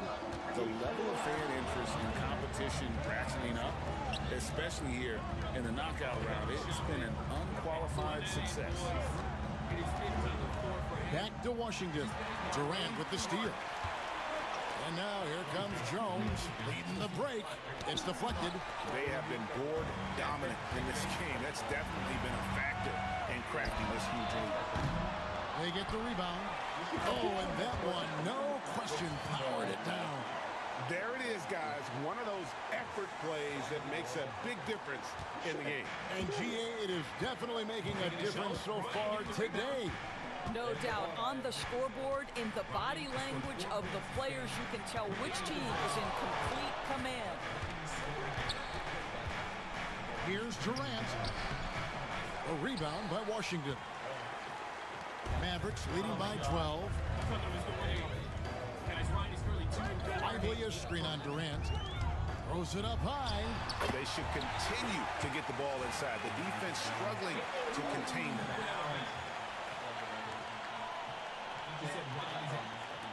There's 1:59 left to play here in the half. Down low. Allen's got 4 points now in the quarter. I mean, the number of points they've scored in the paint already here is eye-opening. Lively a screen on Allen. He passes to Lively.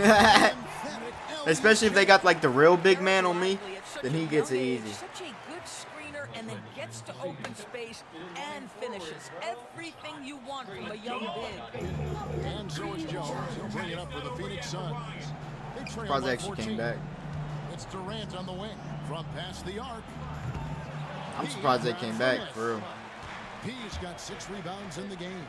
Doncic with it, and Allen picks him up defensively. Puts it up. Doncic, no good. And it didn't fall, but that's the kind of shot they want their offense to create. You know, it can be frustrating when you make the right play and fail to reap the rewards. You just have to stay with it here. And the 3 ball is good.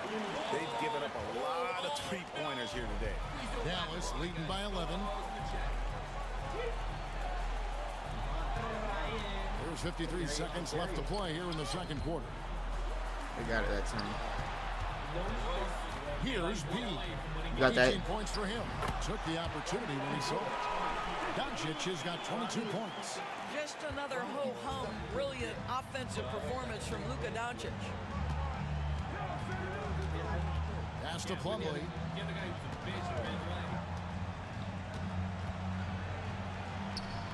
It's in, and he's a very efficient 5 for 6 on the game.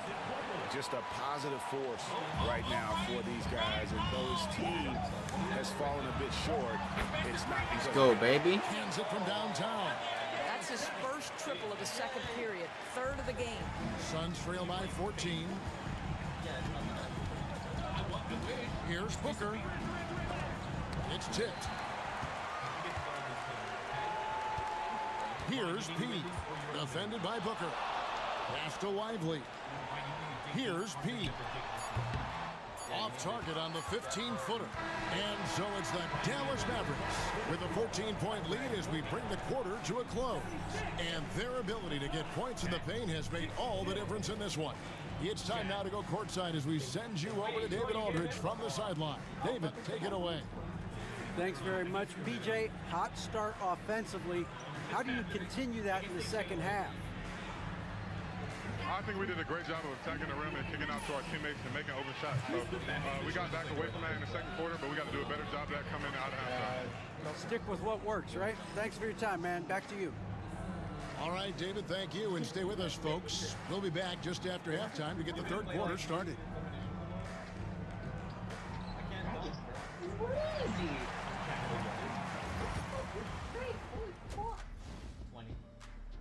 Yankees up 2-0. If he wins this, he wins it all. Good evening, everybody. Can you guess what we're starting the show with? Wow, you guys are good. Time for the power rankings. Oh, he based the Broadway. Look here now, the Mavericks. They're the best team in the league, and they know it. They're the biggest dog. Throw that muscle around. Keep the rest of the pack in line. Listen, nobody should be surprised by how they're playing. This team is loaded. Wow. And let's move on to that first half. Talk about a rough start for the Suns. I swear, I'm not going to say this game is monumentous, but I will say it's BWT. And for those who aren't familiar with BWT, that stands for better win tonight. Win or go home. Nobody wants to be sent packing. I'm telling you, this is big. This is big. Kenny, I think you're starting to adopt Shaq's propensity for Shaq creation of Shaqronyms. You see what you did there? You can use that one too, big fella. Monumentous. I like that. Sure. Hey there, friends. How's it going today? And that concludes halftime. Now time to send it over to Kevin Harlan as the game's about to resume. Released in 2002 and developed by 2K Czech, Obby was originally released on the PC, which Fuck it, I'll watch this shit. I'll platinum that game way better. Here we go. Second half of the 2024 NBA Cup semifinal round. Analyzing Evil, the Joker from Arkham. On 2K. You know, Luka Doncic has been exceptional here, guys. There's something that isn't his strength, but he's done a great job of finding the open man. Well, what he did was sustain it throughout the first half. He ran the offense to absolutely. I'm gonna be replaying these games after they like announce and show the new one. I'm definitely replaying all them shits all over again. I'm playing them on PC this time, boys. 60 FPS on all of them. I'm probably gonna play 3 with mods. I'm playing the first one. I'm gonna play it so I can just fucking like enjoy the fucking story. And whatever other stuff things gonna be good for it. I might play Mafia 3 as Vito though. To the paint. Here's Allen. Got a hand on it. Here's P. He's covered by Beal. With the step back. Here's P. Woo, buddy! And this sort of awesome dunk is one of the reasons this team is in charge of this game. There's a swagger out there. You can see it on the court that they possess and are not afraid to show it either. Booker against Doncic. Durant. And denied. He sends it right off the glass. Pass to P.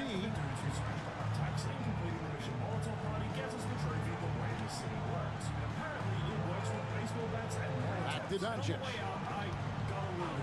Lets it go from deep. In it goes. Go. For the 8th time in 10 tries. And this is the game plan for him. He's a big part of their floor space. Last game I got the cookies tripled over all Great time, I'm job pretty sure. delivering for this team, productive and efficient. No good from Booker. 1 for 5 has got to be a frustrating start, and they just don't look sharp right now. Can they find their That's 10. offensive game? Wow, what a start to this half. 3 for 3, dictating the pace on the offensive end. They're rolling early. Beal from long range.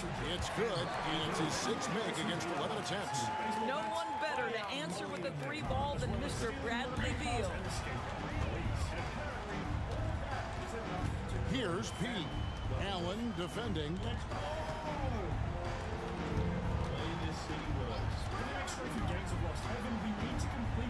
Here's P. He's got 23. 4 on the shot clock. Takes a 3. Good. And the assist goes to Doncic. Doncic has got 5 assists tonight. The defense a step slow. I'll look at some mods on this game and might start it soon. Mike Budenholzer is called a timeout. He wants to talk to his guy. Greg, every year injuries are a huge factor in shaping the Tigers. And I'm guessing that teams should probably put more of a premium on durability. I'm getting a custom Well, Kevin, I think all GMs take that into gun account. thing on there. A team wants to be confident it'll have a stable roster over the course of a long season. Nurkic a screen on Doncic. Booker with a deep three. Mavericks with the rebound.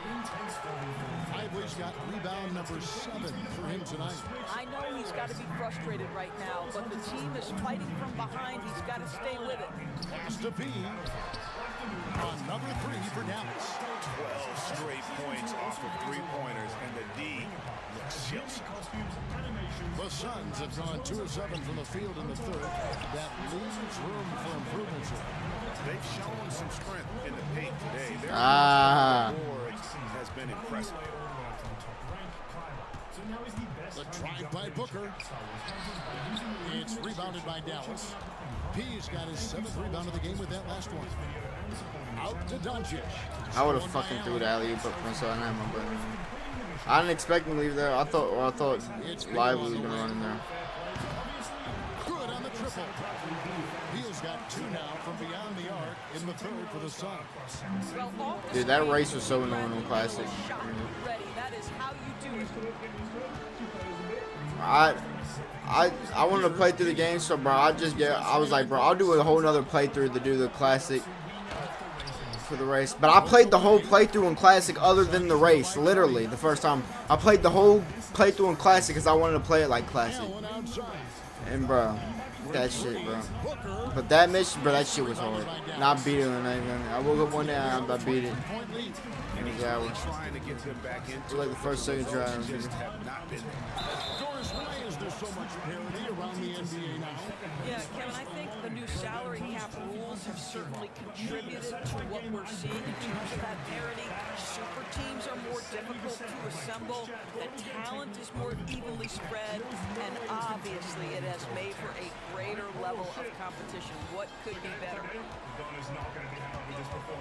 Outside Beal. To the middle, trying to find Durant. He's got it now. And then Durant with the jam. You can see the level of Might get my own graphics mod on him just to be honest. But bro, oh, Mafia 2 is gonna be real good. Here's P.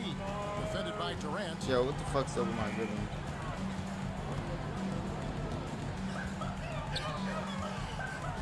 Here's P. He's got 31. Irving, good. Their abilities, again, to stretch the floor, particularly in this second half. And guys, boy, when you're hitting, it sure does work. It obviously opens up major options at the offensive end. Here's Durant. He gets it in there. Durant's got 4 this quarter. They're scoring boatloads of buckets. It's raining buckets from inside. He passes to Irving. Uncovered. Pulled the shot a little up, but the bounce. It was getting to the point where I was just starting to think that's his way. Irving's got 12 in the game. Assists like that have typified their effort today. Terrific ball movement. Let's check in with our reporter, David Aldridge. Kevin, thanks. The NBA 65-game Let's go, baby. I missed that. But Adam Silver says, ultimately, this is about the fans and putting the best product forward. Load management was not working for us. This is having the desired effect. The guys So, baby. I missed another. They want to be on the floor, right? Keep them tuning in. Good stuff, DA. Thank you. From deep three-point land, it's in and good for his 6th field goal and 10 attempts. In a moment here, take a look at some of the hustle stats for the Mavericks. And they've shown great focus on the defensive end, putting constant pressure on the ball and really disruptive in terms of what they've done defensively. And also, guys, the tenacity they've shown on the defensive end has been something else. Look at how many blocks they've tallied thus far. And there it is for him. I got my triple-double, though. He's got 27. This has been one of the most elite, consistent scorers since he entered the league. Luka in the house. And finished up by KD. And the one-hand slam just looks so pretty when it's in his hand and he's the one doing the slam. Agreed. He is smooth as silk, even on a power finish. Here's P, and he says, Sit your ass down, D-Book. And that's I broke his 70-point record against him. Give him 2 points and tacked on some for style. Oh, he deserves it. He deserves all the points he can get there. Sensational. I'll tell you, no matter what he does, he can't find his rhythm, and you get the sense he's starting to press a little bit. If I wasn't so open, I wouldn't have shot that over. Norkic has got rebound number 5 here tonight. Here's Allen, and Allen slams it in. He just bangs down the one-hander. 2 very easy points right here. And stolen by Booker. So after we quickly bop him, we blow up his Pass to office, Allen. make our way over to the church to see if Sam has completed the job. Which you do. All we have to do now is escape the police, which Back we to do Booker. flawlessly. Oh, that's the car, that's the car. Here's That's the not 3. Get in, get in, get in. And the rebound goes to the Mavericks. Sometimes you just have an off day, and this is It's one bullshit. of those days for him. GA, when we think about Devin Booker's scoring ability, he always has been ahead of the curve. The youngest player Really ever took to me score out. 70 in a game, amongst the youngest to get to 10,000 points. Booker is on a historic scoring pace. Washington's checked in for Dallas. And a change for the Suns. O'Neal's checked in for Grayson Allen. Three-pointers are killing them at this point, and they haven't been able to respond at the other end. Blind pocket. I just got tipped. Nurkic a screen on Doncic. And finished off by Nurkic. You can always count on D-Book to make the right reads when he's in pick-and-roll action. He's so smart. Here's P. Started by O'Neal. For completing the mission, a trip to the country. We need to go check on Sam, who was doing a deal with our Canadian friends. Stolen by O'Neal. They were raided, and they got raided by Booker with no one around. He's not doing Good, and the assist goes to O'Neal. Booker's got 12 points in the game. Oh, what an ugly start to this quarter. Only 1 of 8 from the field. Dallas again turning it over. The league's long-distance bombers are setting their sights on the three-point contest this season. Here are some of the early favorites to make up the field. And I love the way the voting is shaking out, Kevin. Just straight us. So no problem for Dallas as they get the They saved me for the rest of the game. This sends them straight to the NBA Cup Tournament Finals. A huge honor and a great opportunity for this team. Oh, yeah. I mean, they knew what was on the line tonight, and I think they played with postseason intensity to punch their ticket to that finals contest. And now let's catch up with David Aldridge, who's standing by from the sideline. All right, Dave. Thanks, Kevin. Luka, you played well and you got the win. So what made the difference? Yeah, I think we had a great game. You know, I think it was a great game today. You know, we step up together, play good defense, and it was a great win. Thanks for your time, man. Appreciate it. Kevin, back to you. Thanks so much, David. Thank you for joining us. That'll do it for now. For Greg Anthony, Doris Burke, and David Aldridge, this is Kevin Harlan saying thanks for watching. And now, our player of the game, P. Blood on Beach Hill. With Frank out of the picture, the family was falling on hard times. And we need to make a deal. A great deal, in fact. And for completing the mission, we get the trophy Best Laid Plan. Luka scored more than me. What we do is make it look like we're stealing booze off of Don Morello's alcohol cellar, where we get pulled up and have to protect the truck from Morello's goons. Oh, I killed the driver, I'm nuts. I'm insane. Blew that car up. Wait, what happened to the truck's Bulls at Mavericks, let's get it. Yeah, I don't really know what just happened, but on the next attempt, we defended the truck excited pretty for well this. and delivered the truck safely to complete our mission. Best laid plans. Great deal. Absolute great deal. What a bargain. We get the next trophy the day the war began for We're gonna cook completing them the now. mission Bon Appetit, where there's actually no violence. Me and the Don just get to go out for a nice lunch because his driver called in sick, and of course there's violence. It had After 133 guys point who differential. ambushed us- It had a 94. Hey! Home run! Swing for the fences! We now have to go take out Salieri's driver, who called in sick. And with another mole gone and an attempt on Salieri's life, the war has begun. The day the war began, we didn't even get to eat, man. For completing the next mission, Miami's birthday, pretty we shaky. get the trophy Death on the Water, where we need to cause a death Where the on seas the water at? by going full hitman mode, where we change into a sailor's outfit to sneak onto the boat and collect a pistol from the janitor, and wait till the fireworks go off to cap one of the politicians in Morello's pockets. Death on the water. Happy birthday! We get the next trophy when God stops smiling for completing the next mission, where we are finally going on the offensive and taking out Sergio, one of Morello's top earners. And apparently, that's his brother. Sergio is really lucky, but let's see how lucky he is when we plant a bomb on his car and his wife comes out. His wife? So it turns out he wasn't home and was actually at a diner. So I guess that's lucky, but we head over there and chase him down. I'm very much in control. Yeah, look, I'm not gonna say anything about that one. But we end up chasing him down back to the docks, and after making a montage out of Sergio's men, we finally catch up to him, and, not so lucky there, huh? Bang! When God stops smiling. I don't think he's so lucky no more. Now, the trophy we got when Morello tried to take out Salieri was the day the war began. And can you imagine what's going to happen in this next mission, creme de la creme, as the trophy we get for completing the mission is called The Day the War Ended. But we finally had enough of Morello, and it was time to go after him. But he leads us to an airport after some immaculate driving, and after taking out a bunch of his men, obviously after dying a couple times, he takes off in a plane that we shoot out of the sky. And after tracking down the plane, we find the Don. Oh! The day the war ended. Don Morello, more like, Don Morello. With Morello out of the picture, it was finally time to relax. And never mind, the Don wants us to take out another politician. He's been flapping his gums a lot about cracking down on our businesses. Which, if I'm being honest, doesn't sound unreasonable. I mean, yeah, okay, this guy, let's kill him. And doing so gets us the trophy, A View from the Top, where we climb an abandoned prison to the guard tower and take the sniper rifle that was left there and snipe the guy who wants to stop crime. Look at them all scattering into FPS.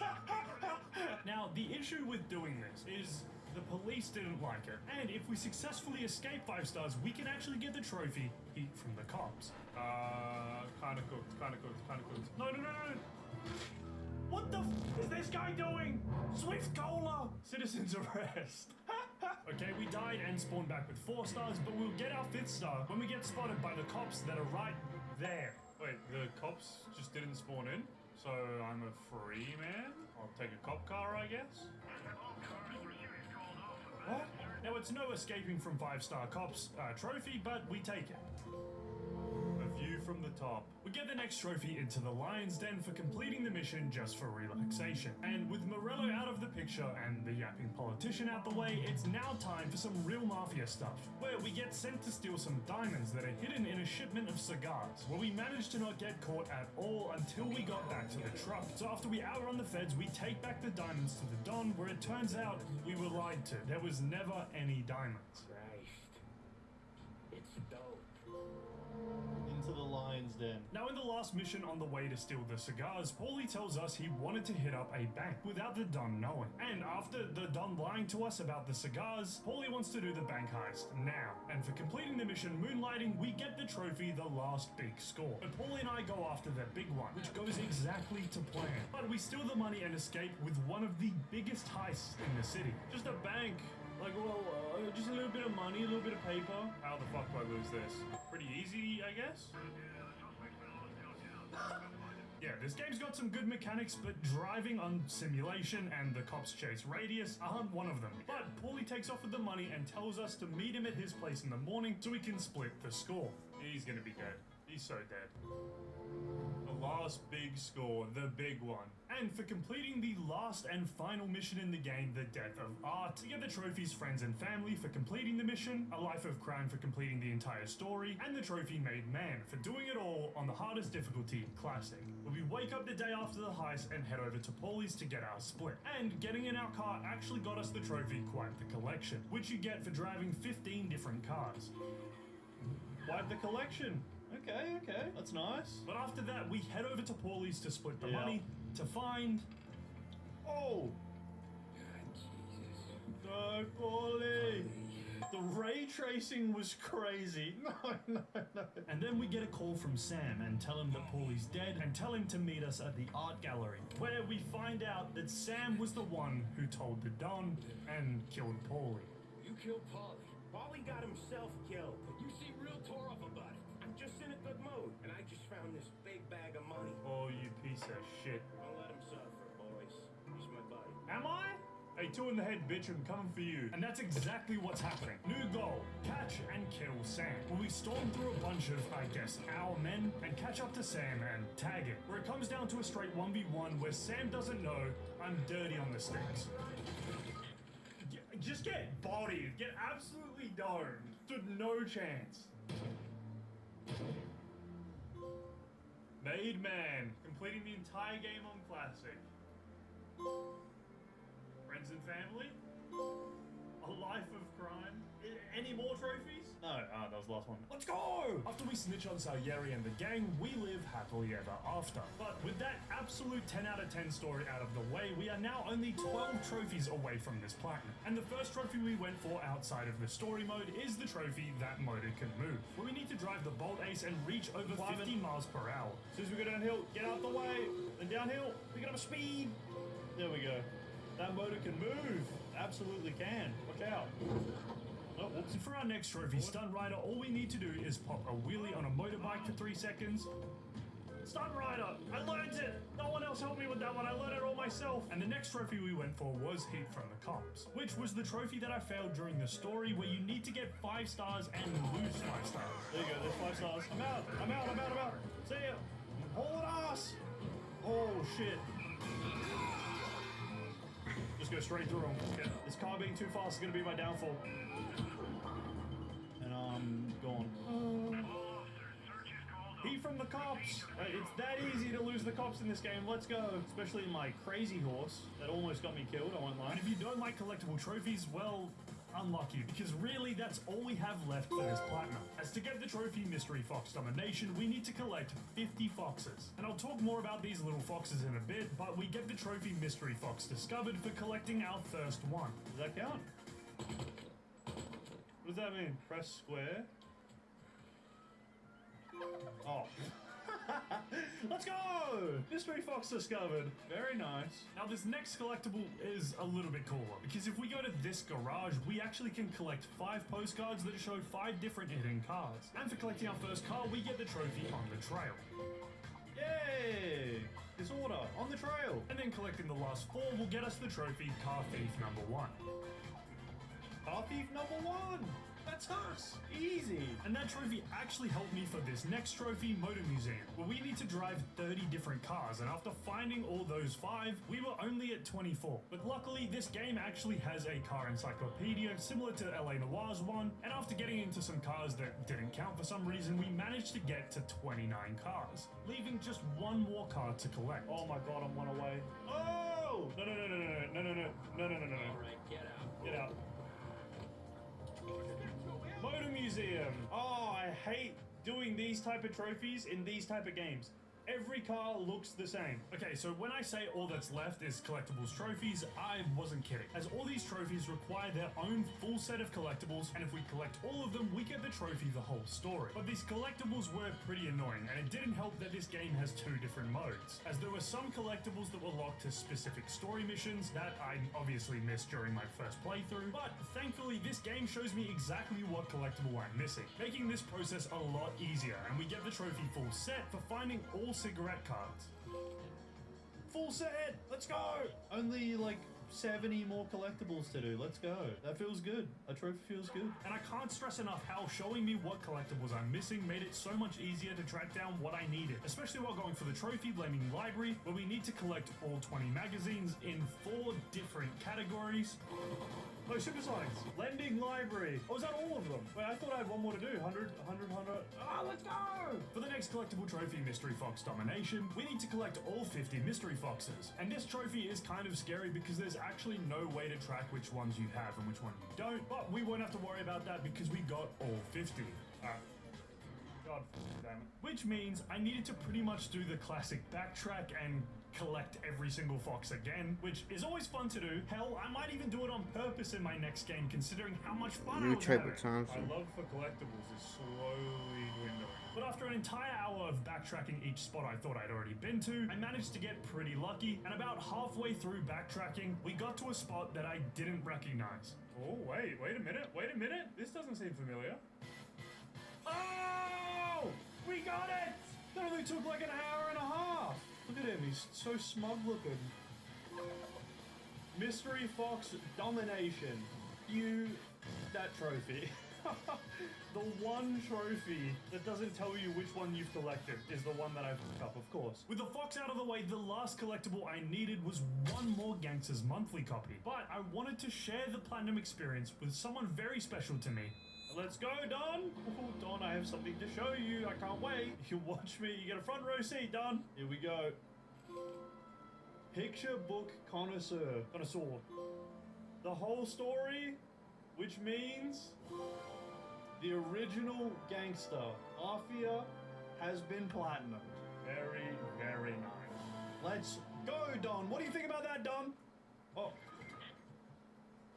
A quick shout out to the sponsor of this video, Star Wars Hunters. Remember to go download Star Wars Hunters and check out all of the brand new things that are happening in the Season 2 update. And you can download the game for free on the Switch, iOS, and Android with the links in the description and the pinned comment. Thank you, Star Wars Hunters, and thank you for watching this video. If you enjoyed it, make sure you subscribe to the channel. Let me know of any games you want to see me platinum, and check out the Twitch where we plat games live. And I'll see you in the next video where I won't miss a single collectible.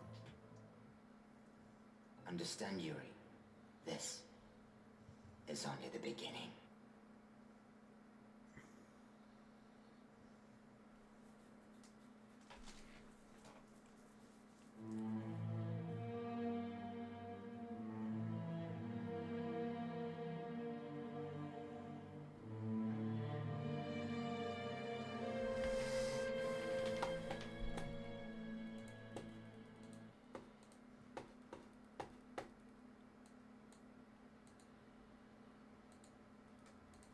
Hello everyone, and welcome to episode 166 of Analyzing Evil.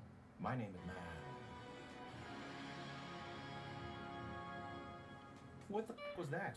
I don't know, man. Anyway, our featured topic for this episode is going to be our patron pick for January 2024. I'll probably get Mafia new one on PS5 when it comes out.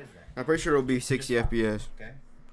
If it's not, PlayStation first. Alright, so again, this video features our patron pick for 2024, the Joker from the Arkham series of games.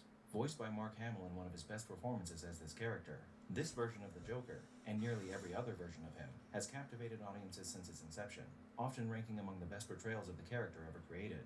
And in this video, we're going to find out how this Joker stacks up against his counterparts in terms of villainy by delving into every bit of information that I could dig up on his character. Now you might be wondering what I mean by all the information I could find on him, as canon in the Arkhamverse is subject to heavy debate, and if you're a purist, it's pretty much the games that are the only officially canon parts of this story. However, all the material that's been created as tie-ins to the games provide us with a lot more information about the Joker that greatly enhances his character. So in this video, I've taken every piece of Arkham-related media into account when analyzing this version of the Joker. And those materials are of course the four mainline Arkham games, Arkham Origins Blackgate, Arkham VR, The Assault on Arkham Film, and the following comics: Road to Arkham, Arkham City, Arkham Unhinged, Arkham City Endgame, Arkham Origins, Arkham Knight, and Arkham Knight Genesis. Now with all that out of the way, let's begin. As far as an origin story for the Joker is concerned in this version of his story, there is no single concrete answer. However, there are several indicators were given in Arkham Origins that point to the Joker having a similar origin story to the Joker we can find in The Killing Joke. And I was better educated on these similarities through a question that was answered over on Quora by a user named Yan Chun Lung. So if you're watching this, thanks Yan. In The Killing Joke, it's revealed that the Joker was once a lab assistant who decided to quit his job and try his luck at becoming a comedian, while also being a married man with a child on the way. Unfortunately for pre-Joker Joker, he apparently wasn't the greatest comedian, and his dream was quickly becoming an untenable profession that was bound to leave him and his pregnant wife destitute, sooner rather than later. In his desperation, he chose to sign up for a heist with the Red Hood gang, which involved the robbery of a playing card factory that stood adjacent to his old place of work at the Ace Chemical Company, a heist that he was convinced that he was a crucial part of. But his part in actuality was one of the tour guide and the fall guy, the man that this gang would throw to the wolves should they be ambushed by law enforcement, or worse. Unfortunately for this clown to be, his wife would perish in an accident the day of the heist, along with his unborn child. But the tragedy of this fateful day was far from over. The criminals he had signed up with were not so willing to let their new patsy off the hook just because his entire world was collapsing, and they forced this grieving father and husband to accompany them on the robbery, regardless of his pain. Unfortunately for the gang, there was a new security detail working the chemical plant, and as he tends to, Batman made an appearance during the robbery and put a stop to their heist. And spurred on by the overwhelming despair he had experienced as of late, our unnamed man chose to toss himself over a railing into chemically polluted waters rather than submit to the punishment Batman had in store for him, which permanently disfigured him and gifted him the Joker's signature chalk-white skin, green hair, and deadly red grin. A man who was thrown over the edge of sanity because of just one bad day, or more appropriately, one bad day that served as the igniter for a life already in decline. Now, the sequence we're given in Arkham Origins is slightly different, as the Joker is pushed into a vat of chemicals rather than jumping of his own volition into a polluted chemical outlet. But in the side-by-side comparison you've been seeing on screen, it's pretty clear where the creators of I the think I series see drew some mods inspiration I from like. regarding his origin. But even in The Killing Joke, the Joker admits he has a hard time remembering just exactly what happened to him. And in the Arkham City comics, he even explains that he's some sort of alien sent here from another planet when he was a baby, a la Superman. But there's actually two more indicators that the Joker's origins in the Arkham universe is the same one that we find in The Killing Joke. When Batman is infiltrating the Joker's headquarters at the Gotham Royal Hotel in Arkham Origins, he finds that the Joker has converted the sprawling complex into a macabre amusement park, one filled with deadly rides and whimsical torture devices, complete with victims. And when the Joker is talking to Batman about the renovations he's made, he has this to say.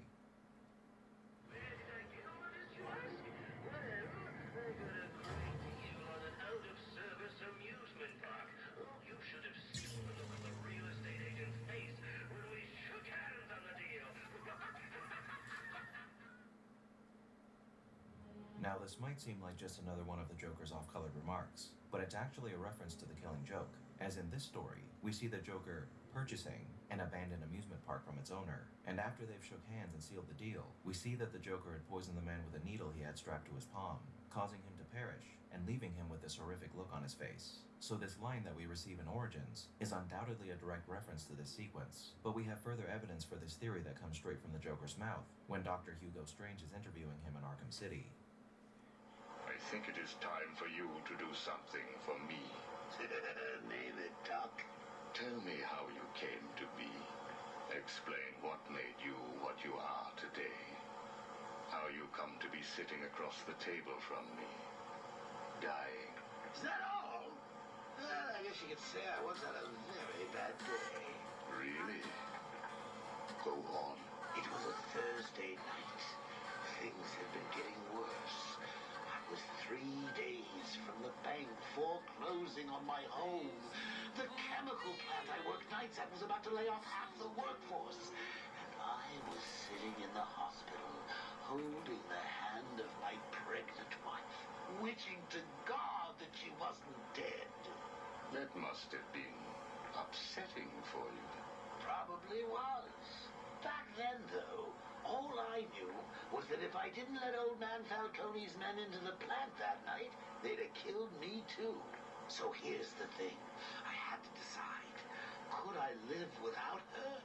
Was there any point going on? I've got to admit it. I was scared. Not of being dead, you understand. No one would blame you if you were. It is perfectly common. Do I look common? No. I was scared of the part just before you die, when you don't know what is about to happen, when you're desperately clutching at life and trying to hold on with slippery, blood-covered hands. So I made a decision right there. And what was that? That is a story for another day, Strange. I think I may need to see a doctor. Get me one. You were telling me about the night your wife died. Oh, no, Hugo. As I recall, I was waiting for you to send me another doctor. We both know I have sent you 3 more doctors. Did you? Yes. One was left dismembered outside the elevator to my office. The other 2 have not been seen since they were sent to you. How careless. Listen, Doc. Professor. Okay, Professor. I'll give you a little more. I just hope you're taking notes. It's the day after, and I'm standing in the freezing rain, just staring at the chemical plant, feeling numb. Jeannie was dead. It didn't seem real. I can remember the day I first met her infectious smile as I told her bad joke after bad joke. How, even after living with the pathetic wretch I was, she still wanted my child. And then they arrived. Reality's way of yanking me another wedgie. Falcone's men told me to cheer up. He said things could be worse. I asked him how. He grabbed me by the collar, pulled me close. He'd been eating garlic, and each word stank as he threatened to perform oral surgery on me with a nail and a brick. Ready to die. They hand me a box. I remember thinking it was heavy. Was it a bomb? A gun? I'd never used a gun before. Were they that heavy? And what was in the box? How's that doctor coming along? I'll get you one. And when you do, I'll tell you the rest. You are looking a little better, yes. Well, I have my good days and bad days, but I do try and start each one with a smile. Are you ready to continue your story? Yeah, why not? So where was I? The box. Ah, yes, the box. So there I was, tearing open this box, expecting the worst. And all it had in it was a crazy red dome and a cloak. I thought they were having a joke with me, but oh no. They made me put it on. They said it was a disguise. It would keep me safe. It smelled like garlic. And that was it, really. I was dressed up like a spaceman, barely able to see, trying to break into the one place in this town that had given me a job. Have you ever tried to walk with an enormous fishbowl on your head? Don't answer that.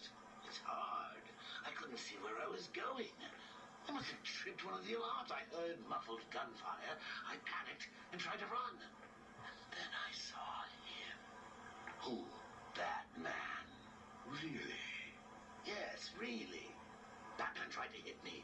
I moved out of the way, but, well, what you need to understand is I had this giant bowl on my head, and I lost my balance. It's like life, really. One minute everything's bad, the next your wife's dead and you're hanging on for dear life, suspended over a tank of experimental chemicals. I'm sure he'd say he tried to save me, but we all know he didn't. I fell. For a second, just as I hit the surface, I thought I may just get away with this. I assume that wasn't the case. Do I look like I got away with it? I was drowning. The chemicals were burning my skin. My entire body felt like it was on fire. It was all his fault. Whose fault? Batman's? Who else? Yours? Come again? Let me tell you what I believe. I believe that you have fabricated a series of events that you use to conceal the truth about your condition. I've read 12 different accounts of your past. All different, except for one detail. Batman. What can I say? I like to keep things interesting. A wise man once told me that if you have to have an origin story, you're better off making it multiple choice. And never facing up to the truth of what happened. What you did. How you got here. Oh, I know exactly how I got here. A big truck brought me here from Arkham. You remember the asylum, don't you? Of course. Well, good. Because I'd hate to think that I'd fabricated seeing you watching me in my cell all those times. Excuse me? Hugo, you merry maniac. You were obsessed with me. You all were trying to get in here. Next thing you'll tell me it wasn't you who sent old Sharpie over the edge. Nice work, by the way. Thank you. So here's the thing. If you want to make sure that no one else finds out about your past, you should stop poking your nose into mine. Oh, and send me another doc. I think I need a second opinion. So with these three references, it's pretty clear that the creators of this series drew a lot of inspiration for the Joker's origins from The Killing Joke.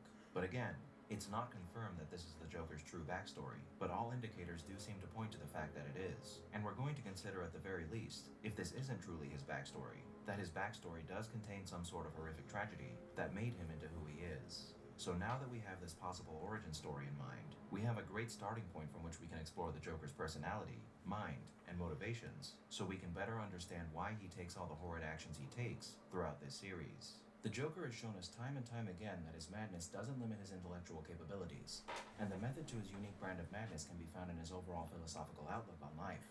And that philosophy can be boiled down to one singular phrase: life is just one big joke. But when applied to the story of the Joker, this common lamentation is given so much more meaning. If we abide by the assumption that the Joker's backstory here is similar to the one we see in The Killing Joke, or if it isn't, then it's at the very least a backstory with a hefty amount of tragedy baked into it, then we know that prior to his transformation, the Joker's life was on a downward spiral into destitution and despair.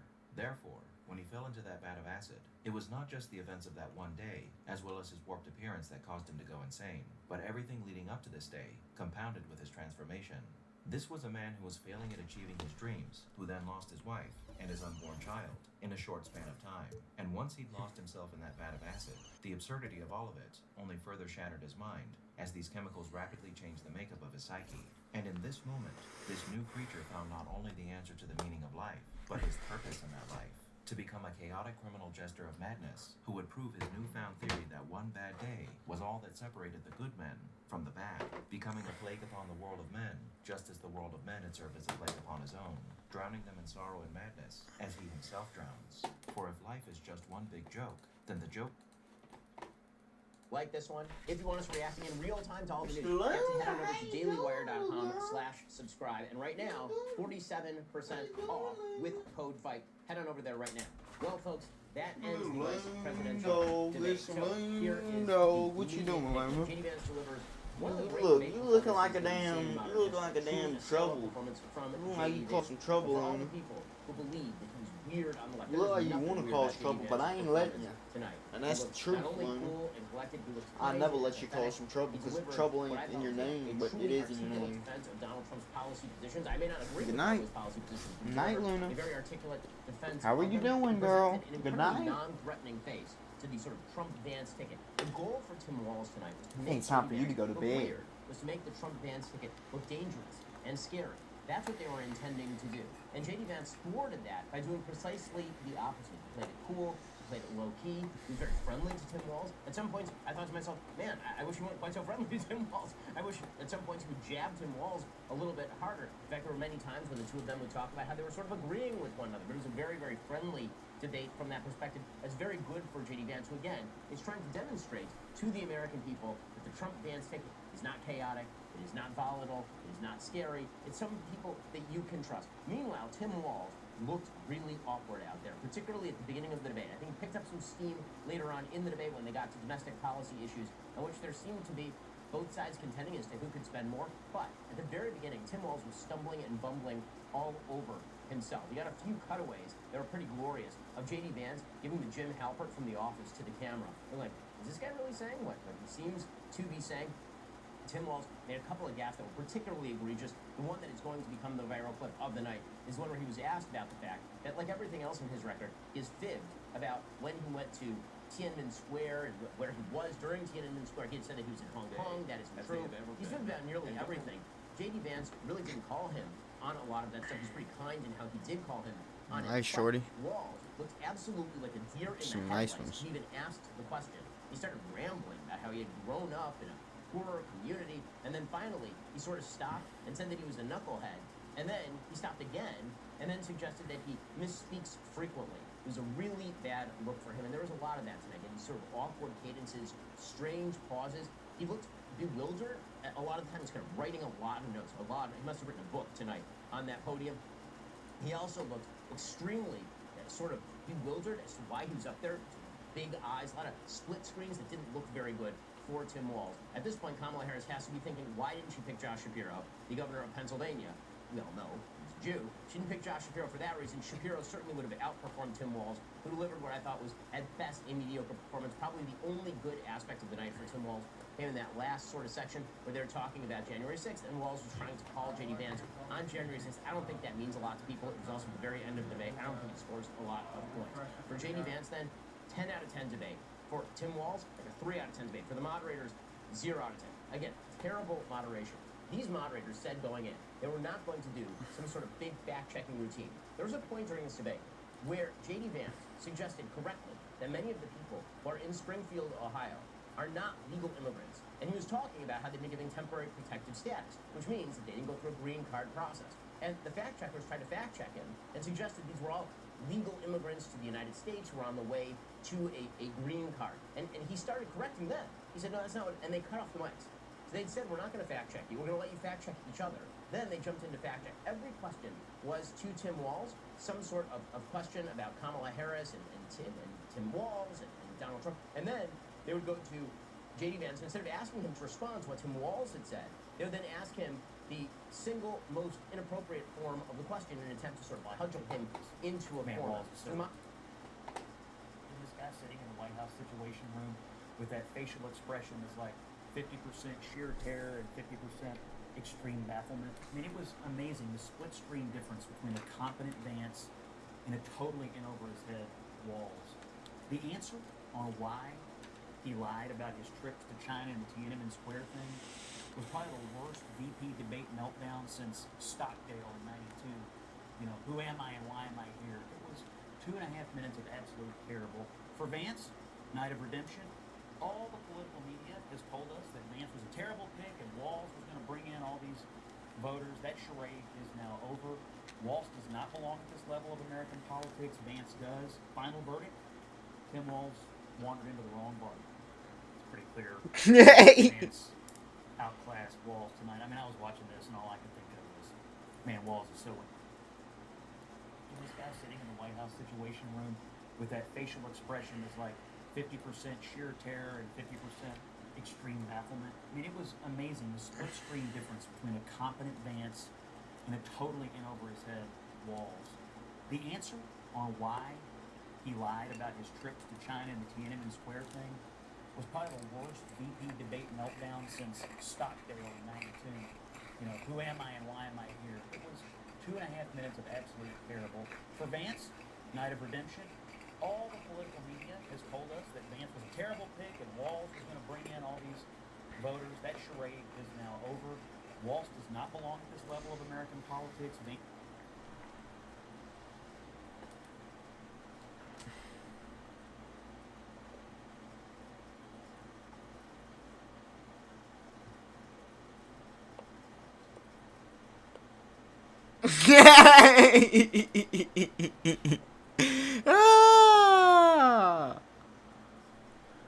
Man, that motherfucker got having the fucking the run of his life tonight.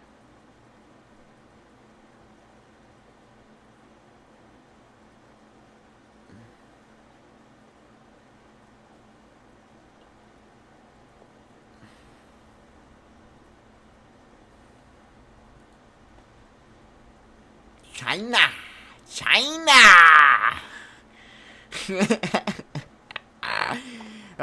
What you know about China, Mr. Timmy Walz? China.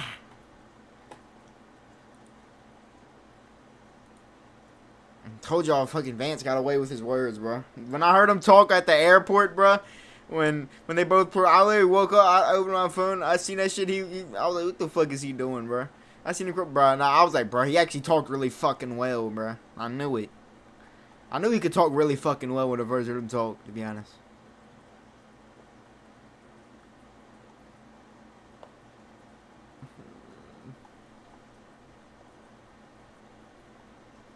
Dog said, I'm friends with a... I'm not even going to say the last 2 words, but y'all know what he said. I'm friends with a... Like, bro, come the fuck home, bro. I can't believe he really said that shit.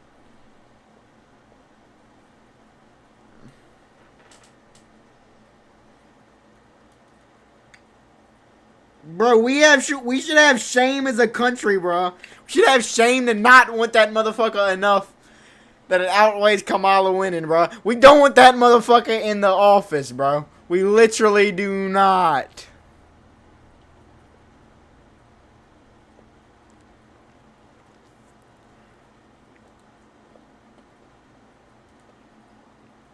Good God.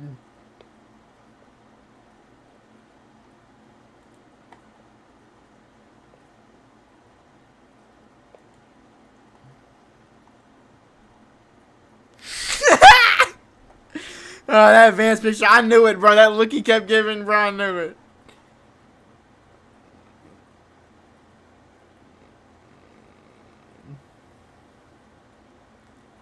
JD Vance looks ready to lead the country. Tim Waltz looks ready to try and sell you a used Buick. Twice. Timmy, answer for what you've said, Timmy. Timmy, answer for what you have said. Now. Timmy Waltz. Answer for what you have said.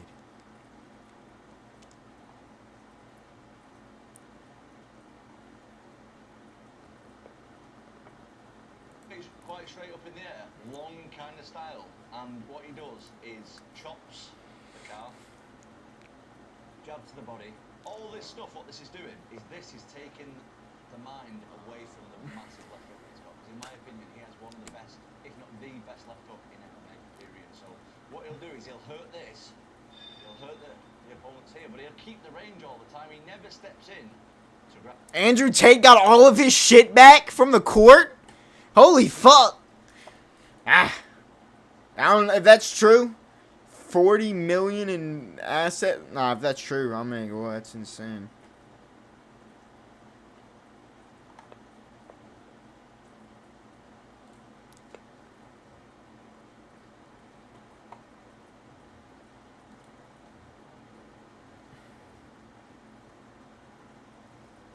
Green Bay. They put that motherfucker at 99. I did too. I put him up. I gave him bronze stats and shit. Only way to get her to play the game. Go dunk one. Oh, 80. Okay, that was all right. Good shot. You know how to do a dunk? Hey! Brown probably don't even know how to edit rosters and shit.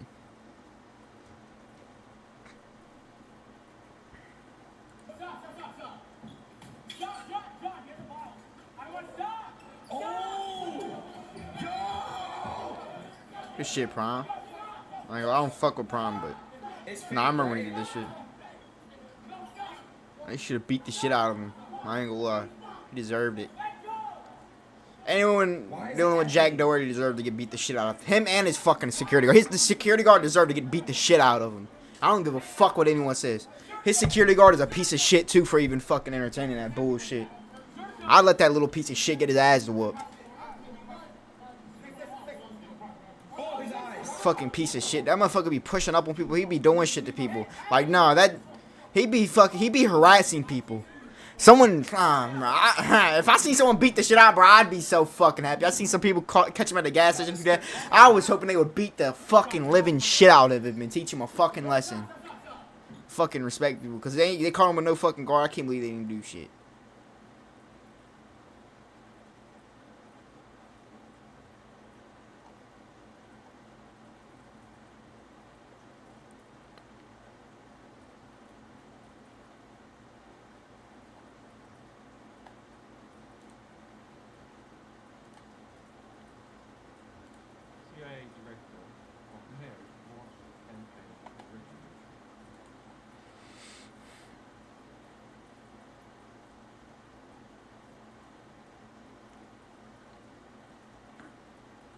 What the fuck? ISIS militant scream and cry before being destroyed by a Syrian tank. I'm not gonna play this. I want to see this shit. Oh fuck, they turn on the... The fuck is gonna get blown up? Nah. Yeah, they got blown the fuck up. Don't be a fucking terrorist. He's made twice now about saying that he was in Hong Kong during the Tiananmen Square protest. He was not. He acknowledged that. But this is the third or fourth time he said something that hasn't been true or it's been an exaggeration. Does Governor Walz have a problem with the truth? No. This was a mistake. He was there. This was a mistake, like his fucking military shit that he lied about. It's fucking bullshit. Every time it's a fucking mistake, it's an accident. Shut the fuck up. We're done believing that bullshit, bro.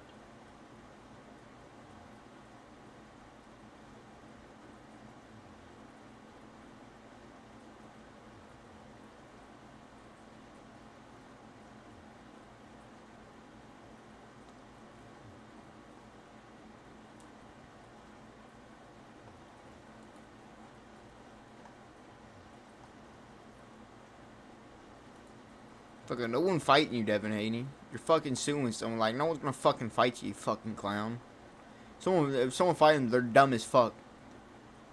I don't give a fuck if you won't sue them. They're dumb as fuck. Fight them after doing that shit. Just for the little chance.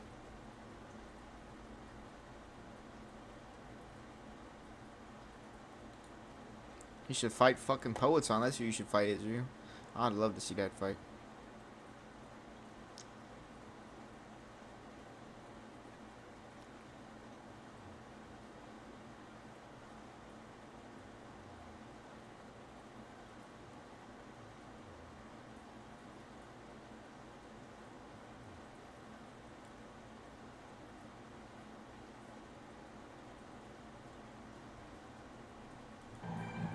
It's over, buddy.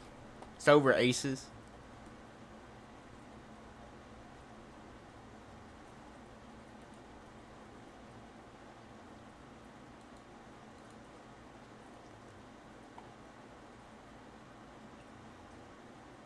Minnesota, there were 8 deaths among infants who survived abortion attempts during Tim Walz's tenure as governor. It happened.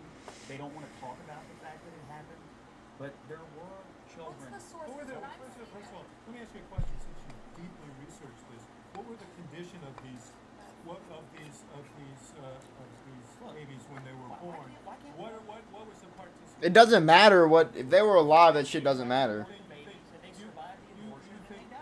think that families casually toss them aside? No, tell me what their condition was. Could they have survived? And was it a case of families not wanting children to suffer when they were told that they are doomed? Yes. Is that the reality so? That seems important to me. It happens. That's the fucking point, you fucking idiots. It happens. When women and that gender gap continues to divide, not in your favor, because women. Just putting that shit to the side is insane. Even if it happened 8 times only. It's ridiculous it happened any times. JD Vance to go up there and try and push that narrative. And that is what I'm saying when I said he presented well, but his policies and what he was saying was not truthful. It just wasn't. And that is why the overwhelming American people, since Roe has been overturned, you guys are not winning. You are not winning. And if you run on this issue, you will not win in November. They're not running on this issue. They're running They're on, lying on it. They're running on, it's up to the states, and they're running on Donald Trump's moderate position of some reasonable restrictions, rape, incest, and life in the mother. Can I just say something about this? You are one of your frequent go-to points is Kamala Harris said this in 2019. That's her position. Donald Trump said women should be punished if they had an abortion. Why shouldn't we hold him to that? You talk about his moderate position. His moderate position has been adopted over the course of this campaign for purposes of this campaign after he put the justices on the Supreme Court who overturned Roe, who created a crisis for women who live in 20 states in this country. His position is moderate and it is in line with what I think most Americans. Do you believe him when he said that women should? And I think Harris and Walz have proven. Yeah, I fucking believe him. He's a fucking degenerate. Trump was a degenerate long before me was a degenerate. You was a degenerate. Anyone was a fucking degenerate. He was a fucking degenerate. So yes, I fucking believe him. Like, I don't understand that part, bro.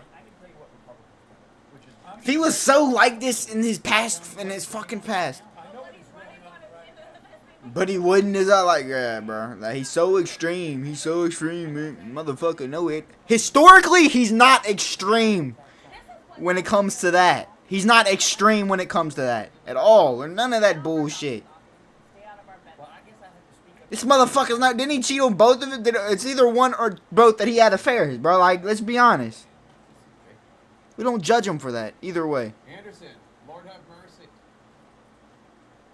That okay? Look, Kamala Harris got married like 10 fucking years ago. First off, and she has no kids. She has no children. Nothing wrong with that, but it's true. That's the fucking truth about it.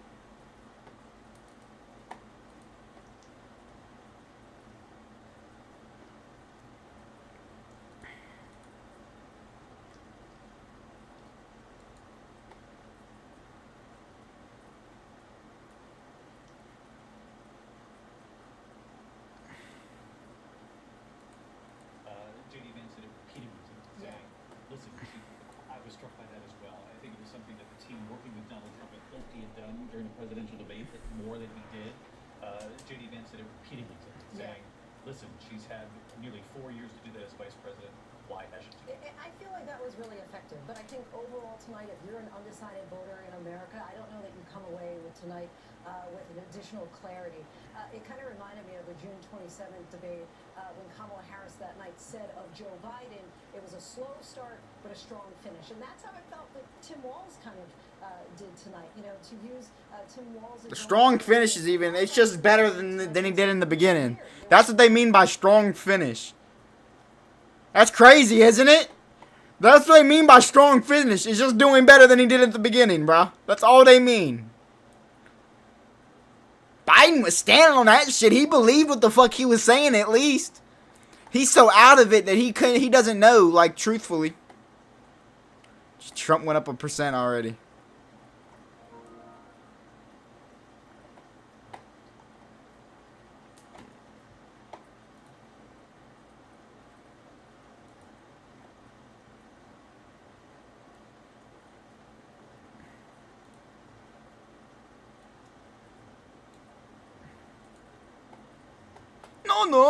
No, sir, no. Are you a fucking idiot, buddy boy?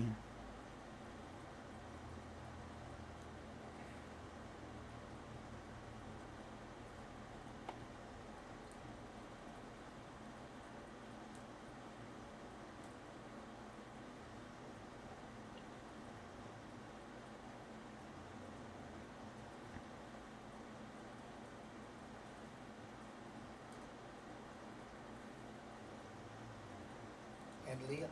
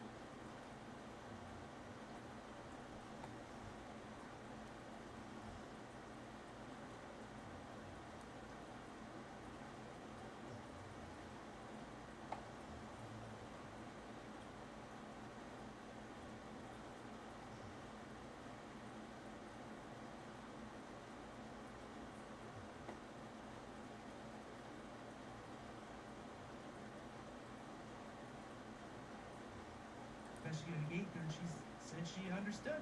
It was clear. So I don't know why we're rehashing it. Really, it's not really whether Miss Sergeant Gaither can understand it. That.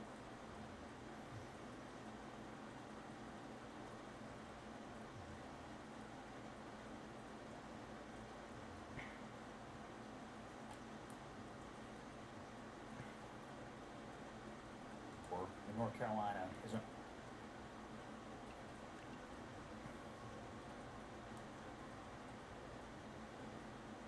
a bit of a buffoon. That motherfucker is an idiot, bro. He's a fucking idiot. Like, I'm sorry, bro, but you're a fucking idiot. And you can cause some real damage and some fucking real danger to our fucking country. So that's where I have to cut you off and be fucking mean to you. That you cannot do that. You're not allowed. We're not gonna allow you. You're fired. And you're probably gonna lose your governor position after this shit. You fucking nuisance. You fucking idiot. You fucking disingenuous fuck. I mean, you... Sometimes he's genuine, but... most time he's disingenuous.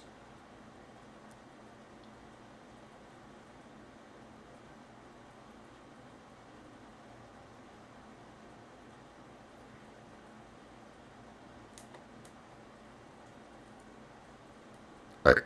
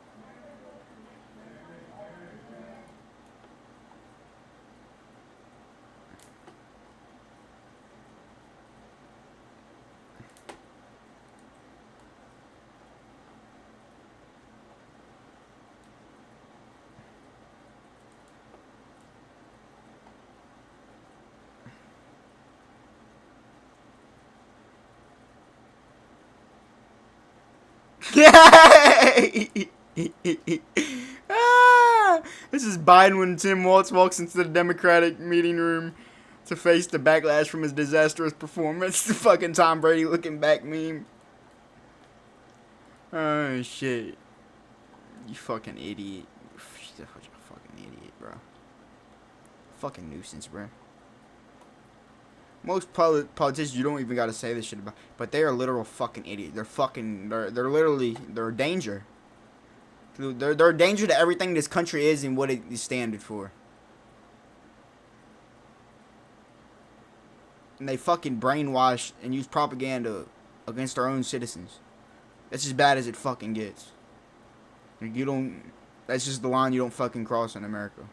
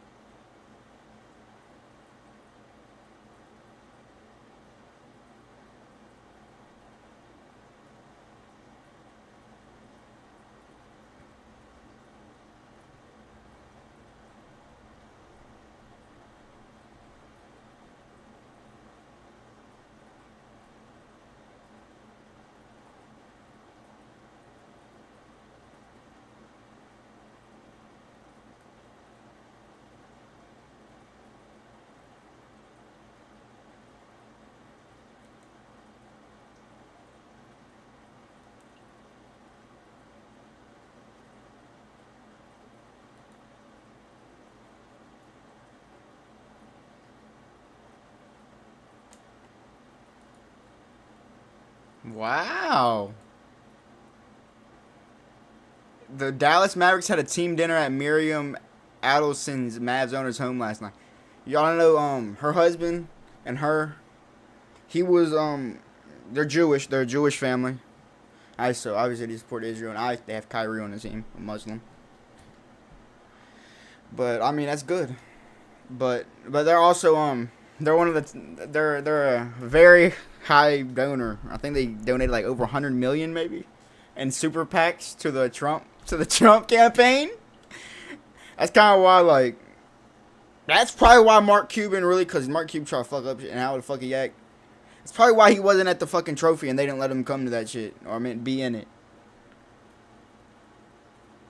Lucas said he in my because they were asking about the training camp in Vegas. That's where it is. He said he wasn't surprised because the new owners because they have casinos and operating casinos.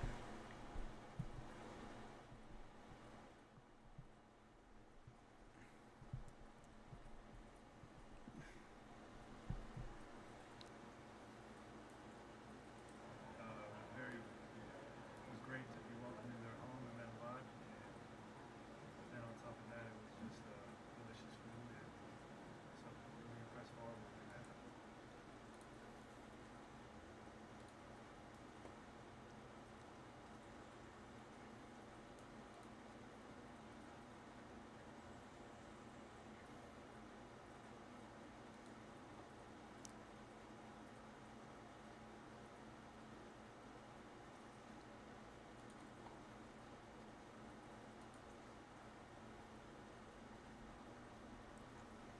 CEO owner. Israeli American.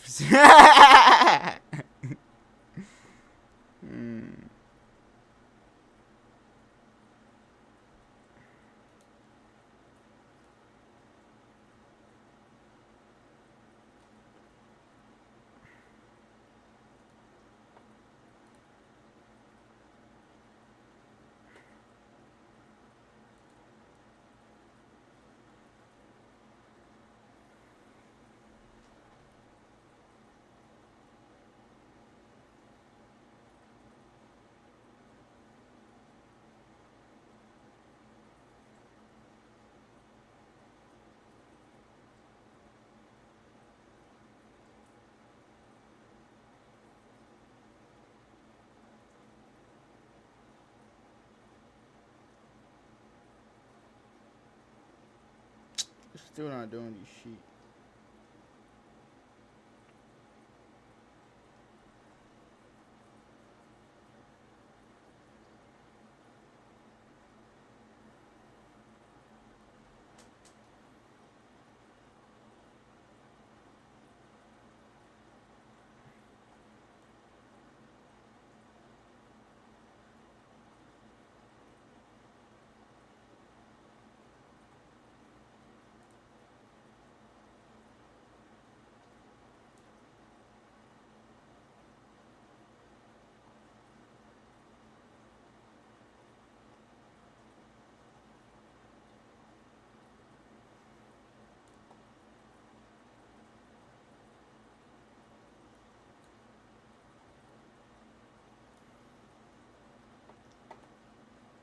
Yeah, I mean,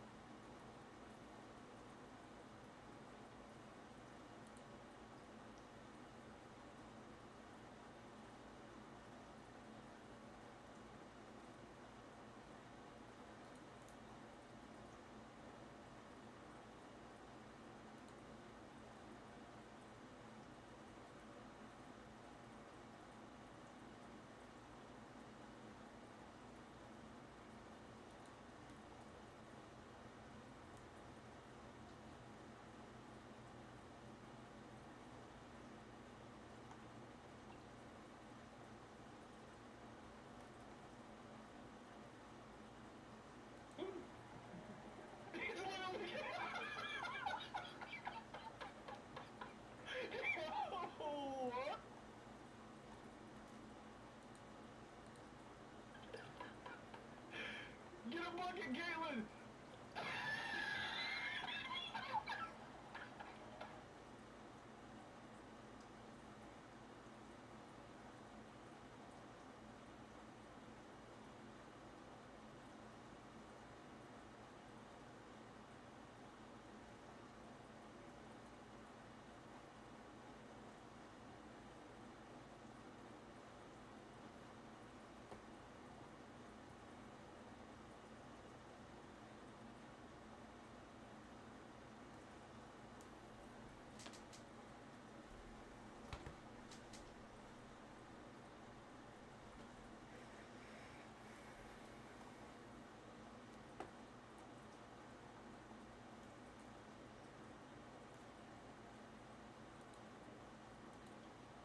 Mr. Chuluka, I can't wait for basketball. I cannot wait for basketball, bro. I cannot fucking wait, bro. I cannot wait for this season. We gotta go for that shit, bro. I'm rooting for us the whole fucking year, all the way until June, all the way until my fucking birthday, boy.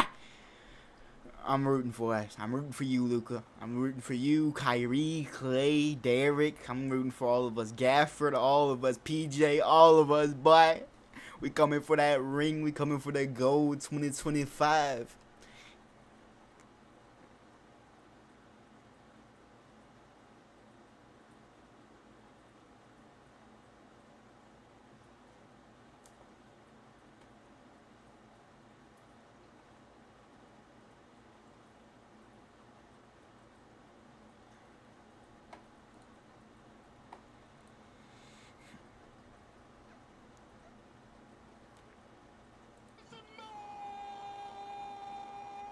What's your rise? It is cooking. Another mic drop, guys. I'll send it back to you. Just drop that shit for real.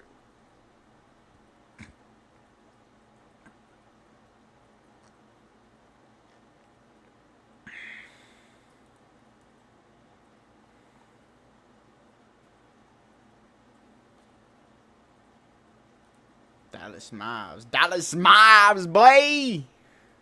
Oh my God, we're gonna be balling, kid. We're gonna be balling, kid. We're gonna be balling, kid. We're balling.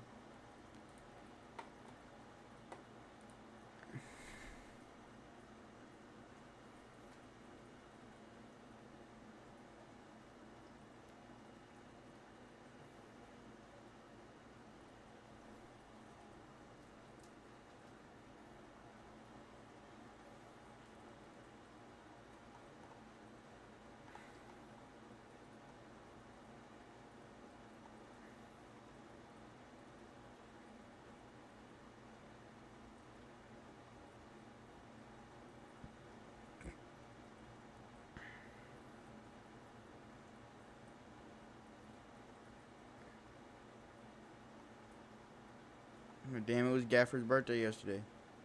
Y'all see that snake video, bro? Luka walked up, bro. Bro, he did exactly what the fuck I would do, bro. I'm not even risking myself near that shit. He's smart, bro. Some motherfuckers be walking right up to shit like, Derek, like, bro, he was comfortable with you. Like, yo, thought I was gonna be scared, bro. I'm like, yeah, I'm straight with that, bro. I'm like, bro, no, I don't give a fuck if you're scared or not. Get away from that shit, bro. Well, that shit bitch you. I don't even like taking that 0.1%, whatever the fuck chance it is.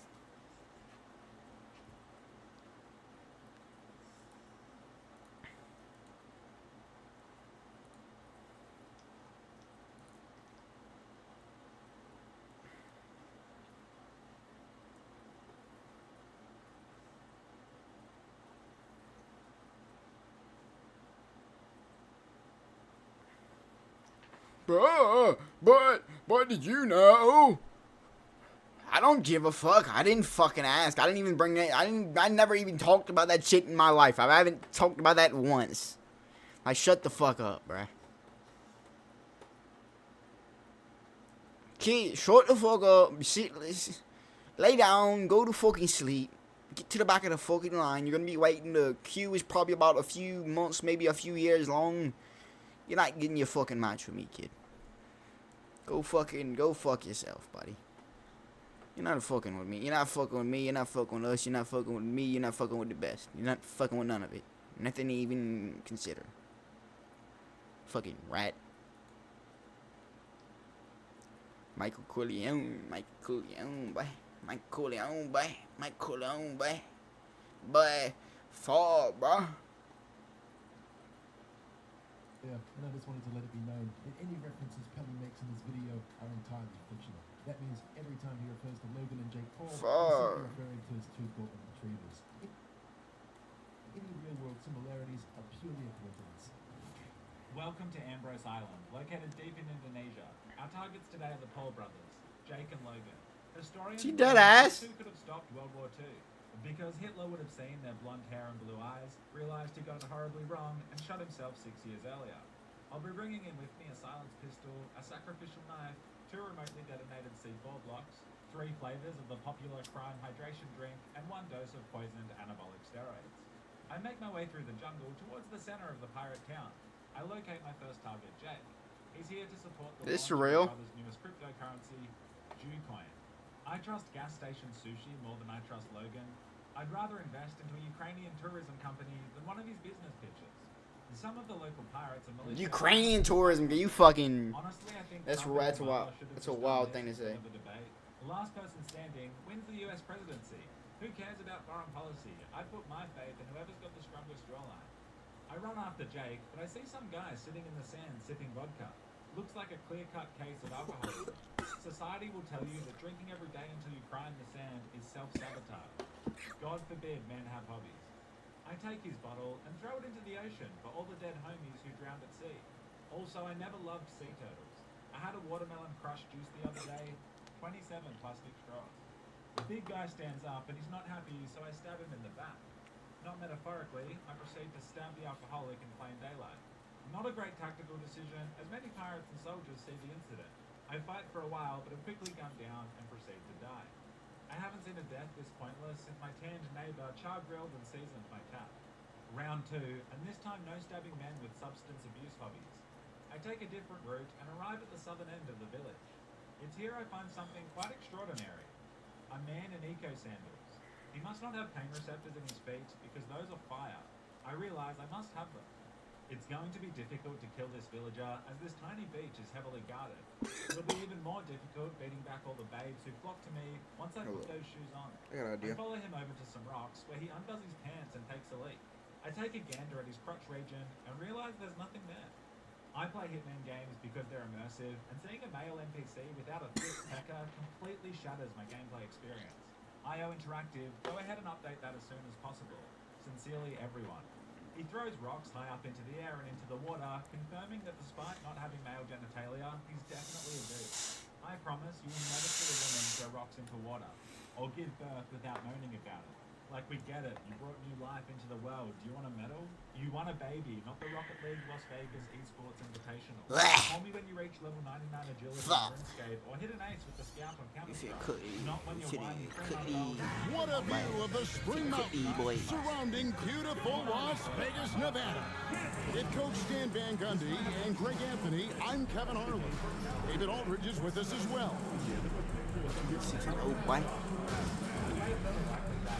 Taking a look here at some of the numbers for him. And he's tailed off in the last 10 games when it comes to his D. You can see his steals are down, but he's not playing with the same intensity that he had to begin with. The coaching staff got to get him motivated. Let's check out Chicago's starting lineup. Vucevic in at center with Williams next to him. All out there with Jordan. And it's Johnson in at the small forward. And for Dallas, the star backcourt, Doncic and Irving are the guard set. Be out there with Klay Thompson. And it's Lively in at the pivot spot, manning the middle. Well, thinking back to last year, the first ever NBA Cup, the Lakers beating the Pacers in the final 123-109. And LeBron James was named MVP of the tournament. And Anthony Davis went off in the final, 41-20. For the Pacers, yes, they lost that championship game, but the experience was huge for them. And I think really helped them with a deep playoff run. My receding hairline. Okay, it's not my hairline. It's a new faction. Jump into faction wars that put friendships to the test as you and your group try to ruthlessly conquer the That one up quick. And Ball sets up his teammates, and when they're open, quick to whip it around. One of the best ball movers in the league. Here's P. On the wing, Irving. They set the pick. To the wing on the left. Here's P. It's all in by the Bulls. They come in fresh off a win against the Heat. Mental toughness on the road. The arena was rocking, but they just got down to business and never let up. Nothing is better than winning on the road in this league. It's so difficult. You savor every one of those. Doing his job on the glass and doing it with force. And Greg, it's not everybody in the league who can make those kinds of plays. Well, he gets paid to be a factor on the glass. That's a nice dunk to finish it off. Outside ball. Pass to Williams. And some nice ball movement here by Chicago. Count it. Always a battle when you're up against Vucevic. His soft touch helps him convert inside. And now the latest from our reporter, David Aldridge. Well, I briefly spoke with Jason Kidd. Dealing with Lonzo Ball's playmaking was at the front of his mind. He told me Lonzo's a tremendous decision maker, so we've got to be quick to close off the passing lanes. We can't let him create easy baskets. The goal is to keep Ball's impact as a playmaker down to a minimum. Guys, back to you. Thank you, David. Here's Jordan. Makes it off the glass. Just setting the tone with an aggressive move to the rack. And where's the help defensively? Well, when you are the aggressor this early, it is intimidating. Here's P. After the Bulls pick up 2. The kick out to Irving. Inside. 5 to shoot. On the wing, Doncic. And Thompson puts up a deep 3. Another 3 for Dallas. With his strong shot mechanics, these long-range shots tend to look easy for Thompson. Hey, Coach, one area the Bulls can struggle with, defending the outside shot. Yeah, Kevin, they've been very poor the last few seasons on that front. Not closing out, missing assignments. It's strange because they were once elite in that regard under Donovan. And the timeout called here by Billy Donovan. He's going to have a discussion here on the sideline. Now we get a chance to check out the standings out west. Already we're in December. Let's take a look at Dallas. They've got the #1 record in the conference, and because of it, each night out, their competition is going to bring it right at them. You know, right now, Dallas, they're not an opponent any team wants to see on their schedule. They've been producing all season long. And guys, I don't see them slowing down anytime soon. Well, if you're able to strike fear into your opponent before even stepping on the floor, you're doing something right. Pass to P. The tray. The shot's good on the assist by Doncic. P's got a pair of 3s now in the first quarter for Dallas. Here's Jordan. It's rebounded by Doncic. Well, and even though he couldn't get that one to fall, that's a shot they want him taking. He no good. And he's a good shooter from outside, but not sure from that deep. Yeah, it seems like everybody's jacking him up from way out there these days. You want guys to stay within themselves. Mavericks leading by 5. For 3. Kept alive. And that one's good, Irving. Almost effortless looking. Kyrie's motion inside is so well practiced. They've been struck. Drop a British hip-hop gangster rap banger. I decide to locate and steal the cage key so I can free the big girl.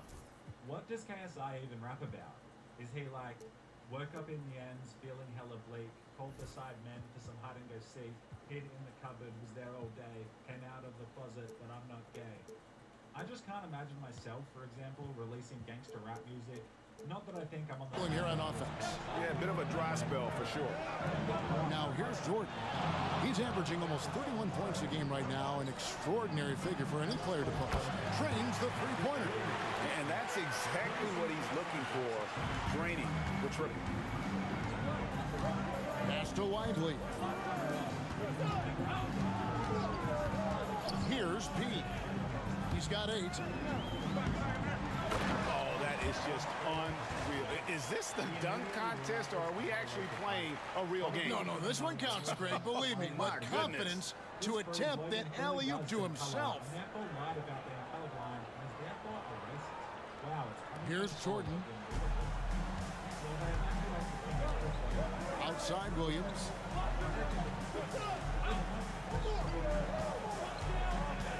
Back to Jordan. Releases. Up and in with the jumper near the hoop. Jordan's got 6. And their post play has been really solid right off the bat. Here's P. 10 points for him. Thompson outside. Here's P.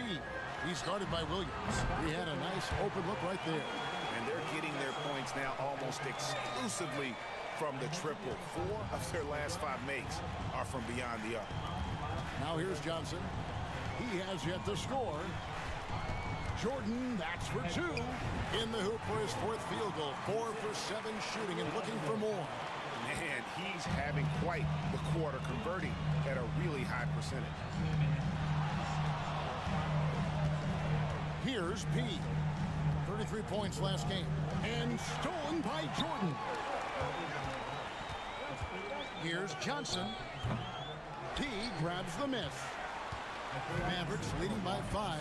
Doncic with it. Now guarded by Ball. Here's P. Off target with his 3. Chicago's gone 1 of 3 from beyond the arc so far in the game. Basket is good. He'll get a chance for one more at the line. Well, there's no question he's carrying the load in this quarter, but he's going to need some help. And the Bulls making a change here. Levine's checked in. And you compare a game like this to playoff level intensity?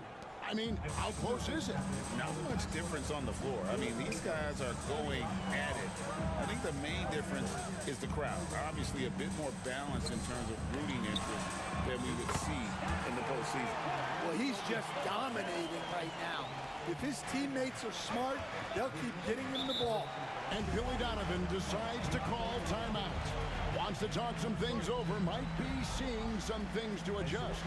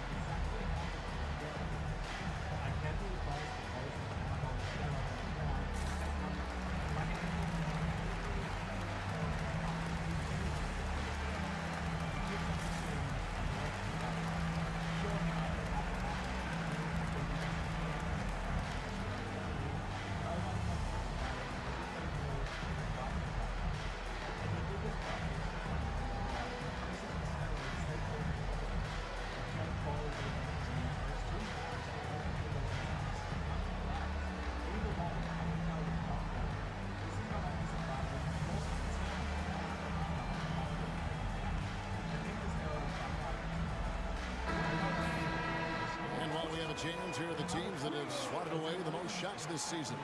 The Mavericks, number 1. And sometimes a team will get one guy who can block. Other times a guy finds ways to get others involved in blocking. It can be contagious. If he can do it, why not me? Then all of a sudden you look up and you're leading the league in blocks. You haven't fully lived until you've sailed across the Pacific Ocean to get fondled by an Indonesian pirate. Logan makes his way towards me with the aura of Shakira. Seriously, I don't know if I want to kill him or give him back shots. Those swinging hips are making Agent 47 question things. We begin chatting.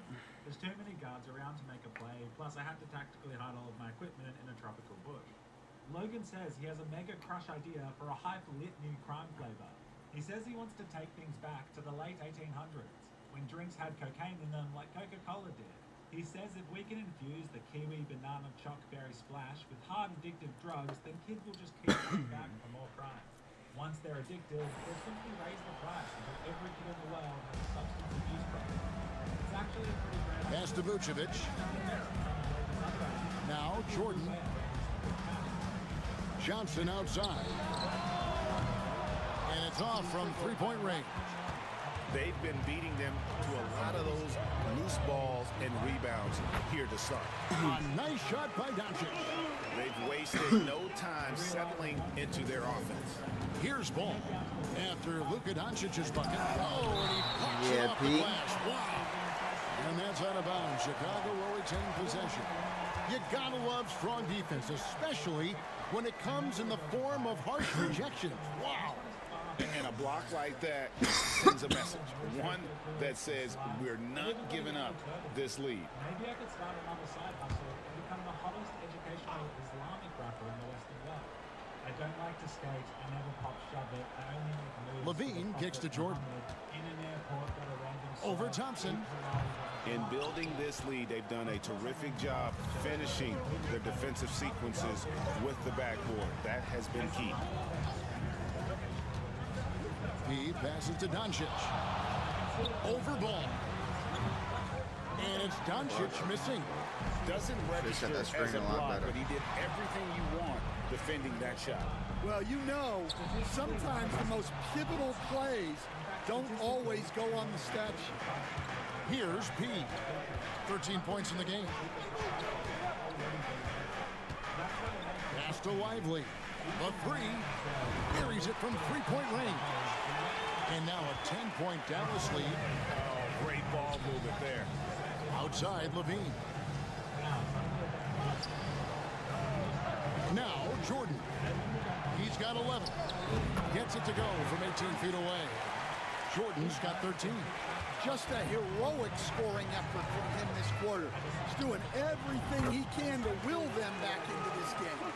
Yeah, we're seeing some fireworks from them already. Yeah, I mean, this is exactly how you want to start a game with a big offensive push.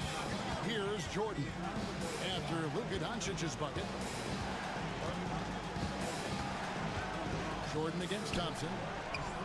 A shot by Jordan, no good. And they've come out with a take no prisoners approach on the glass here tonight, guys. Beyond the arc. He with the bucket. He's got 16. Guys, he's been a one-man air raid coming at them time and time again. Well, what I love about his three-point shooting is the spacing that he's adding. It makes things a lot easier for everyone else. The drive by Jordan, good. He's looking confident right from the opening tip. Here's Doncic, coming off a solid outing against Phoenix. Here's P. Go, baby! Keep getting him the ball. He's been a huge part of this offense. And guys, what do you think about the offensive approach we've seen so far for the Mavericks? Well, the thing about hitting early threes, it spaces the floor and makes things a lot easier offensively. And another thing... What? Are you fucking kidding me? Spreading the wealth and creating... Are you fucking kidding me? Now, here is Jordan. He's got 15. No one. Dude, bruh. I want a fucking 4-point play. Leading by 11. Fucking bitch. Here's Fuck, P. you gotta get 19 points in the game. The shot's good from Westbrook. Man, the triples keep falling, guys. That's 3. Fucking bitch. Fucking piece of fucking Chicago's shit. got just 2 of 6 to fall from three-point range so far in the first. Here's Levine, and he gets the basket. Officials blowing the whistle, so a chance at the line for one more. And that's just strength right there. Levine's time in the weight room paying off. You know, Stan, as productive as Zach LaVine has been, you get the sense he wants to compete for titles. He wants more than just the individual stuff. Yeah, and especially, Kevin, at this point in his career, it just hasn't all worked for the teams he's been on yet, but he's still got some time to figure it out. Yeah, he does.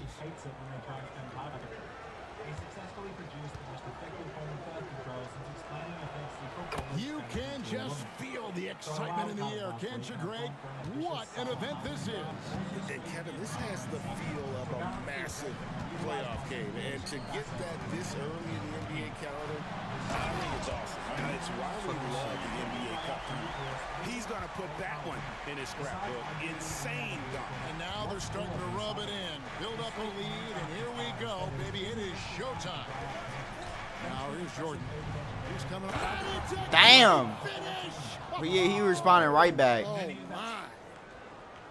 And I gotta say, sort of surprising he goes for a slam that difficult when they're trailing.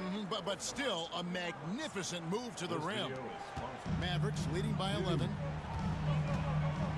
Pass to Washington. Here's P. 1 point in the game. Yeah, boy, get your ass out the game. Take that motherfucker out the game. Old-fashioned rim wrap. Just a remarkable gem. These fans' jaws are on the ground right Pull now. up for that shit. All right, come on, Lonzo. Let's go. Let's go, bitch. Let's go, Lonzo, bitch. Jordan.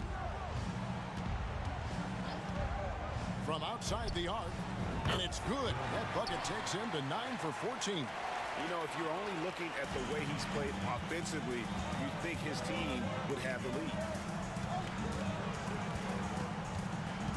Here's P. Guarded by Levine. Stolen by Levine. And the latest now from our sideline reporter, David Aldridge. David, it's all yours. Take it away.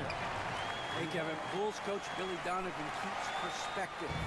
He says, I used to come back from a tough road loss, go straight to the office and pull an all-nighter, trying to figure out what went wrong. My highs were too high and my lows were too low. Go. You have to realize so much of it is just luck. The breaks of life. Kevin? That's right, D.A. We respect Billy Donovan as much as any coach in the NBA. But a good outlook there, you're right. Hey, thank you. He passes to Westbrook. This one for 3. Rebound by the Bulls. Hey, Luka running me 2-guard, bro. Outside. I got D Rose on the bench. Puts up a deep 3. Rebounded by Gafford. So you can get a ring. Leading by 10. That's a ring before you retire. Pass to P. To the left wing. Dallas moving the ball around. And here's Doncic from the arc. Up and in for the basket. Number 4. That makes him 4 for 5 now. Crushing it. Right. Now, they've done an excellent job of spacing the floor. Yeah, we thought this might be the case. You see a few of those go through the net, it becomes contagious. And the Bulls with another miss. Let's go. I had a So feeling it's that. Dallas looking Nah, at he a coulda made it. 13-point lead Coulda. heading into the next quarter. They've had But he such great didn't. ball movement and shot selection, and it's led to a terrific field goal percentage. And don't go away. We'll be right back. Please welcome Charlie Kirk, found. Phil Jackson is regarded as the... What is up, ladies, gentlemen, and frying pans? Today is the day we are starting a new chapter of 2K. 2K25 is out, and I have once again been swindled into buying it. But I am excited to start in some strange... Welcome back, everyone. This is the second annual NBA Cup Championship game. It's the second quarter. And a comfortable margin for the Mavericks here, guys. Well, they've been aggressive from the beginning, particularly on the offensive end. Yeah, and that's helped them get the lead. But we'll have to see if they can sustain this offensive output. He's checked in for Najee Marshall. And the Bulls making a change here. Let's go, buddy. So with Thompson sitting on the bench, here's the 5 for Jason Kidd right now. Big men on the floor formerly Washington and Gafford. I also got a Kobe Bryant Jr. up in this shit. But I like made him like guy like that, especially once he gets like older and I make him like bald, like Kobe. Really good. I made sure I got something that looks similar. Knocked away.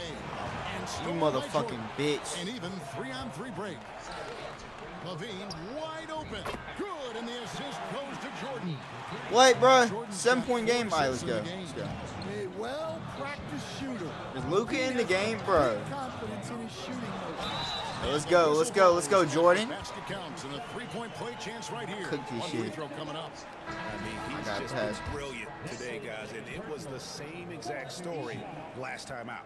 The Mavericks shooting their fourth shot at the foul line here. And they've had really good numbers all season from the free throw line. Catching up on the changes for Dallas. Derek Lively, he's checked in for Daniel Gafford. Klay Thompson comes in for Irving. And Doncic is subbed in for Russell Westbrook. Now, here's Ball. And they get some nice contributions from him on a nightly basis as he averages over 11 points a game. Levine can't hit. And we talk about the importance of protecting the rim. Right there, outstanding defense. Do we get it? Get it to There's Luka. a good screen. Yeah, Luka! The triple, Doncic. And that gets him going here in the second after hitting 2 from long range in that first. Johnson outside. Back to Jordan.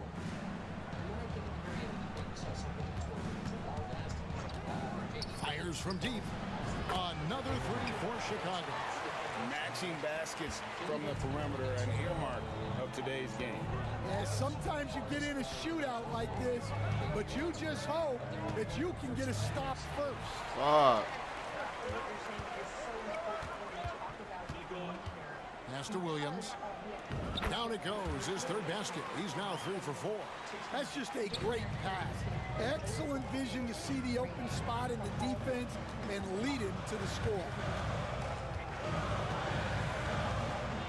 Here's P. Oh, that was some power on that dunk. And how's that for a one-man show? Put this fella on Broadway. The most magnificent alley-oop we could have seen. Now, here's Ball.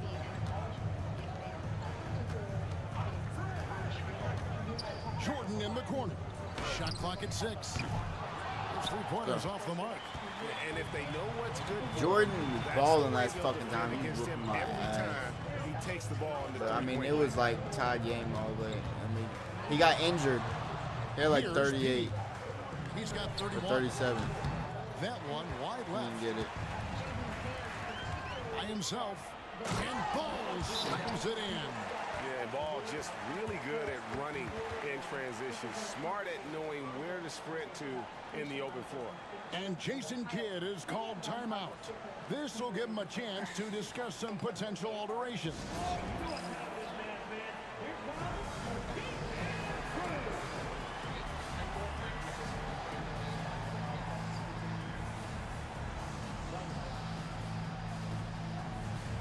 Found my taxes, 15 years.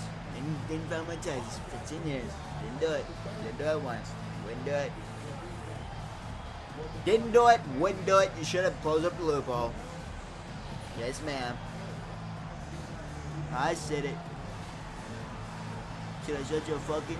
You should have shut your fucking loophole. I didn't say. I'm not talking about your mind. None of that. I said your loophole. You shut your loophole. You shut your fucking loophole if you don't want me to use it. You shut your fucking loophole if you don't want me to use it. Yes.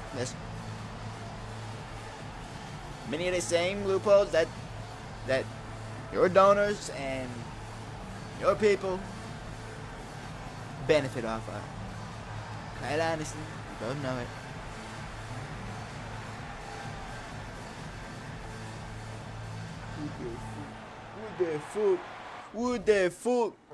What the fuck is going on? Harding promised the country a return to normalcy. That's what this debate was. It was substantive, far more substantive on the facts and policy than the leading candidates, the presidential nominees, have been to date.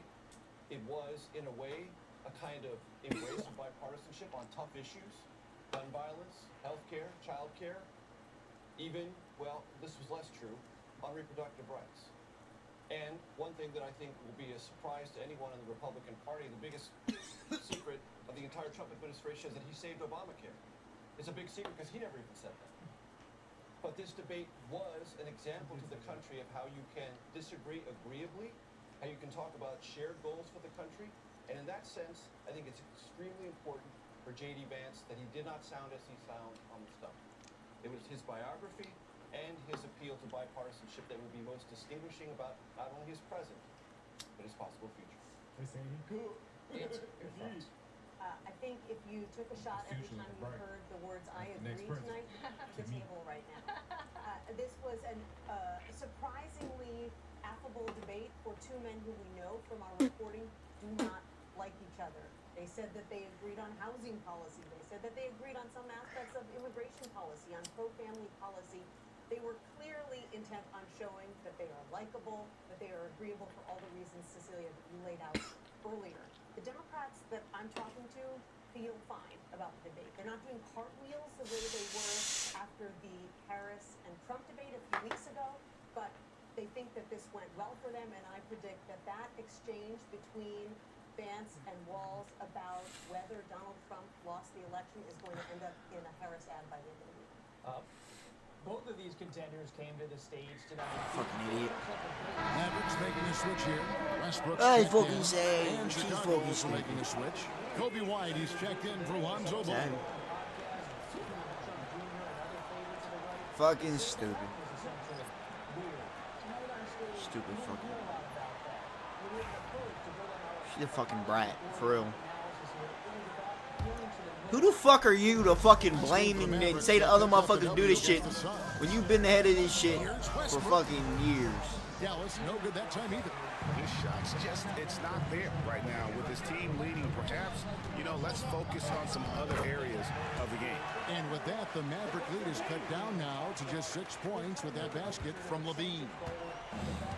Mavericks shooting 33% in the second quarter. The offense has looked crossed up and confused at times. Here's Pete. He has 31. Here's Doncic. Chicago grabs the miss. Jordan's got 6 rebounds in the game. Westbrook with the block. Boy, Westbrook is explosive in everything he does. Josh Giddey's checked in for Zach LaVine.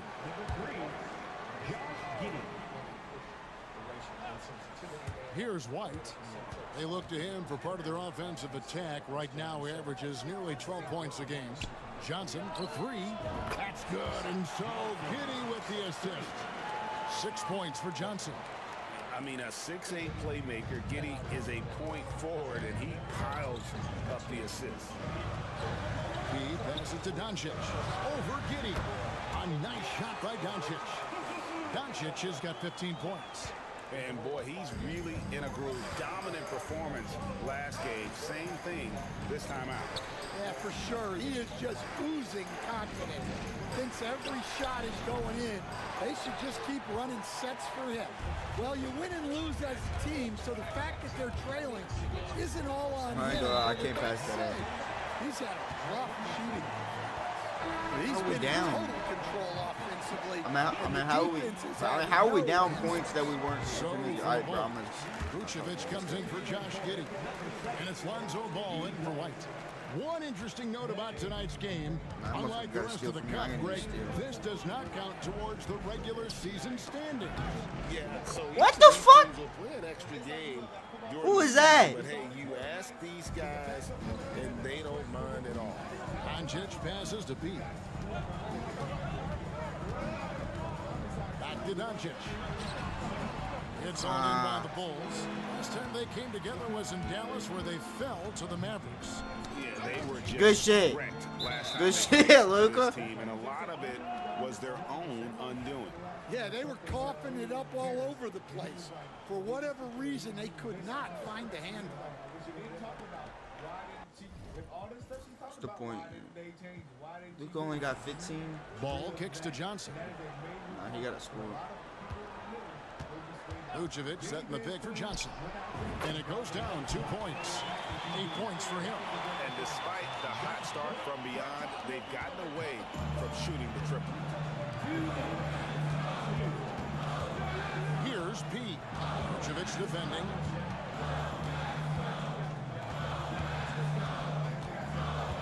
Pete passes to Doncic. Doncic going to work. Once Doncic gets inside with the ball, he's halfway there. Then he just uses his strength to finish the job. Johnson outside. 1:30 left in the first half of the game. From 8. And misses it off the right side of the rim. You can tell he's forcing things a bit at the moment.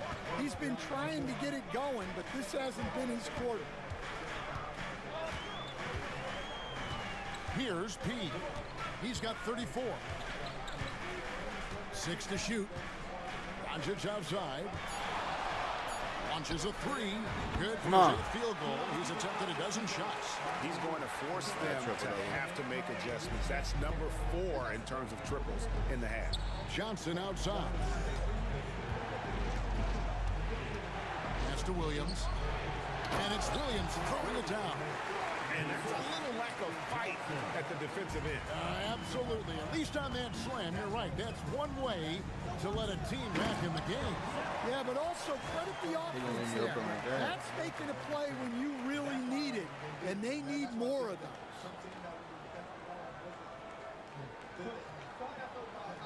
I like highly offensive sliders.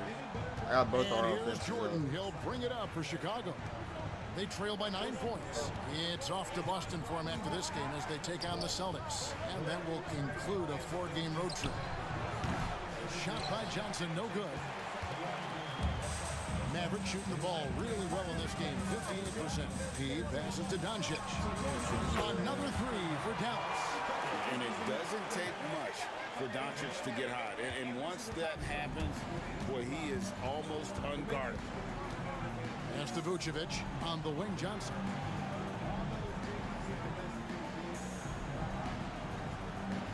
Williams sets a screen for Johnson. He hits the back iron and sinks the shot. Johnson's got 7 points here in this quarter. Yeah, he makes it look so easy out there. The game comes naturally to him. And we've reached halftime in this one. The Mavericks on top. Up. Let us know what y'all think in the comments, though, guys. We gone, guys. We love everybody in the chat, guys. This was lit, guys. Born in the USA. Yeah, born in the USA.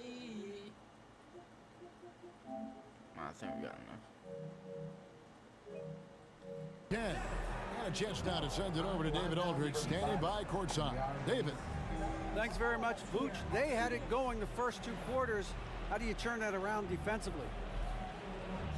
Just got to get one-on-one stops, do a better job helping each other. Wait, is that only the second quarter? On that end, we have to do a better job. And yeah, it's just simple, you know, one-on-one stops when we help. Make sure the guy that helps, he gets help, and just keep rotating. We haven't done a good job with that. We're usually very good with that. So just got to focus, and come back and take a half ready. Then we can make it a game if we play better defensively. Thanks for your time, man. Appreciate it. Back to you guys. Thank you, David. We'll be back after halftime for the start of Yeah, the it is second only half halftime. momentarily. Okay. It's early in the game. For some reason, I thought it was a third.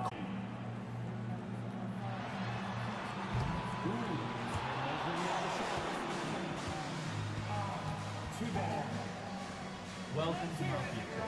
You play as Vito, a lovable Italian guy. A lovable Italian guy. So a lot of people are not happy. Thanks for tuning in. Welcome. A clinic in execution so far as it's been a dominant showing for the Dallas Mavericks. Desperately need some bronzer. Okay, guys. I could say I've been pumped about this tournament, especially the last few weeks. But the semifinals, we're excited, and now, here we are. The champion will be crowned. Ernie, should we have a tournament between me, you, and Kenny? I'm all for it as long as the category is jumpers. But in all seriousness, guys, one thing I've noticed already in this game is that it doesn't feel like a regular season game. And it isn't technically... Okay, this will be a good reaction. Let's shift gears now. Damn! Stacking up in the Western Conference. Oh, shit. When I look at Dallas, you know, Halloween was a long time ago, but this team is still the scariest group in the league. They're striking fear into every team that has to go against them, Shaq. You're starting to scare me, Kenny.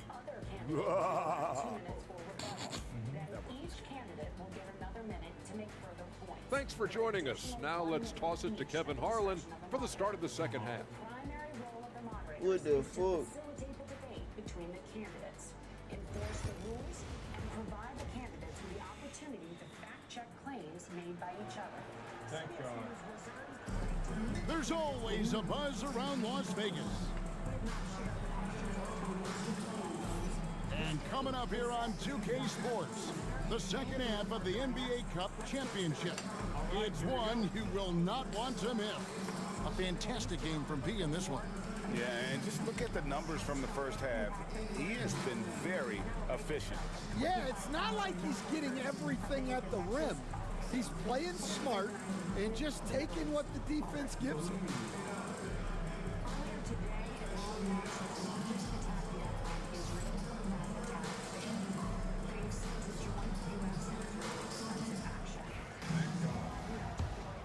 And just getting going here for the 2024 NBA Cup Championship second half. And thanks for joining us on 2K Sports. And on the floor for Billy Donovan as we get into the second half. Vucevic in at center with Williams next to him. Lonzo Ball out there with Jordan. And it's Johnson in at the small forward. Nuclear weapon. It is down now to 1 or 2 weeks' time. Governor Walz, if you were the final voice in the Situation Room, would you support or oppose a preemptive strike by Israel on Iran? Damn. 2 minutes. Damn. Thank you, and thank you for those joining at home tonight. Let's keep in mind where this started. October 7th, Hamas terrorists massacred over 1,400 Israelis and took prisoners. That was bad. Israel's ability to be able to defend itself is absolutely fundamental. Getting its hostages back, fundamental. And ending the humanitarian crisis in Gaza. But the expansion of Israel and its proxies is an absolute fundamental necessity for the United States to have the steady leadership there. You saw it experienced today, where along with our Israeli partners and our coalition, able to stop the incoming attack. But what's fundamental here is that steady leadership is going to matter. It's clear, and the world saw it on that debate stage a few weeks ago. A nearly 80-year-old Donald Trump talking about crowd sizes is not what we need in this moment. But it's not just that. It's those that were closest to Donald Trump that understand how dangerous he is when the world is this dangerous. His chief of staff, John Kelly, said that he was the most flawed human being he'd ever met. And both of his secretaries of defense and his national security advisors said he should be nowhere near the White House. Now, the person closest to them, Donald Trump, said he's unfit for the highest office. That was Senator Vance. What we've seen out of Vice President Harris is we've seen steady leadership. We've seen a calmness that is able to draw on the coalitions to bring them together. Understanding that our allies So we're going to blow up Iran or not? Our allies see Donald Trump turn towards Vladimir Putin, turn towards... From 14. It's rebounded by Doncic. Doncic has got 4 rebounds now tonight. The edge on the glass is the As it stands right now, yeah. If I'm them, I am. And he dunks it down. They've hardly needed anyone else today to get out to this lead. I mean, he's provided almost all of their offense. Ball's knocked loose. And Doncic with a clear path to the hoop. The Mavericks rebound. Here's P. And that one drops for him. P's got 40 points. Well, he's had a night. This team feeds off of his energy. And every time they've needed a bucket, he's delivered. And it's Williams with the jam. And Ball, a terrific distributor. He's got great size at that point guard position, which enables him to see over smaller defenders. Now, here's Doncic, and he's good on the 3-ball. Doncic has got 26 points. Yeah, those are starting to add up, guys. Of their last 5 baskets, 3 have been triple. Ball dishes to Jordan. It's good. The assist that time from Ball. Ball's got 5 assists tonight. A little artistry in the painted area, converting against the size. Yeah, he didn't let the defense affect him there. He just kept his focus. And we know Doncic has limitless range, but for him, it's about becoming more consistent from deep. Vucevic against Lively. Here's Williams. It's Chicago with another bucket. And making 3 of their first 4 shots in this half is a strong start. Now it's about growing that momentum. There's the screen. Doncic fires from way outside. Quick shot there, and it's off target. Bulls trail by 14. And you were just talking about this, Coach. Patrick Williams, a guy with loads of potential. Yeah, Kevin, he's had to deal with a lot of injuries here early in his career. Sometimes he tends to disappear in games. But when he's got it going, this guy has a chance to be a really good 3-and-D player. It'll be fun to see where he takes his game. Again, the miss by the Mavericks. Yeah, I'm not sure that's the look they want. It's tough working the the bad guys. Lively pulls it down. Lively's got the bad guys. In this one. And here's Doncic from the arc. You got that. Luka. Vucevic has got 4 rebounds now tonight. And here's Johnson outside. It's rebounded by Dallas. Lively's got 6 rebounds now in the game. He passes to Doncic. Yeah. Hits the 3-point. He's gonna make them. He's gonna make one. Doncic has got 9 points now in just the second half. And they have been relentless from deep. And you see the defense trying to react, but to no avail. Look, when the 3 is falling like this, there's not a whole lot you can do defensively. And Billy Donovan decides to call timeout. He's made the decision. He wants to huddle up with this guy.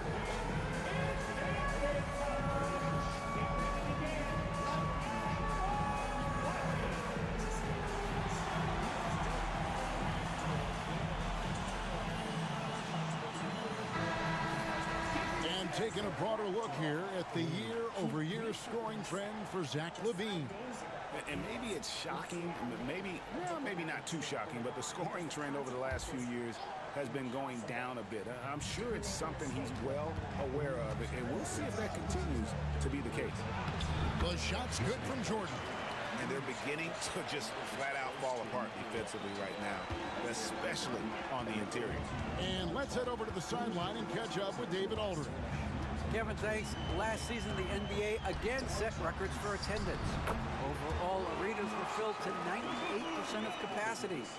Commissioner Adam Silver says we're in a great position. We almost can't fit more people in our arenas. Kevin, he made it clear the area for growth is in media and especially in mobile viewing. David, you know this, directly to the fans. It's the most 70-point games in the season. All the different ways you can consume the game, it's beautiful. Here's P. Fuck. Oh, okay, I got it. Still. 2 points. That one goes. I hit up on the fucking stick too fast. Despite being up big. Yeah, they're being absolutely relentless. Building this lead in every way possible. Now, here's Ball. 6 points for him. Takes the 3. He grabs the miss. Not quite enough defense. That time around, just lucky he was off. Misses the 3. Well, he had a great first half from 3-point range, but hasn't quite gotten his touchback since the break. On the wing, Johnson, guarded by Doncic. Ball kicks to Vucevic.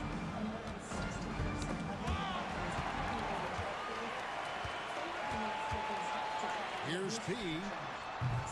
Misses, and he wants that one back. And that is the exact type of opportunity this offense is looking to create. Yeah, quality offense will serve you well in the long run. You can't settle for bad shots. You got that. No one near Doncic as he lets it fly.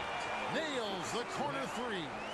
Doncic has got 14 points now. Luka's the best one fucking pull up shots like that. Look at how the hustle game has been. He has the best chance of making them. Well, all you can ask for is your guys to be really active on D. Better than me. They've been more than that tonight. Throw that And bitch they've also in. shown great effort defensively tonight. They closed out on Fast shooters break. and really got their hands Unless, up. if I'm going for a dunk, I can get it. It's up a 3. Go. Woo! And that's another 3. And if the defense is hoping that they don't heat up from out here like they did in the first half, they may be in for a real bad surprise. And the timeout called here by Billy Donovan. He wants to make some adjustments to the game plan, clearly.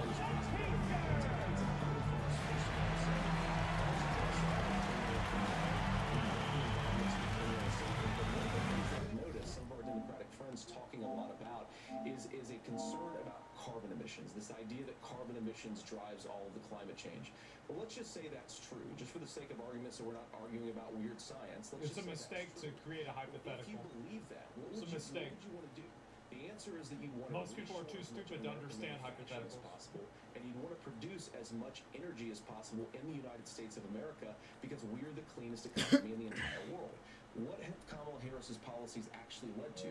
More energy production in China, more manufacturing overseas, more doing business in some of the dirtiest parts of the entire world. And when I say that, I mean the amount of carbon emissions they're doing per unit of economic output. So if we actually care about using clear air and clear water, the best thing to do is to double down and invest in American workers and the American people. And unfortunately, Kamala Harris has done exactly the opposite.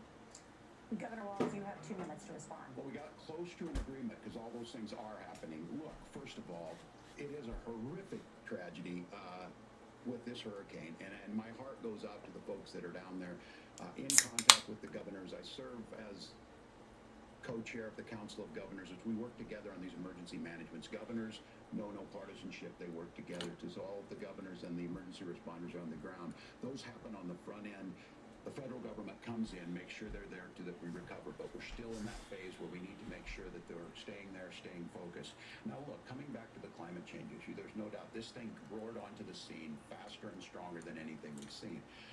Senator Vance has said that there's a climate problem in the past. Donald Trump called it a hoax, and then joked that these things would make more beachfront property to be able to invest in. What we've seen out of the Harris... So his strategy is to try to make Donald Trump look bad. We've seen this investment. That's what he's going to try and do. Massive investments, the biggest in global history that we've seen in the Inflation Reduction Act, has created jobs all across the country. 2,000 in Jeffersonville, Ohio, taking the EV technology that we invented and making it here. 200,000 jobs across the country. The largest solar manufacturing plant in North America sits in Minnesota. But my farmers know climate change is real. They've seen 500-year droughts, 500-year floods back to back. That's but what they're doing is adapting, and this has allowed them to tell me, look, I harvest corn, I harvest soybean, and I harvest wind. We are producing more natural gas and more oil at any time than we ever have. We're also producing more clean energy. So the solution for us is to continue to move forward, that climate change is real. Reducing our impact is absolutely critical, but this is not a false choice. You can do that at the same time you're creating the jobs that we're seeing all across the country. That's a good point he's making. What this administration has done. We are seeing us becoming an energy superpower for the future, not just the current. And that's what absolutely makes sense. And then we start thinking about how do we mitigate these disasters. Thank you. Senator, I want to give you an opportunity to respond there. The governor mentioned that President Trump has called climate change a hoax. Do you agree? Well, look, what the president has said is that if the Democrats, in particular Kamala Harris and her leadership, if they really believe that climate change is serious, what they would be doing is more manufacturing and more energy production in the United States of America, and that's not what they're doing. So clearly Kamala Harris herself doesn't believe her. If she did, she would actually agree with Donald Trump's energy policies. Now, something Governor Walz said I think is important to touch upon, because when we talk about clean energy, I think that's a slogan that often the Democrats will use here. I'm talking, of course, about the Democratic leadership. And the real issue is that if you're spending hundreds of millions or even billions of dollars of American taxpayer money on solar panels that are made in China, number one, you're going to make the economy dirtier. We should be making more of those solar panels here in the United States of America. Some of them are, Tim, but a lot of them are being made overseas in China, especially the components that go into those solar panels. So if you really want to make the environment cleaner, you've got to invest in more energy production. We haven't built a nuclear facility, I think, one in the past 40 years. Natural gas, we got to invest more in it. This guy's cooking. On the opposite. I think Vance is doing great. I do. Governor, would you like to respond? Well, look, we're producing more natural gas than we ever have. There's no moratorium on that. He is? Yeah, I think he's doing really well. Like I said again, these are not liberal folks. These are not folks that are Green New Deal folks. These are farmers that have been drought one year, massive flooding the next year. They understand that it makes sense. Look, our #1 export cannot be topsoil from erosion from these massive storms. We saw it in Minnesota this summer. And thinking about how do we respond to that, we're thinking ahead on this. And what Kamala Harris has been able to do in Minnesota,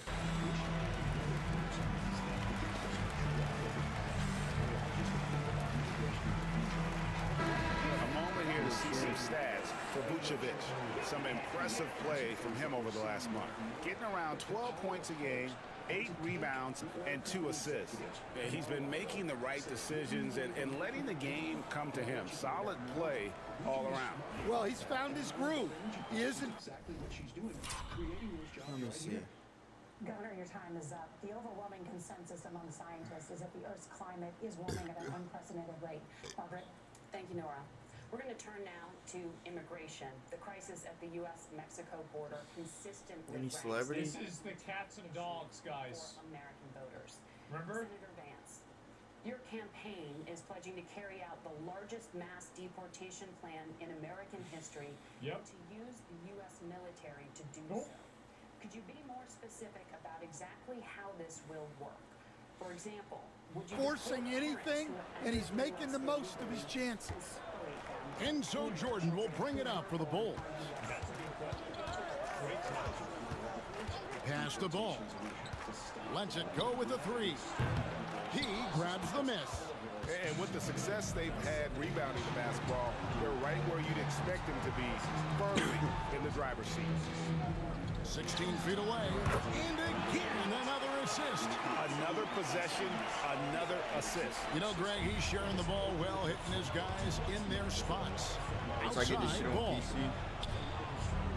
Back to Jordan. And Jordan throws it down. Yeah, this is when they need to lean on him more. Get him the ball and let him build some momentum. Here's P. He's guarded by Williams. He's going to be the coach. Here's P. Diving in. Wow. LeBron's going to be the coach of the team. Remember that one. Why make the Las Vegas team? That was really special. Have LeBron be there. Ball against Doncic. Ball, the pass to Jordan. It's good. Jordan's got 8 here in the quarter. Well, sometimes you tell players you can have a good game and a loss. You've just got to keep doing what you're doing, and the rest of us have to figure it out. You love the pressure he's putting on them. Almost had that steal. Yeah, deflections are a stat that a lot of teams track, disrupting the offense's rhythm and flow. Dallas making a switch here. Washington's checked in. Bro. And Chicago also making a switch. Levine's Bro. checked in. Give me the fucking ball. Give me the fucking ball. The fucking ball, bro. Here's P. Guarded by Levine. And yeah, boy. I had a feeling this shit. 50 for the game. Yep, he is putting on a show. I'm setting the goddamn record for Chicago has NBA gone Cup. 1 of 4 and 3-point shots here in the third. Here's Jordan. The Mavericks. Yeah, boy. That's not the type of opportunity he fails to convert very often. He no good. I'll be happy right here. Bulls have gone 8 of 14 on their shot attempts here in the third. Some pretty nice work. Jordan. I shot stun that shit. He cooked the fuck out of me, bro. Fine with his 3. He crossed me up in the front court before even doing the 8 He seconds. doesn't have any in the second half. I know he's Holy disappointed, but he needs to remain aggressive. I see Jordan right there. Oh my God. Thompson. Oh my God, fuck. Down low. Doncic. Oh, Luka!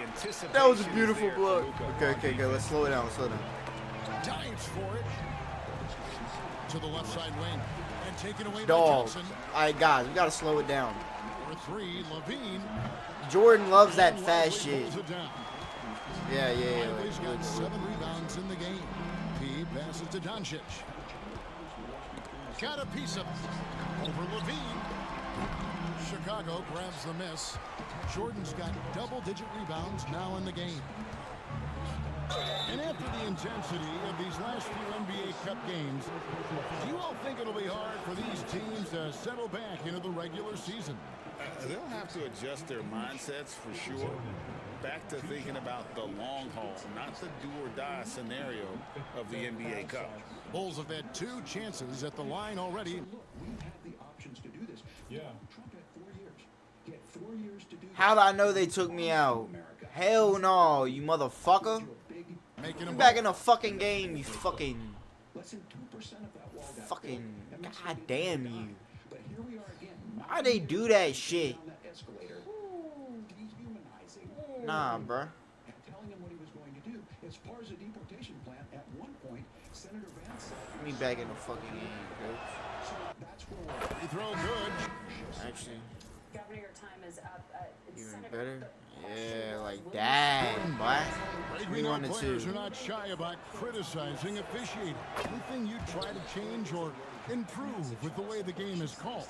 Well, I like when the players and the refs get together in the offseason to go over video examples. And I think one thing that's important is you got to have relationships between the players and the officials. And then I think the fans can also then kind of get on the same page. There are going to be missed calls out there. That will never both change. hit that shit. +8 in the rebound differential. One more reason why they're in control. Doncic way outside. Rebound by the Bulls. Jordan's got rebound number 11 for him here tonight. Pass to Vucevic. To the middle. And the jam by Levine. Well, not only does this show off Levine's skills, it's also a great morale boost for your team. Here's P. Stolen by Levine. Here's Ball. Kick out to Levine. Out of bounds. Dallas takes possession. Now we get a chance to check out the standings out east already. We are in December. You look at Chicago. Here in the early part of the season, they've acquired the third best record in the conference. And, you know, for the Bulls, they've been on a tremendous run this season. All the pieces were in place coming into the year, and they haven't missed a beat. Great chemistry, great coaching. In the air and down hard. That's crazy. Oh, stop.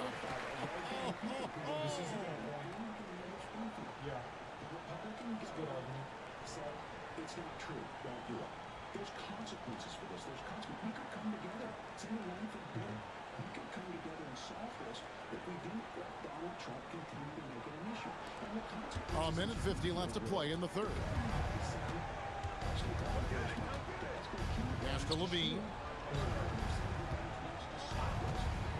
There's Ball with the three. Rebounded She's by called the LeBron James cut.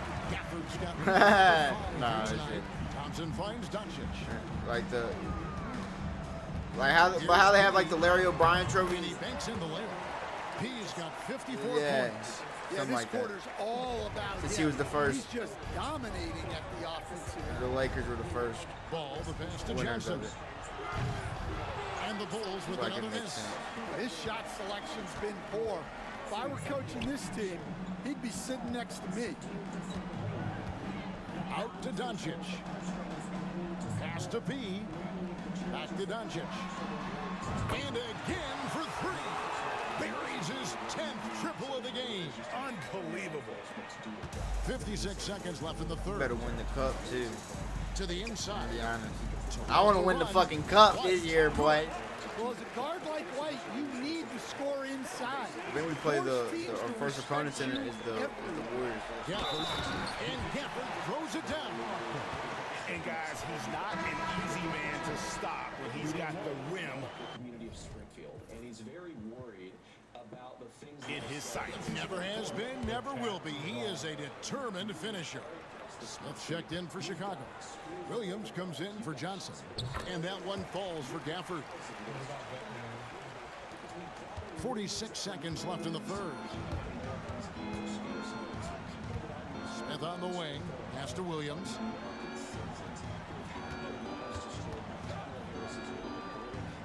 To the middle. Out of bounds. Dallas will take possession.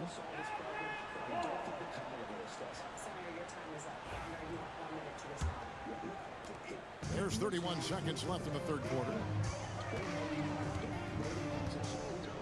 Here's P. Guarded by Levine. Let's go, Gafford. He lobs it up. Taken away by Williams. And now White pushing it up and no one back to stop him. And White with the stop. And White is just so fast. Once he leaks out in the open floor, he's tough to keep pace with. Offensive rebound. Doncic way outside. Oh, drew the foul and almost hit the three-point bucket. that he'll go I don't talk about my faith a lot. to the line to shoot three. Yeah, good job trying to get a hand in the face, but you've got to be more careful. That's the problem. It's funded, it's supported by the people who do it, and it lets us keep our dignity about how we treat other people. Thank you, Governor. And just to clarify for our viewers, Springfield, Ohio does have a large number of Haitian migrants who have legal status. Fuck it, let me run center. He hits the second from the line. And he makes all three. And so it's Dallas in complete command. Their lead at 28 points going into the break. And with as many three-pointers as they bring, it's easy to see why they're on the cusp of a blowout. Back to the action in just a minute. Kamala Harris open border law. That is not a person coming in, applying for a green card and waiting for 10 years. That is the facilitation of illegal immigration. And it's time to bring up the State Farm assist of the game. Just true artistry right there. I mean, great decision on where to go with the ball, and how about the perfect delivery? Well, that was an absolute masterpiece of an assist. He knew exactly when to deliver the ball, and it made for a beautiful score. Well, we're close to crowning the 2024 NBA Cup winner. Final quarter here on 2K Sports. So with Westbrook on the bench, here's the 5 for Jason Kidd right now. And one forward, Thompson. And the other forward, Washington. The star backcourt, Doncic and Irving are the guard set. And it's P and at the 5, roaming the paint. Look, he's doing what he can to try to keep them afloat offensively, continuing to stay aggressive. The kick out to Irving. And another assist for him. And that's his 20th assist. Wow. Just doing a great job at orchestrating the offense. Williams, a screen on Washington. Here's Levine. Oh, damn, Zach. Move inside. That is getting up like old him. Well, that was impressive. There are only a few players in the league who can pull that off. And great camera work. Boy, I pull a lot bigger boy than you. Sometimes they motherfuckers be pushing me and shit. Your little ass ain't gonna be able to push me. And you can see they smell blood. Straight up. Our man is going for the jugular. Outside, White. Some nice ball movement by the Bulls. Snatched up. Williams finds Giddey. The shot comes out. And a big lead for them on both the scoreboard and the backboard thus far. Over in the corner, Doncic. The three-pointer, no good. Bulls have gone 2 of 4 from the field since we started the final quarter of play. Nobody near Williams. That's good, and it's Levine with the assist. Williams has got 12 points here in the second half. The Mavericks have gone 3 of 4 in field goal attempts since getting things started here in the fourth. And White kicks to Williams. Another 3. Yeah, that's a great find by White. He's such a clever and deceptive combo guard. Here's P, and he jams it with authority. Well, if you're going to let him get that close to the rim, that's what's going to happen. Leaving no room for error with the slam. Williams shot yeah, boy. Yeah, credit the defense there, not allowing the easy layup. Here's Pablo. Oh, that was some power on that dunk. Well, it seems like he's making everything. Nothing makes a coach happier than seeing your offense click. On the wing, Levine. He's looking for Williams and finds him. And he drives in, and it's Williams finishing it off. And how about he takes on the defender head on and then throws down the two-handed. Guys, straight power there, straight power. And that one is good. And there's a pattern starting to take shape here. They're working it inside and getting good shots from close range. Outside, White. And so it looks like the Bulls will retain possession here. Vucevic, he's checked in for Chicago. Number 9, Nikola Vucevic. Doncic with the steal. Only one man back on D. And Zach LaVine gets the whistle that time. That is his first foul of the game. First team foul. Here's P. And got it. Another basket. And he's been dominant here thus far. Shouldering the offense, GA really taking it to the opposition. White looking around. LaVine finds Williams. He grabs the miss. The Mavericks have gotten 7 of their 8 shots to fall here in the fourth. A tremendous offensive outburst. And he's been a force on the glass all game long. No doubt how much those boards impact the overall outcome. You can't give them extra chances. And how's that for a one-man show? Put this fella on Broadway. The most magnificent alley-oop we could have seen. And so White will bring it up for the Chicago Bulls. Will it go? That's good from Williams on the assist by White. White's got 4 assists now tonight. And when he gets it going, this is what can happen. They need to think about the double team now. Williams comes with a double team. Here's P. And it's a great finish! Oh, my. And that one is stuffed right through. My goodness, that was absolutely filthy. Nasty. This building is stunned. He dug deep, Greg, into his bag of tricks there. Can't be too surprised by this. Vucevic got the room, and he went to work. Here's P. Good D by Jordan. Chicago has gotten off to a great start from three-point range in the final quarter. They're a perfect 3 of 3. It's good from long range. Well, that's his 4th triple for the game now. Just his first in the second half. Here's P. And yep, another basket. 71 points and no end in sight. The young fella is in the zone. The defense right now looks helpless.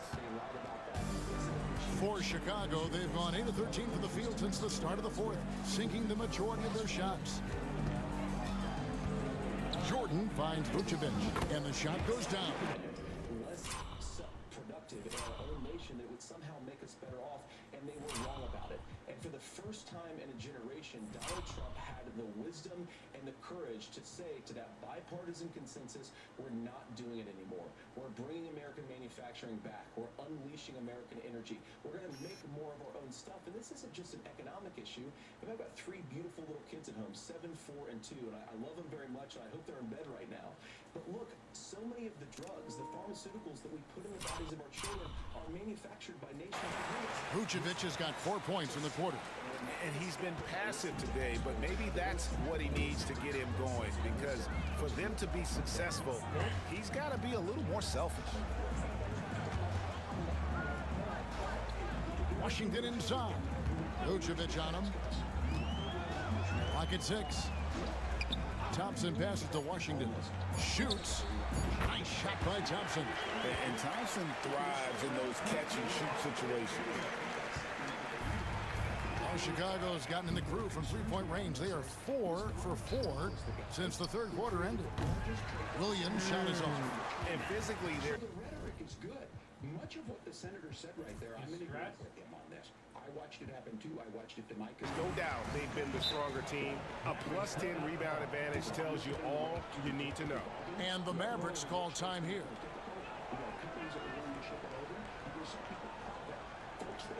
Folks that are venture capital in some cases.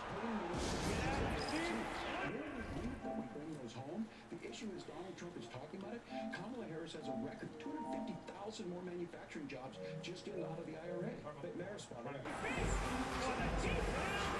And now we present our New Balance Player of the Game, P. And Kevin, it's a no-brainer. He's controlled every aspect of this game, and it's just so fun to see a player perform at a level.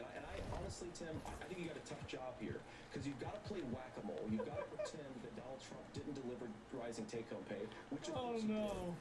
That's just higher than anyone else out on the floor. The better he played, the more these fans got revved up. And that continued to play out over the course of his amazing performance. Dallas calls timeout.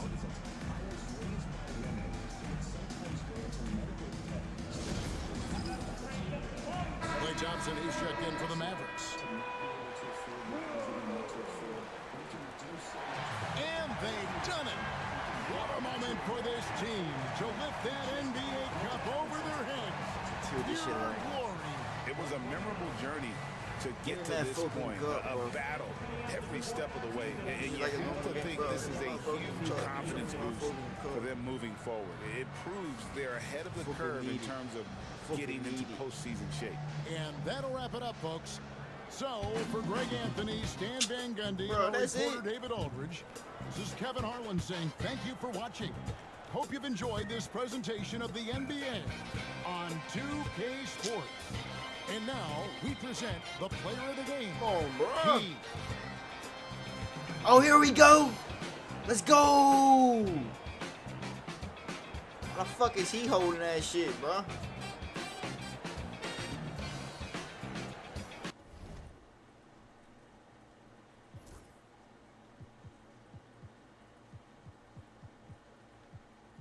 Oh, Luka had 47 too. Damn, no one else had over 10. Jordan had 47 too. Oh shit.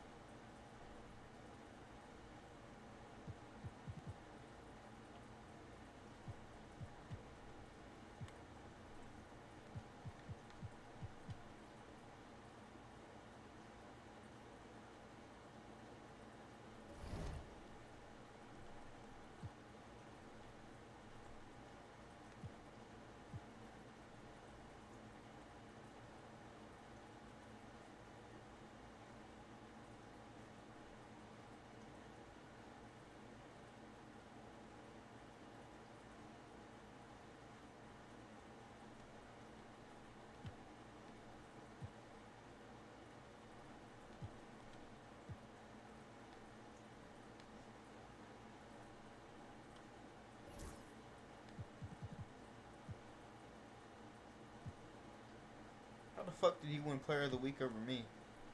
For real. I guess that was last week.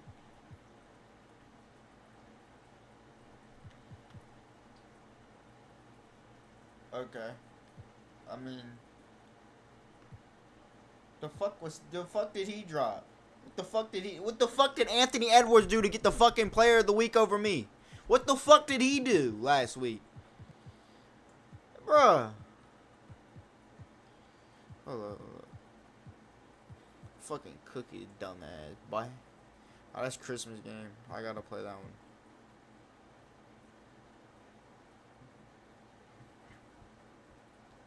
Alright, let's see. Luka.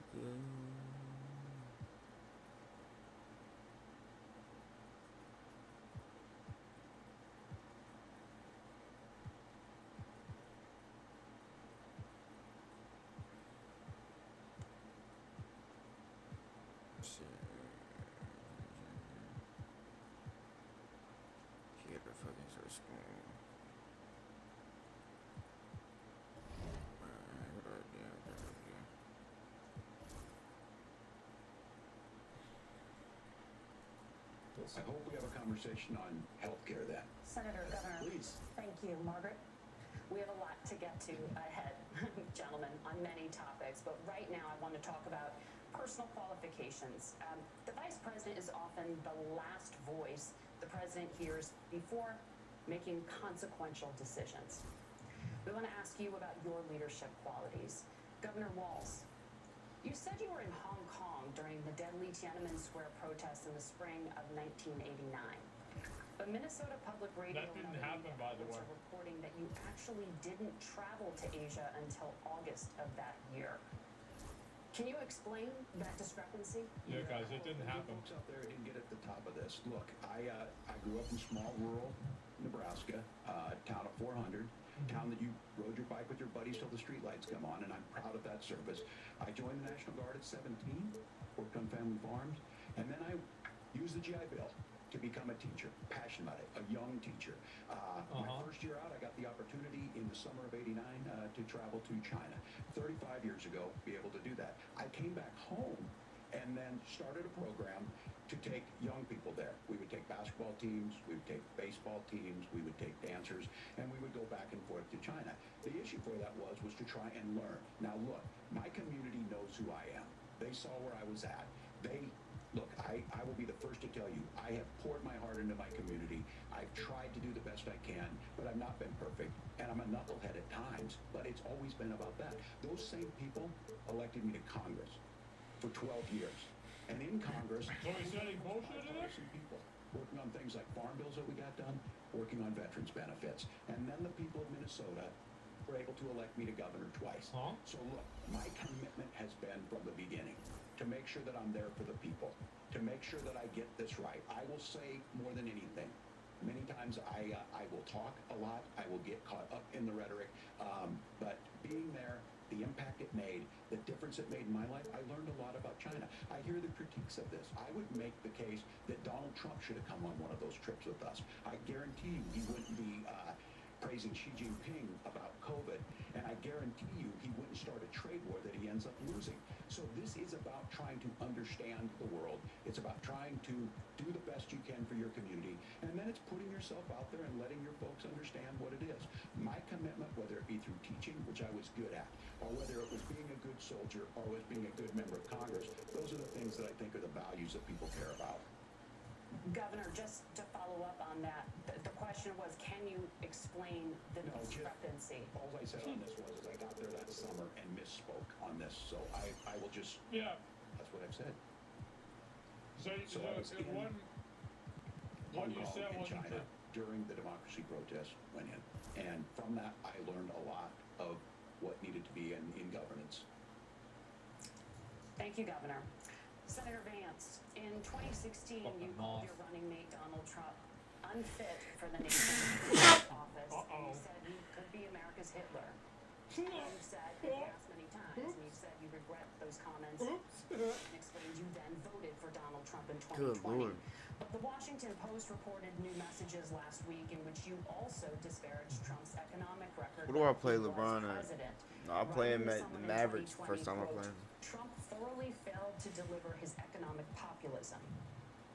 You're now his running mate, and you've shifted many of your policy stances to align with his. If you become vice president, why should Americans trust that you will give Donald Trump the advice he needs to hear and not just the advice he wants to hear? You have 2 minutes. Well, first of all, Margaret, because I've always been open. And The finals rematch is in January 25th. Open about the fact that I was wrong about Donald Trump. I was wrong, first of all, because I believed some of the media stories that turned out to be dishonest fabrications of his record. But most importantly, Donald Trump delivered for the American people. Rising wages, rising take-home pay, an economy that worked for normal Americans, a secure southern border, a lot of things, frankly, that I didn't think he'd be able to deliver on. And yeah, when you screw up, when you misspeak, when you get something wrong and you change your mind, you ought to be honest with the American people about it. It's one of the reasons, Margaret, why I've done so many interviews is because I think it's important to actually explain to the American people where I come down on the issues and what changed. Now, you pointed out the messages from 2020. Margaret, I've been extremely consistent, but I think there were a lot of things that we could have done better in the Trump administration the first round if Congress was doing its job. I strongly believe, and I've been a United States Senator, that Congress is not just a high-class debating society. It's not just a forum for senators and congressmen to whine about problems. It's a forum to govern. So there were a lot of things on the border, on tariffs, for example, where I think that we could have done so much more if the Republican Congress and the Democrats in Congress had been a little bit better about how they govern the country. They were so obsessed with impeaching Donald Trump, they couldn't actually govern. And I want to talk about this tariff issue in particular, Margaret, because Tim just accused this of being a national sales tax.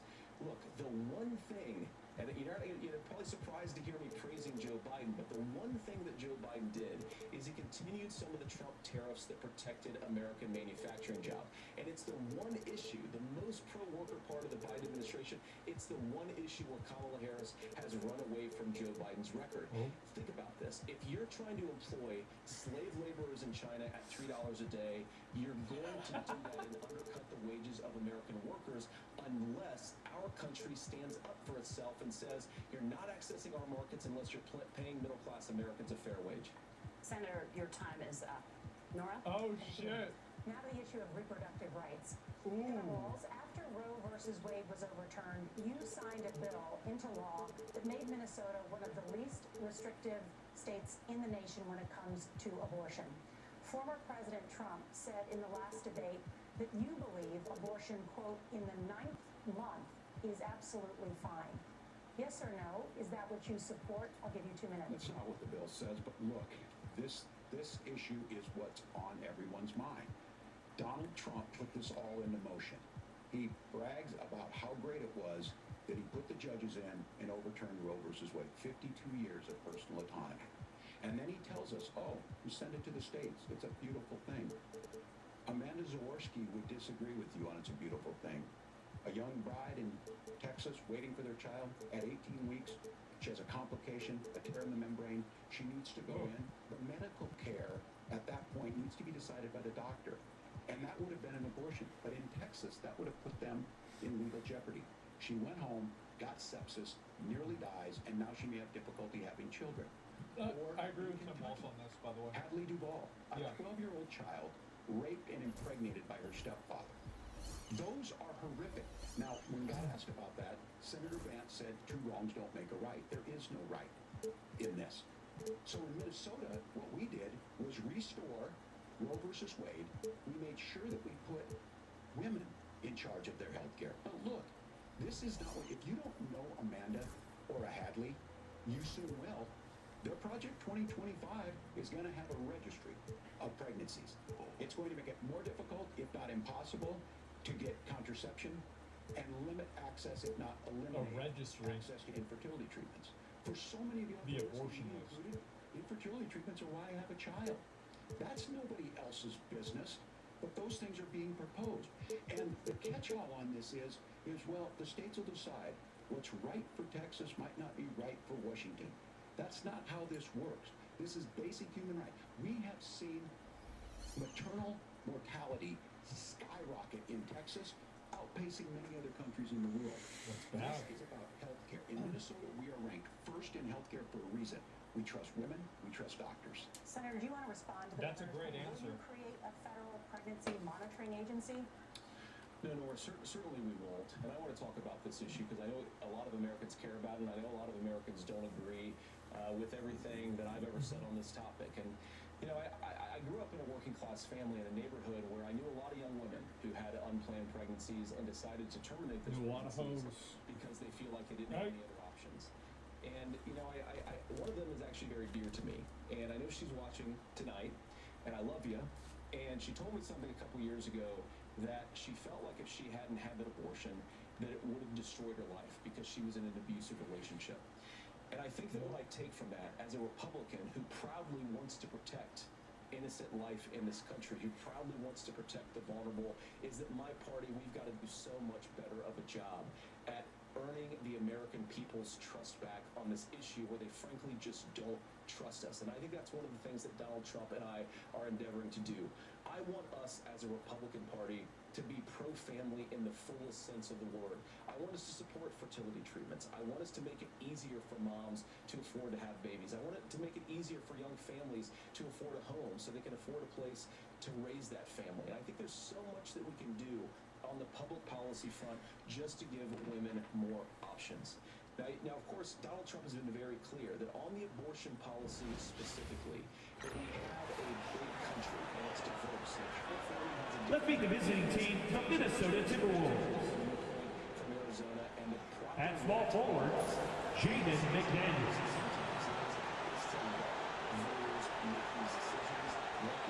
At point guard, Mike Conley.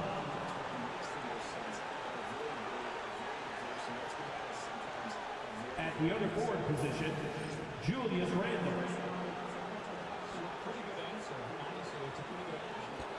At center, Rudy Gobert.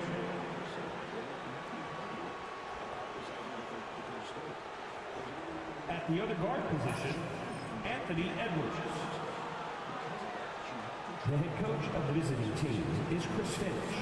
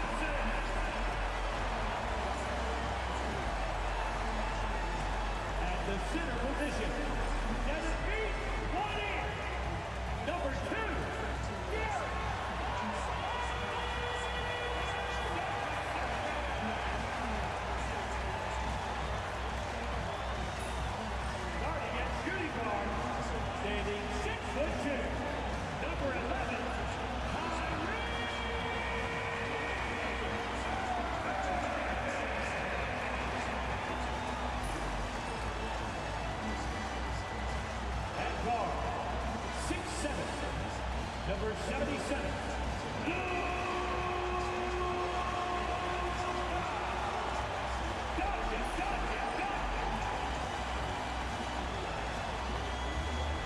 The other forward position, 6 feet, number 7. Welcome to a special presentation of the NBA on Christmas Day here on 2K Sports. We want to wish each and every one of you a Merry Christmas. And on tap tonight, it's the Dallas Mavericks going up against the Minnesota Timberwolves. This is Kevin Harlan courtside with Greg Anthony and Clark Kellogg, and our reporter tonight on the sideline, David Aldridge. Now we get a chance to check out the standings out west. Already we're in December. You look at Dallas, and not a surprise really to see them sitting there in the #1 spot in the conference. The excellent brand of basketball they've been putting on display lately has been terrific. And of course there's Minnesota. They have a lot of ground to make up. I think for Minnesota, they had a few critics coming into the season, and now I don't think they have any. This is a club ready to not only make a deep run, but possibly win it all. They do have the pieces in place for a title run, but the competition in the playoffs will be stiff. And the starting lineup for the Timberwolves. Conley and Edwards are the guards. Julius Randle is out there with McDaniels. And it's Gobert in at the center, locking down the middle. And for Dallas, Moving out in the wing along with Thompson. Derek Lively is out there with P, and it's Doncic in at the 1. This is the most wonderful time of the year. Christmas and the NBA. Drive 600 miles to try and get health care. Senator? Let me respond to that. First of all, Governor, I agree with you. Amber Thurman should still be alive. And there are a lot of people who should still be alive, and I certainly wish that she was. And maybe you're free to disagree with me on this and explain this to me, but as I read the Minnesota law that you signed into law, the statute that you signed into law, it says that a doctor who presides over an abortion where the baby survives, the doctor is under no obligation to provide life-saving care to a baby who survives a botched late-term abortion. That is, I think, whether you're pro-choice or pro-abortion, that is fundamentally barbaric. And that's why I use that word, Nora, is because some of what we've seen, do you want to force Catholic hospitals to perform abortions against their will? Because Kamala Harris has supported suing Catholic nuns I especially needed it for that week. What the fuck? We can be a big and diverse country where we respect people's freedom of conscience and make the country more pro-baby and pro-family. But please. Yes, Governor, please respond. Look, this is one of there's always something that this is a very simple proposition. These are women's decisions to make about their healthcare decisions, and the physicians who know best when they need to do this. Trying to distort the way a law is written to try and make a point, that's not it at all. What was I wrong about, Governor? Please tell me, what was I wrong about? That's what I say. I've given this advice on a lot of things, that getting involved, that's been misread. It was fact-checked. Oh, shit. But the point on this is there's a continuation of these guys to try and tell women or to get involved. I use this line on this, just mind your own business on this. Things work best when Roe versus Wade was in place. When we do a restoration of Roe, that works best. That doesn't preclude us from increasing funding for children. It doesn't increase us from making sure that once that child's born, like in Minnesota, they get meals. They get early childhood education. They get health care.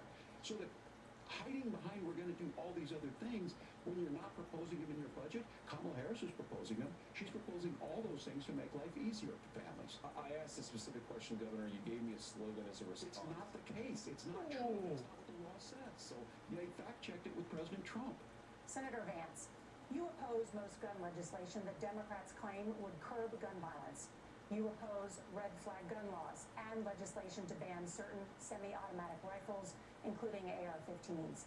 So let me ask you, earlier this year, for the first time, the parents of a school shooter were convicted of involuntary manslaughter Oh, thank and God for sentenced that. to 10 years Yep. in prison. Do you think Yep. holding parents responsible could curb mass shootings? I'll give you 2 minutes.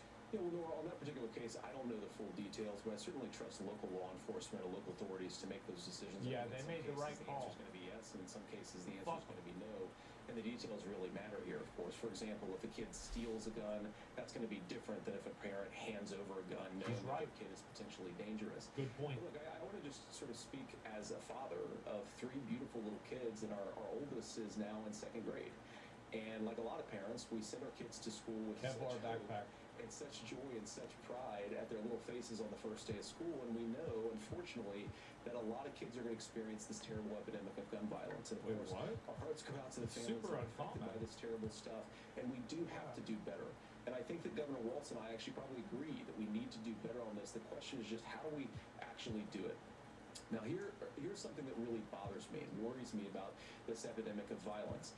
The gross majority, close to 90%, and some of the statistics I've seen, of the gun violence in this country is committed with illegally obtained firearms. And while we're on that topic, we know that thanks to Kamala Harris's order, we've seen a massive influx in the number of illegal guns run by the Mexican drug cartel. So that number, the amount of illegal guns in our country is higher today than it was 3.5 years ago.